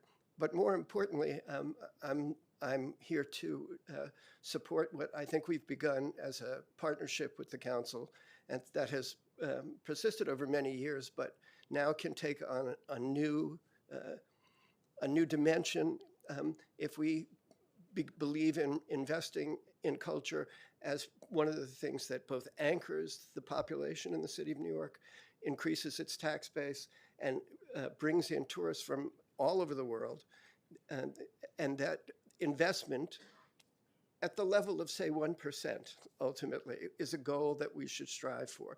If we believe that a dollar invested in culture generates $99 in the general economy, I think it's a good investment, especially when the city and the state are under such pressure from the federal government to demonstrate to the rest of the country what New York has always demonstrated, that in these kind of investments in our cultural resources produce an economy and a society we all want to live in. So thank you very much. Thank you, and thank you so much for your testimony. Kathy, here you go. Well, thank you so much for your time. I'm honored and proud to be the last person to testify today. Well, no, you have one more, actually. Oh, you took my spot. But thank you for listening to all of us today. My name is Kathy Hong, and I'm the Executive Director of Making Books Sing, doing business as New York City Children's Theater. I often begin by inviting people to think back to their first theater experience. Whether you are on stage or in the audience, you likely remember that excitement, the moment when it felt possible to fly, to sing or dance, or be the funniest person in the room. Theater gives children permission to imagine, to explore new possibility, and to believe they can do anything. At New York City Children's Theater, we use the same power of imagination to help children learn, heal, and grow. I think of a little boy in one of our multilingual shelter residency who hadn't spoken for weeks. During a simple drama game, pretending to be an animal, he suddenly let out the tiniest roar. The whole room froze. Then he did it again, louder. By the end of the session, he was leading the group. That roar wasn't just play. It was agency. It was confidence returning. Our programs, including main stage productions, literature at play, anti-bullying workshop, and theater for the very young touring productions, are active across 24 city council districts in all 5 boroughs and serve more than 16,000 students annually. Our teaching artists, expert in trauma-informed practice, use theater, music, and active play to help children process big emotions, solving problems, and build empathies, and rediscover joy. So as you make decisions for the coming year, we respectfully ask for your continued and renewed support for this critical funding stream. We are asking Speaker Initiative support of $150,000 to support our shelter program, Cultural Immigrant Initiative Fund, especially from district councils, council's district. You have given us the funding since you took the office. Thank you so much. And all the important cultural program, CASA and SUCASA. Thank you. Thank you. And again, thank you all so much for testifying, especially the libraries. It's always nice to meet patrons. And y'all are from Queens. Sounds like you're in Southeast Queens. So always nice to see folks locally here at City Hall. So thank you so much for taking time out of your day to testify. Okay, the last person, Margie Malavi.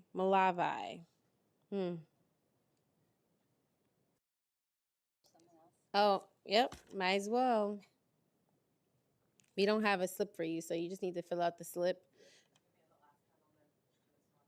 Oh, so we called you already? Oh, okay, so we have a slip for you. Okay, you know, it's the type of day. Thanks all for your patience. Okay, either one can start. Good afternoon, Deputy Speaker Williams and members of the committee. Thank you for the opportunity to speak today, also representing Queens here from MoMA PS1 in Long Island City. I'm Molly Kurzius. I'm the Chief of External Affairs at MoMA PS1, where for the past 50 years, we have proudly served Long Island City with ambitious exhibitions, deep community partnerships, and free public programs.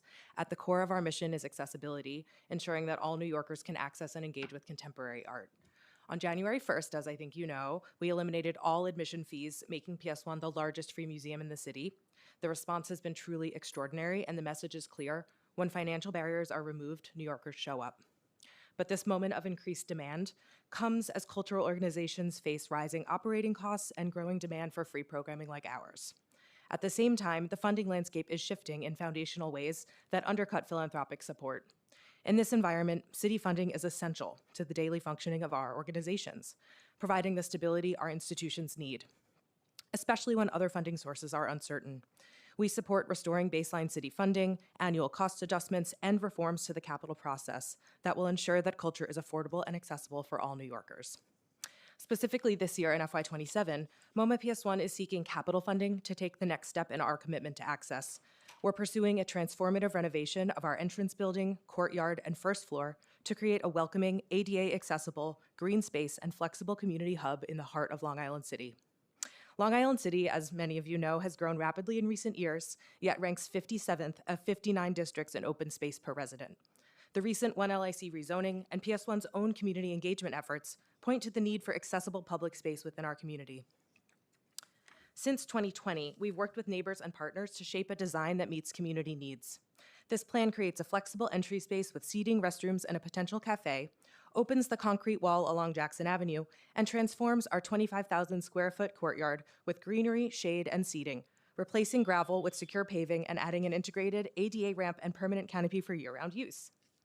The courtyard will remain open to the public beyond museum hours as a neighborhood gathering place. The project has already secured $12.5 million in support from the City Council, the DCLA, and the Queensborough President, half of our total funding goal. We respectfully seek this additional support to realize our vision and continue advancing our shared goals of access, equity, and affordability.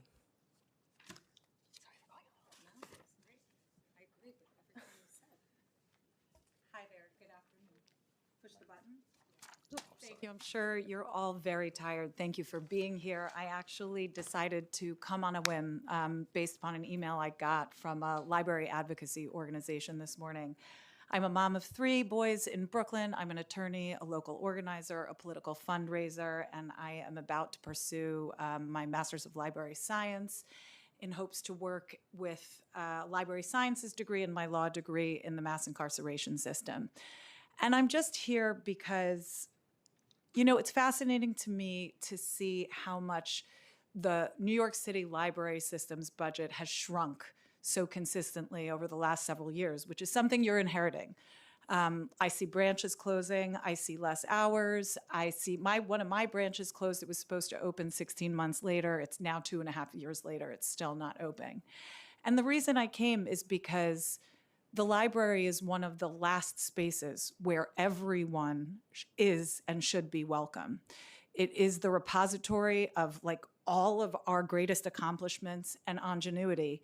And at a time of political crisis, but also political change, when you're contemplating what the library's budget should be, I don't think it should be thought of in terms of a building that has a lot of books in it, that puts together some very sweet and wonderful programming. I think it should be thought of as a space that is a bridge to social mobility for so many people, particularly people who are forgotten, like people in prison, who otherwise have no access to information other than small drips that come from small organizations that decide to put their time towards bringing humanity to people who are locked up. And that's just one small part of, for example, Brooklyn Public Library's programming. So all I would ask of you is to reimagine really what the value of the library is in this city with the oldest MLIS program, in this city that seems, from my perspective as someone who lives here, to be providing less and less to its people, but expecting the libraries to be that. When we're cutting programs elsewhere, having the library be a place where a houseless person goes, having the library be a place where someone who doesn't have a job go. If we can't provide those things yet, I believe we can in the future for everyone who deserves it. Why not better support an infrastructure that's already there, that's already providing it to them? Thank you so much. Thank you. And as I said from the last panel, I appreciate you coming and spending time out of your day. I know I don't take it lightly that people come and testify. So thank you so much for your testimony as a patron, and thank you so much. I'm looking forward to touring. I know I have to reschedule my date, but I look forward to coming to visit as chair of the committee, because I've been there a few times, but I look forward to coming as chair of the committee. Thank you. Okay, thank you so much. Thank you, everybody that testified today, for sharing your thoughts and experiences, and thank you for your patience, most importantly. If there's anyone in the room who wishes to speak but has not yet had the opportunity to do so, please raise your hand and fill out an appearance card with the Sergeant at Arms at the back of the room. Nobody. Great. That concludes the in-person portion of our public testimony. We will now move to remote testimony. If you are testifying remotely, please listen for your name to be called.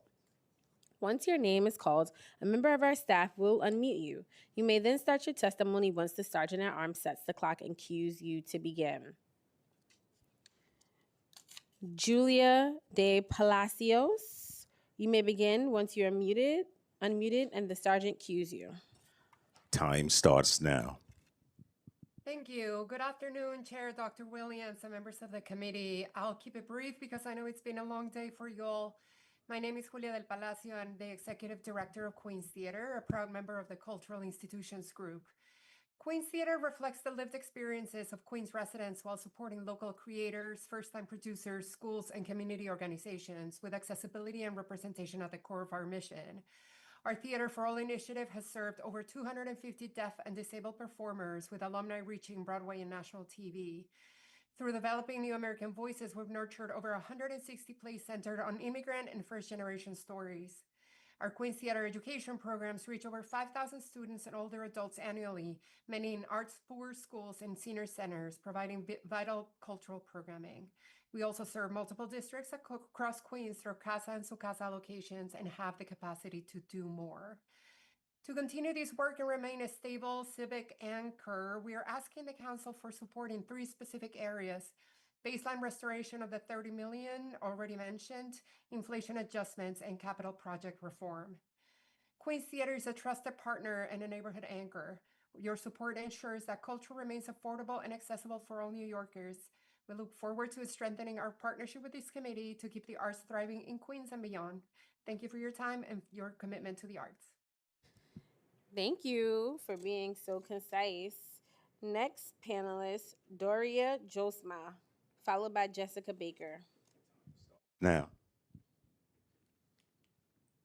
Thank you. Hello, everyone. Thank you, Chair and members of the committee. My name is Doria Josma. I am the Development Manager at Cool Culture, and I'm here on behalf of more than 50,000 New York City families, primarily families of color and families experiencing poverty, who access the city's cultural resources through our programs. For over 25 years, Cool Culture has worked at the intersection of arts, equity, and community well-being. Through our citywide program, families with young children receive free access to more than 90 museums, zoos, and cultural institutions across all 5 boroughs. Each year, families make over 180,000 visits, creating moments of joy, connection, and learning that arts and cultural access extends far beyond the classroom. But this work is about more than access. It's about belonging. Despite the vision of Create NYC, our city's cultural funding system continues to reflect deep inequities. An independent budget office analysis found that a small group of large institutions receives the majority of public funding, while more than 1,000 cultural organizations, many rooted in Black, Brown, and immigrant communities, share only a small fraction. Through our Parent Power for Cultural Equity work, families in Bedford-Stuyvesant told us art is everywhere, but access is not. They spoke about displacement shrinking space for community-based creativity and their hopes for intergenerational art spaces, healing-centered cultural hubs, and opportunities for their children to thrive. So today, on behalf of Cool Culture, we urge the Council to take bold action, reimagine our cultural funding model to address historic inequities, establish a baseline of sustained funding for BIPOC-led cultural organizations, and invest in the grassroots Time expired. cultural ecosystems. Thank you so much. Thank you. Jessica Baker, followed by Sophia Harrison. Time starts now. Good afternoon, Chair Williams and members of the committee. Thank you so much for this opportunity to testify.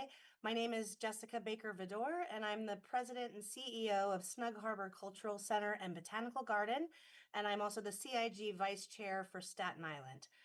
Our institution is a proud member of the Cultural Institutions Group, and our site is home to 3 additional CIGs, the Staten Island Museum, the Staten Island Children's Museum, and the Noble Maritime Collection, as well as 39 different resident individual artists and CDF organizations.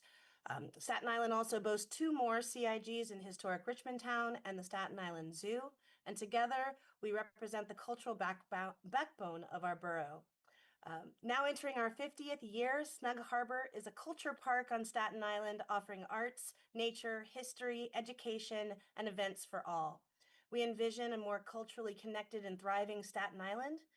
And Snug Harbor confronts the affordability barriers by providing accessible programming for our under-resourced community and the general public, much of it free or pay as you wish, thanks to consistent support from the City of New York. We are the city's only free botanical garden, open 365 days a year, and we steward a historic 83-acre campus with 26 buildings, providing free open green space adjacent to environmental justice communities. Our workforce development initiatives are funded with both private and city support, train emerging and young adults in environmental stewardship, very many of those thanks to City Council initiatives. Our artist residencies are also sought after, providing stipends and professional development as well as space to live, work, and create and share with the public.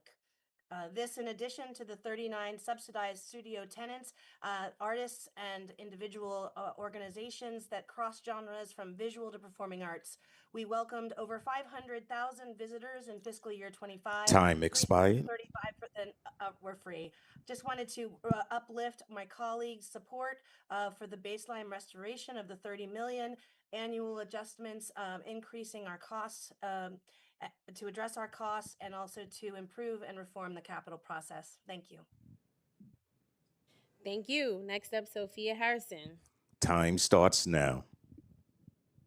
Good day, Deputy Speaker, Dr. Natasha Williams, and all in attendance. I am Sophia Harrison, the Executive Director and founder of Arts House Schools of Music, Dance, and Fine Arts, located in Coney Island, Brooklyn. Locally, we serve the 47th and 48th districts. Since 2005, Arts House Schools' mission has been to provide culture and humanities for children in the Coney Island community while providing them with the opportunity to build self-esteem, self-confidence, and develop poise, grace, and balance. Additionally, we believe it is our responsibility to engage our entire community in meaningful artistic activities that effectively communicate beauty, foster an appreciation for diversity, and create a life filled with meaning and purpose. This self-imposed responsibility is echoed through the 1,000+ arts and culture organizations and countless independent artists that serve NYC, including the outer boroughs and especially the culturally underserved neighborhoods of Southern and Eastern Brooklyn, Far Rockaway, Staten Island, and so many communities in the Bronx. Today, I'm requesting that the Council stabilize funding for the Department of Cultural Affairs and in turn stabilize the sector. Unfortunately, after more than a decade of receiving funding from the Cultural Development Fund to provide dance scholarships to boys and girls ages 5 to 7, this year Arts House Schools was zeroed out. This sudden loss of funding not only reduces the number of students we are able to financially assist in their arts education, but also ripples down to the salaries of teaching artists, program, and organizational staff while placing a financial burden on the organization itself.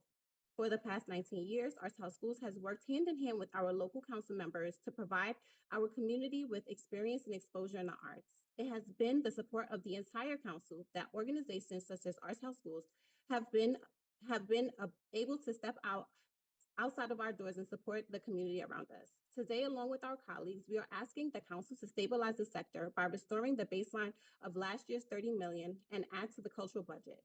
That the baseline be indexed so that automatically increases with inflation, the capital funding for culture be streamlined and revised for greater ease and efficiency, and that the funding of the culture Time expired. theaters of cultures be increased to 8 million to reflect the greater number of organizations served, and also that the council will consider a cultural budget of 1% of the city's budget. Thank you so much. Thank you. Next, we have Esther Welsh, Miriam Kaba, and Dylan Flesh. Time starts now.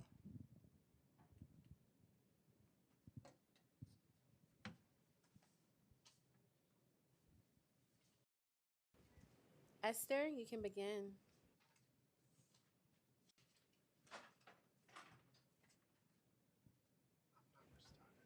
Okay, if Esther, oh, the room is muted.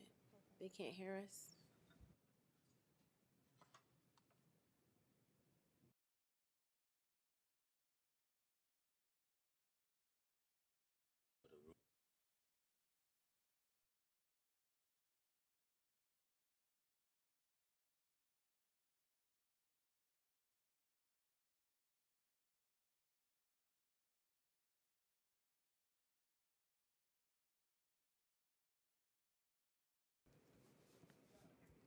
If anybody on the Zoom can hear us, Esther can begin. If anybody on the Zoom can hear us, Esther can begin.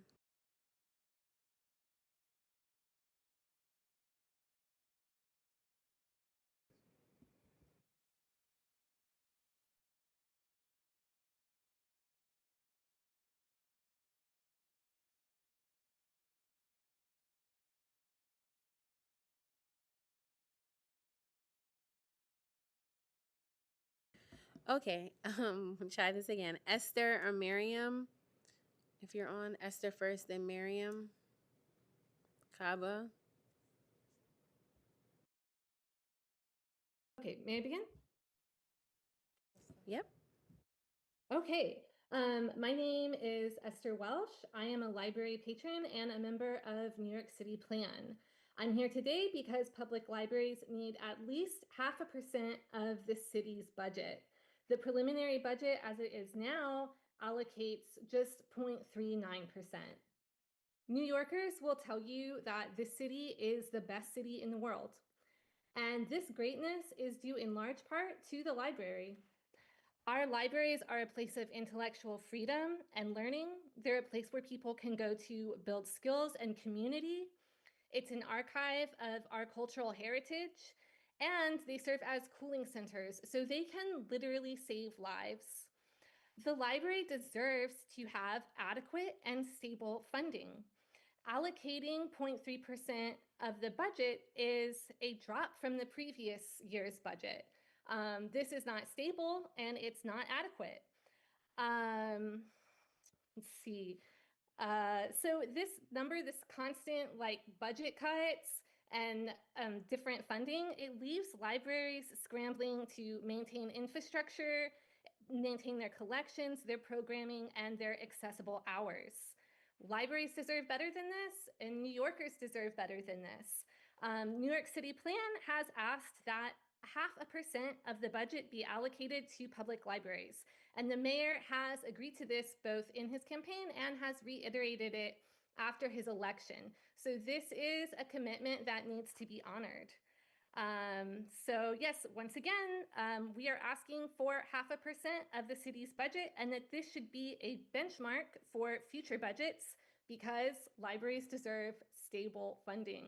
Thank you. Thank you. Next up, Miriam. Time starts now. Hello, everybody. I'm sorry, it's telling me about unmuting and muting, so I'm struggling with it. I'm here. Thank you so much to the council for these hearings. My name is Miriam Kaba, and I am a New Yorker born and raised, and I am a member of the New York City Public Library Action Network, which is a grassroots group of New York City residents that are focused on a mission to make sure that our 3 library systems are strengthened, amplified, and can progress. Libraries, like most public institutions, perpetually deal with budget constraints.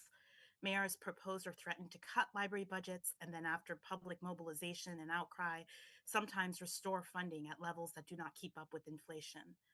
The New York City Plan, of which I am a member, has been strategizing and organizing to stop this destructive budget dance. Our main demand is that the city allocate 0.5%, 0.5% of the expense budget to our public libraries annually. This demand has been amplified by the New York City public library system as well. The mayor included our demand in his platform during his campaign. After he won, he reiterated his support at an event at Greenpoint Library in December of 2025. When the budget was actually released in February, he actually allocated 0.39% of the city budget, which is much less than what was promised during the campaign. So we're asking the city council to please join us in advocating and executing an increase, and most importantly, stabilizing funding for our public library systems, which are essential democratic institutions and are being asked every single year to do more with not enough funding. We live in a time of pervasive disillusionment. People are rightly mistrustful of most institutions. The library can serve as one way to show that public goods are actually good and that institutions aren't meaningless. I ask the City Council to support the demand of 0.5% of the city expense budget to be allocated to our public libraries. As Rita Dove wrote, the library is an arena of possibility, opening both a window into the soul and a door onto the world. New York City is a Time city of expired. possibility and deserves the fully funded libraries. Thank you so much. Thank you. Dylon or Dylan. Time starts now. Hello, Thank you, Deputy Speaker Dr. Williams and the rest of this committee for the opportunity to testify. My name is Dylan Flesh, and I'm a patron of the Brooklyn Public Library and a member of NYC the Public Library Action Network.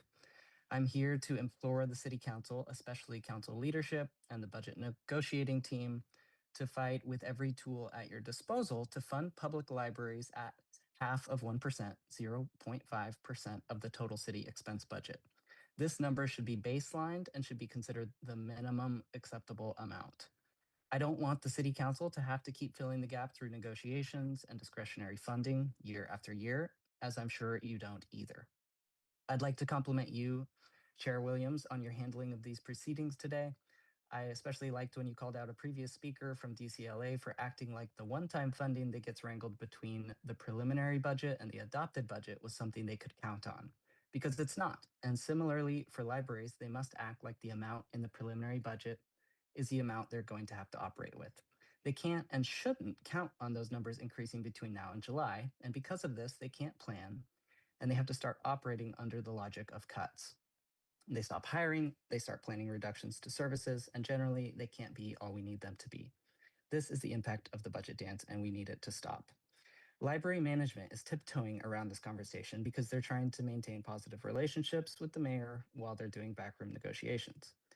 The CEOs of the libraries consistently fail to recognize the need that NYC Plan and patrons and workers of libraries have been highlighting for years. We have to stop accepting these crumbs in the budget and fight for more. My son Griffin got his library card when he was 2 months old, and we've been able to access hundreds of books that we wouldn't have otherwise. We visit the Sunset Park branch of BPL frequently. It's a beautiful new branch with 100% affordable housing on top, but even my branch has now had to close the whole bottom floor due to a burst pipe and flooding. There are 10 closed branches in Brooklyn right now, so the 100 vacancies. Time expired. Thank you. Did you have any 20-second last final things you wanted to say? Oh, okay. Or maybe not. Oh, you're going to get unmuted now. Oh, wait, you didn't unmute him. Okay. Well, I tried. Thank you so much for your testimony. Okay, it's letting me now. Oh, okay. Go ahead. 20 I second wanted wrap to say, I'd call on you to hold the mayor to his promise of ending the budget dance and fight for at least half of 1% for the city budget for libraries. Thank you. Okay, next panel, Susan Hoffman, Kathleen Collins, Brittany Shropshire, and Claire Park. So we'll start with Susan Hoffman.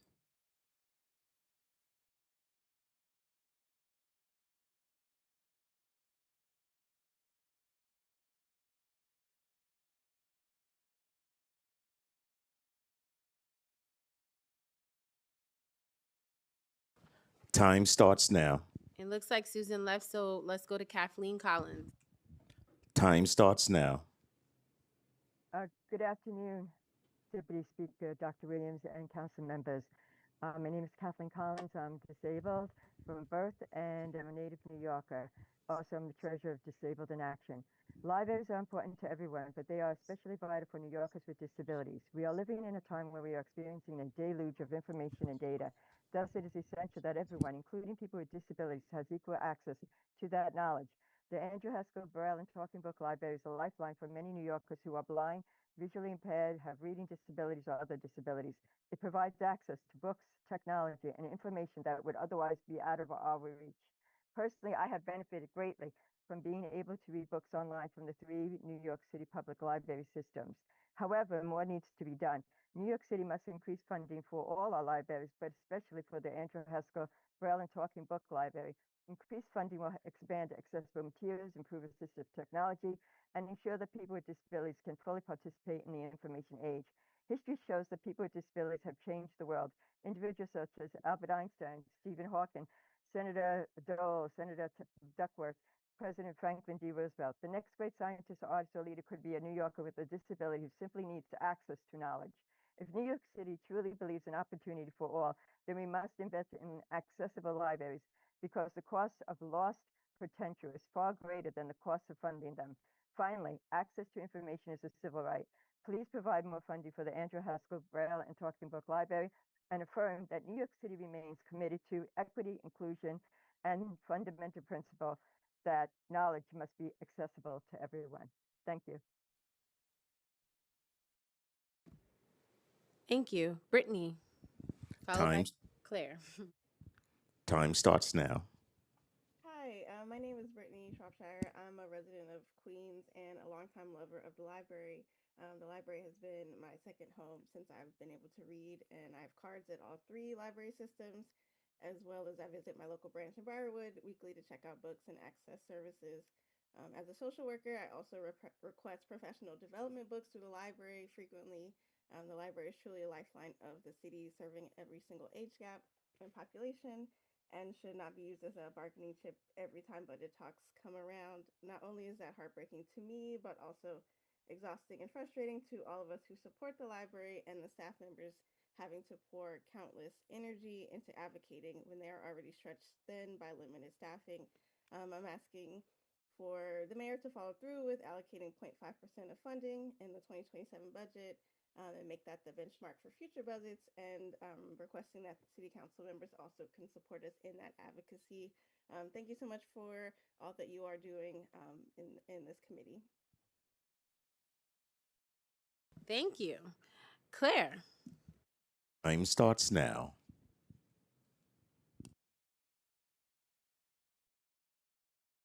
Hi, my name is Claire. I'm a resident of New York City. I'm also a member of the New York City Public Library Action Network, like so many of us today. I'm here today to ask City Council commit 0.5% of the total city budget for public library funding in the upcoming fiscal year. I just wanted to share some scenes from my library experiences over the last couple of weeks, just showing how much they do for me and my neighbors. I guess longer before, but this summer I didn't have any internet access at home or air conditioning, and I live on the top floor of my apartment. The Bay Ridge Library was the place where I could get both internet and AC for free, as well as cold filter water. While I was hanging out there, I met a group of adults with disabilities who came to read and hang out. Saw a lot of my senior neighbors reading the local newspaper. Last week I went to the Crown Heights Library where there were back-to-back children's reading hours, and I noticed that during the reading hours, parents and also other caretakers could take a break from caregiving. The library also has an amazing book drop box that staff has decorated in the form of Bluey the dog, and I also got to use the bathroom there for free. Yesterday at the Brooklyn Heights Library, I skimmed through some new novels and I used the printer. I met a woman there who asked me for my help because of her low vision and printing documents for her church group. I learned how to read and write English by going to my local library as a kid, and by checking out and reading books. These are basic skills that allow me to make my livelihood today. The current allocation of only 0.39% for public libraries is unacceptable, and I urge City Council members to care for us, your constituents, by committing a minimum 0.5% of the city budget for all of the city's libraries this year and also going forward. Thank you.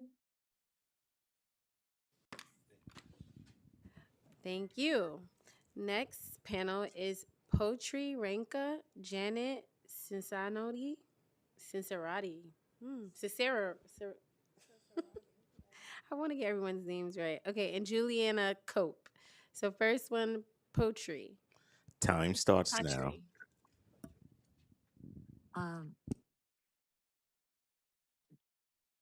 Top and Assalamualaikum warahmatullahi wabarakatuh. My name is Putri Rangkamanis. Good afternoon, Chair Dr. Williams and council members in the committee. I'm a founder and artistic director of Kinding Sindao, a non-for-profit cultural organization with 34 years of service to New York City's immigrant public school, public libraries, underserved and indigenous communities. We are member of New York Culture and Arts Coalition and also Dance NYC. Kinding Sindao preserves and advances the living tradition of the indigenous peoples and sultanates of southern Philippines in diaspora through dance, kulintang music, storytelling, martial art, and community-based cultural education. We serve youth, families, and seniors across schools, libraries, and public programs, primarily in the underserved communities. For many, we serve Kinding Sindao is more than an art organization. It is a cultural lifeline, Our intergenerational programs sustain indigenous and diaspora languages, oral tradition, and embodied knowledge, strengthening identity, belonging, and mental health. Our work aligns with the city's priorities in equity, public health, and culturally responsive services.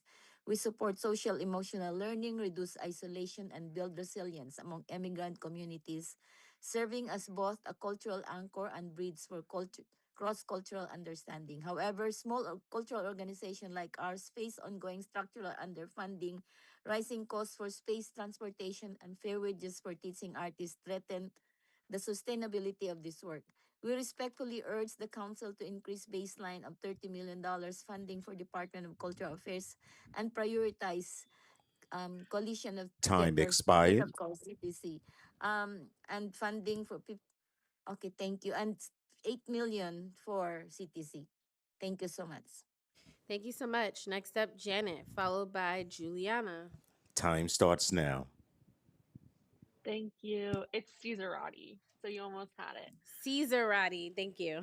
Yes, yes. Thank you, Deputy Speaker Dr. Williams and council members for this opportunity to testify. My name is Janet Caesarati, and I am a Program and Development Associate with Notes in Motion / Amanda Selwyn Dance Theater, founded in 2000. We are a New York City nonprofit that prevents innovative dance performances and provides comprehensive arts education in public schools.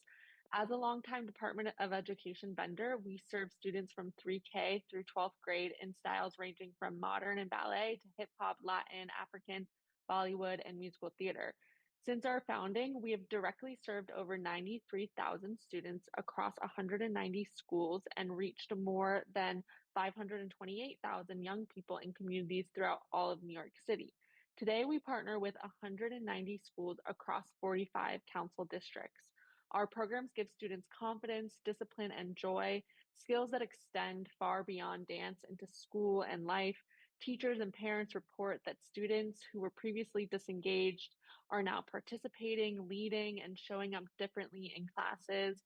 Arts education also supports social emotional growth, academic engagement, and community connection, particularly for students in underserved neighborhoods. Yet, access remains inequitable. State data shows that only about 1/3 of 8th graders are meeting New York's arts education requirements. Too many students are still being denied consistent, high quality arts education, leaving gaps in both academic and personal development. As the City Council reviews the FY27 preliminary budget, we respectfully urge you to address the cost of living crisis for the arts education workforce, restore and baseline $30 million in DCLA funding to stabilize arts organizations and workers citywide, and preserve and improve arts education Time in schools expired. throughout the city. Thank you very much.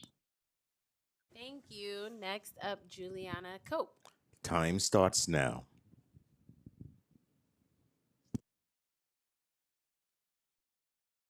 Thank you, Deputy Dr. Williams and members of the committee. I am Juliana Cope, Assistant Executive Director for Development and External Affairs at Mind Builders Creative Arts Center. Founded in 1978, Mind Builders began with a grassroots mission to inspire the growth of local youth and families in the Northeast Bronx by providing low-cost, high-quality arts education. Thanks to your support, we offer numerous free programs. All of our fee-for-service programs are subsidized, and no one is ever turned away for inability to pay. We provide music, dance, theater, folk culture, and production programs, serving hundreds of students each week and thousands of audience members each year. Organizations like Mind Builders Creative Arts Center touch every vital aspect of daily life. Intrinsic to our purpose is the community we serve. In the words of one of our incredible parent volunteers, AJ, in times like these, where we are so divided, this is our gathering place, our place of agreement, a place where our children can go, not only to learn about themselves, but their culture. Not only to learn about their culture, but themselves. We are not alone in serving New York City this way. We exist as part of this great ecosystem. As such, we stand with our colleagues calling on the city to continue your ongoing investments in the cultural sector, including restoring baselining last year's $30 million add to the culture budget and increasing funding for the Coalition of Theaters of Color to $8 million. Thank you for supporting this work that effectively transforms lives, neighborhoods, and our city. Thank you so much. Thank you. Last but certainly not least, Stephen. Time starts now. Hi, can you hear me? Hi. Yes. Sorry, I'm We can hear currently you. in transit. I'm with NYC Plan as well. You've already heard a lot from the rest of my group, so I'm just going to reiterate. We were trying to get a funding increase that the mayor had agreed to in his campaign for 0.5%. It looks like the mayor has instead proposed a budget cut, so we're asking City Council to fight for that 0.5% funding increase. I'm on my way to Flyer right now in support for this cause, but thank you so much for hearing our demand, and we hope that you'll fight for it because we all know how important libraries are. Thank you. Thank you so much. Well, I believe that concludes our preliminary budget hearing. I just want to make sure that I'm saying all the things that I need to say. And I think I am. Yeah. All right. So, seeing that there's no one else who wishes to testify, this hearing is officially adjourned.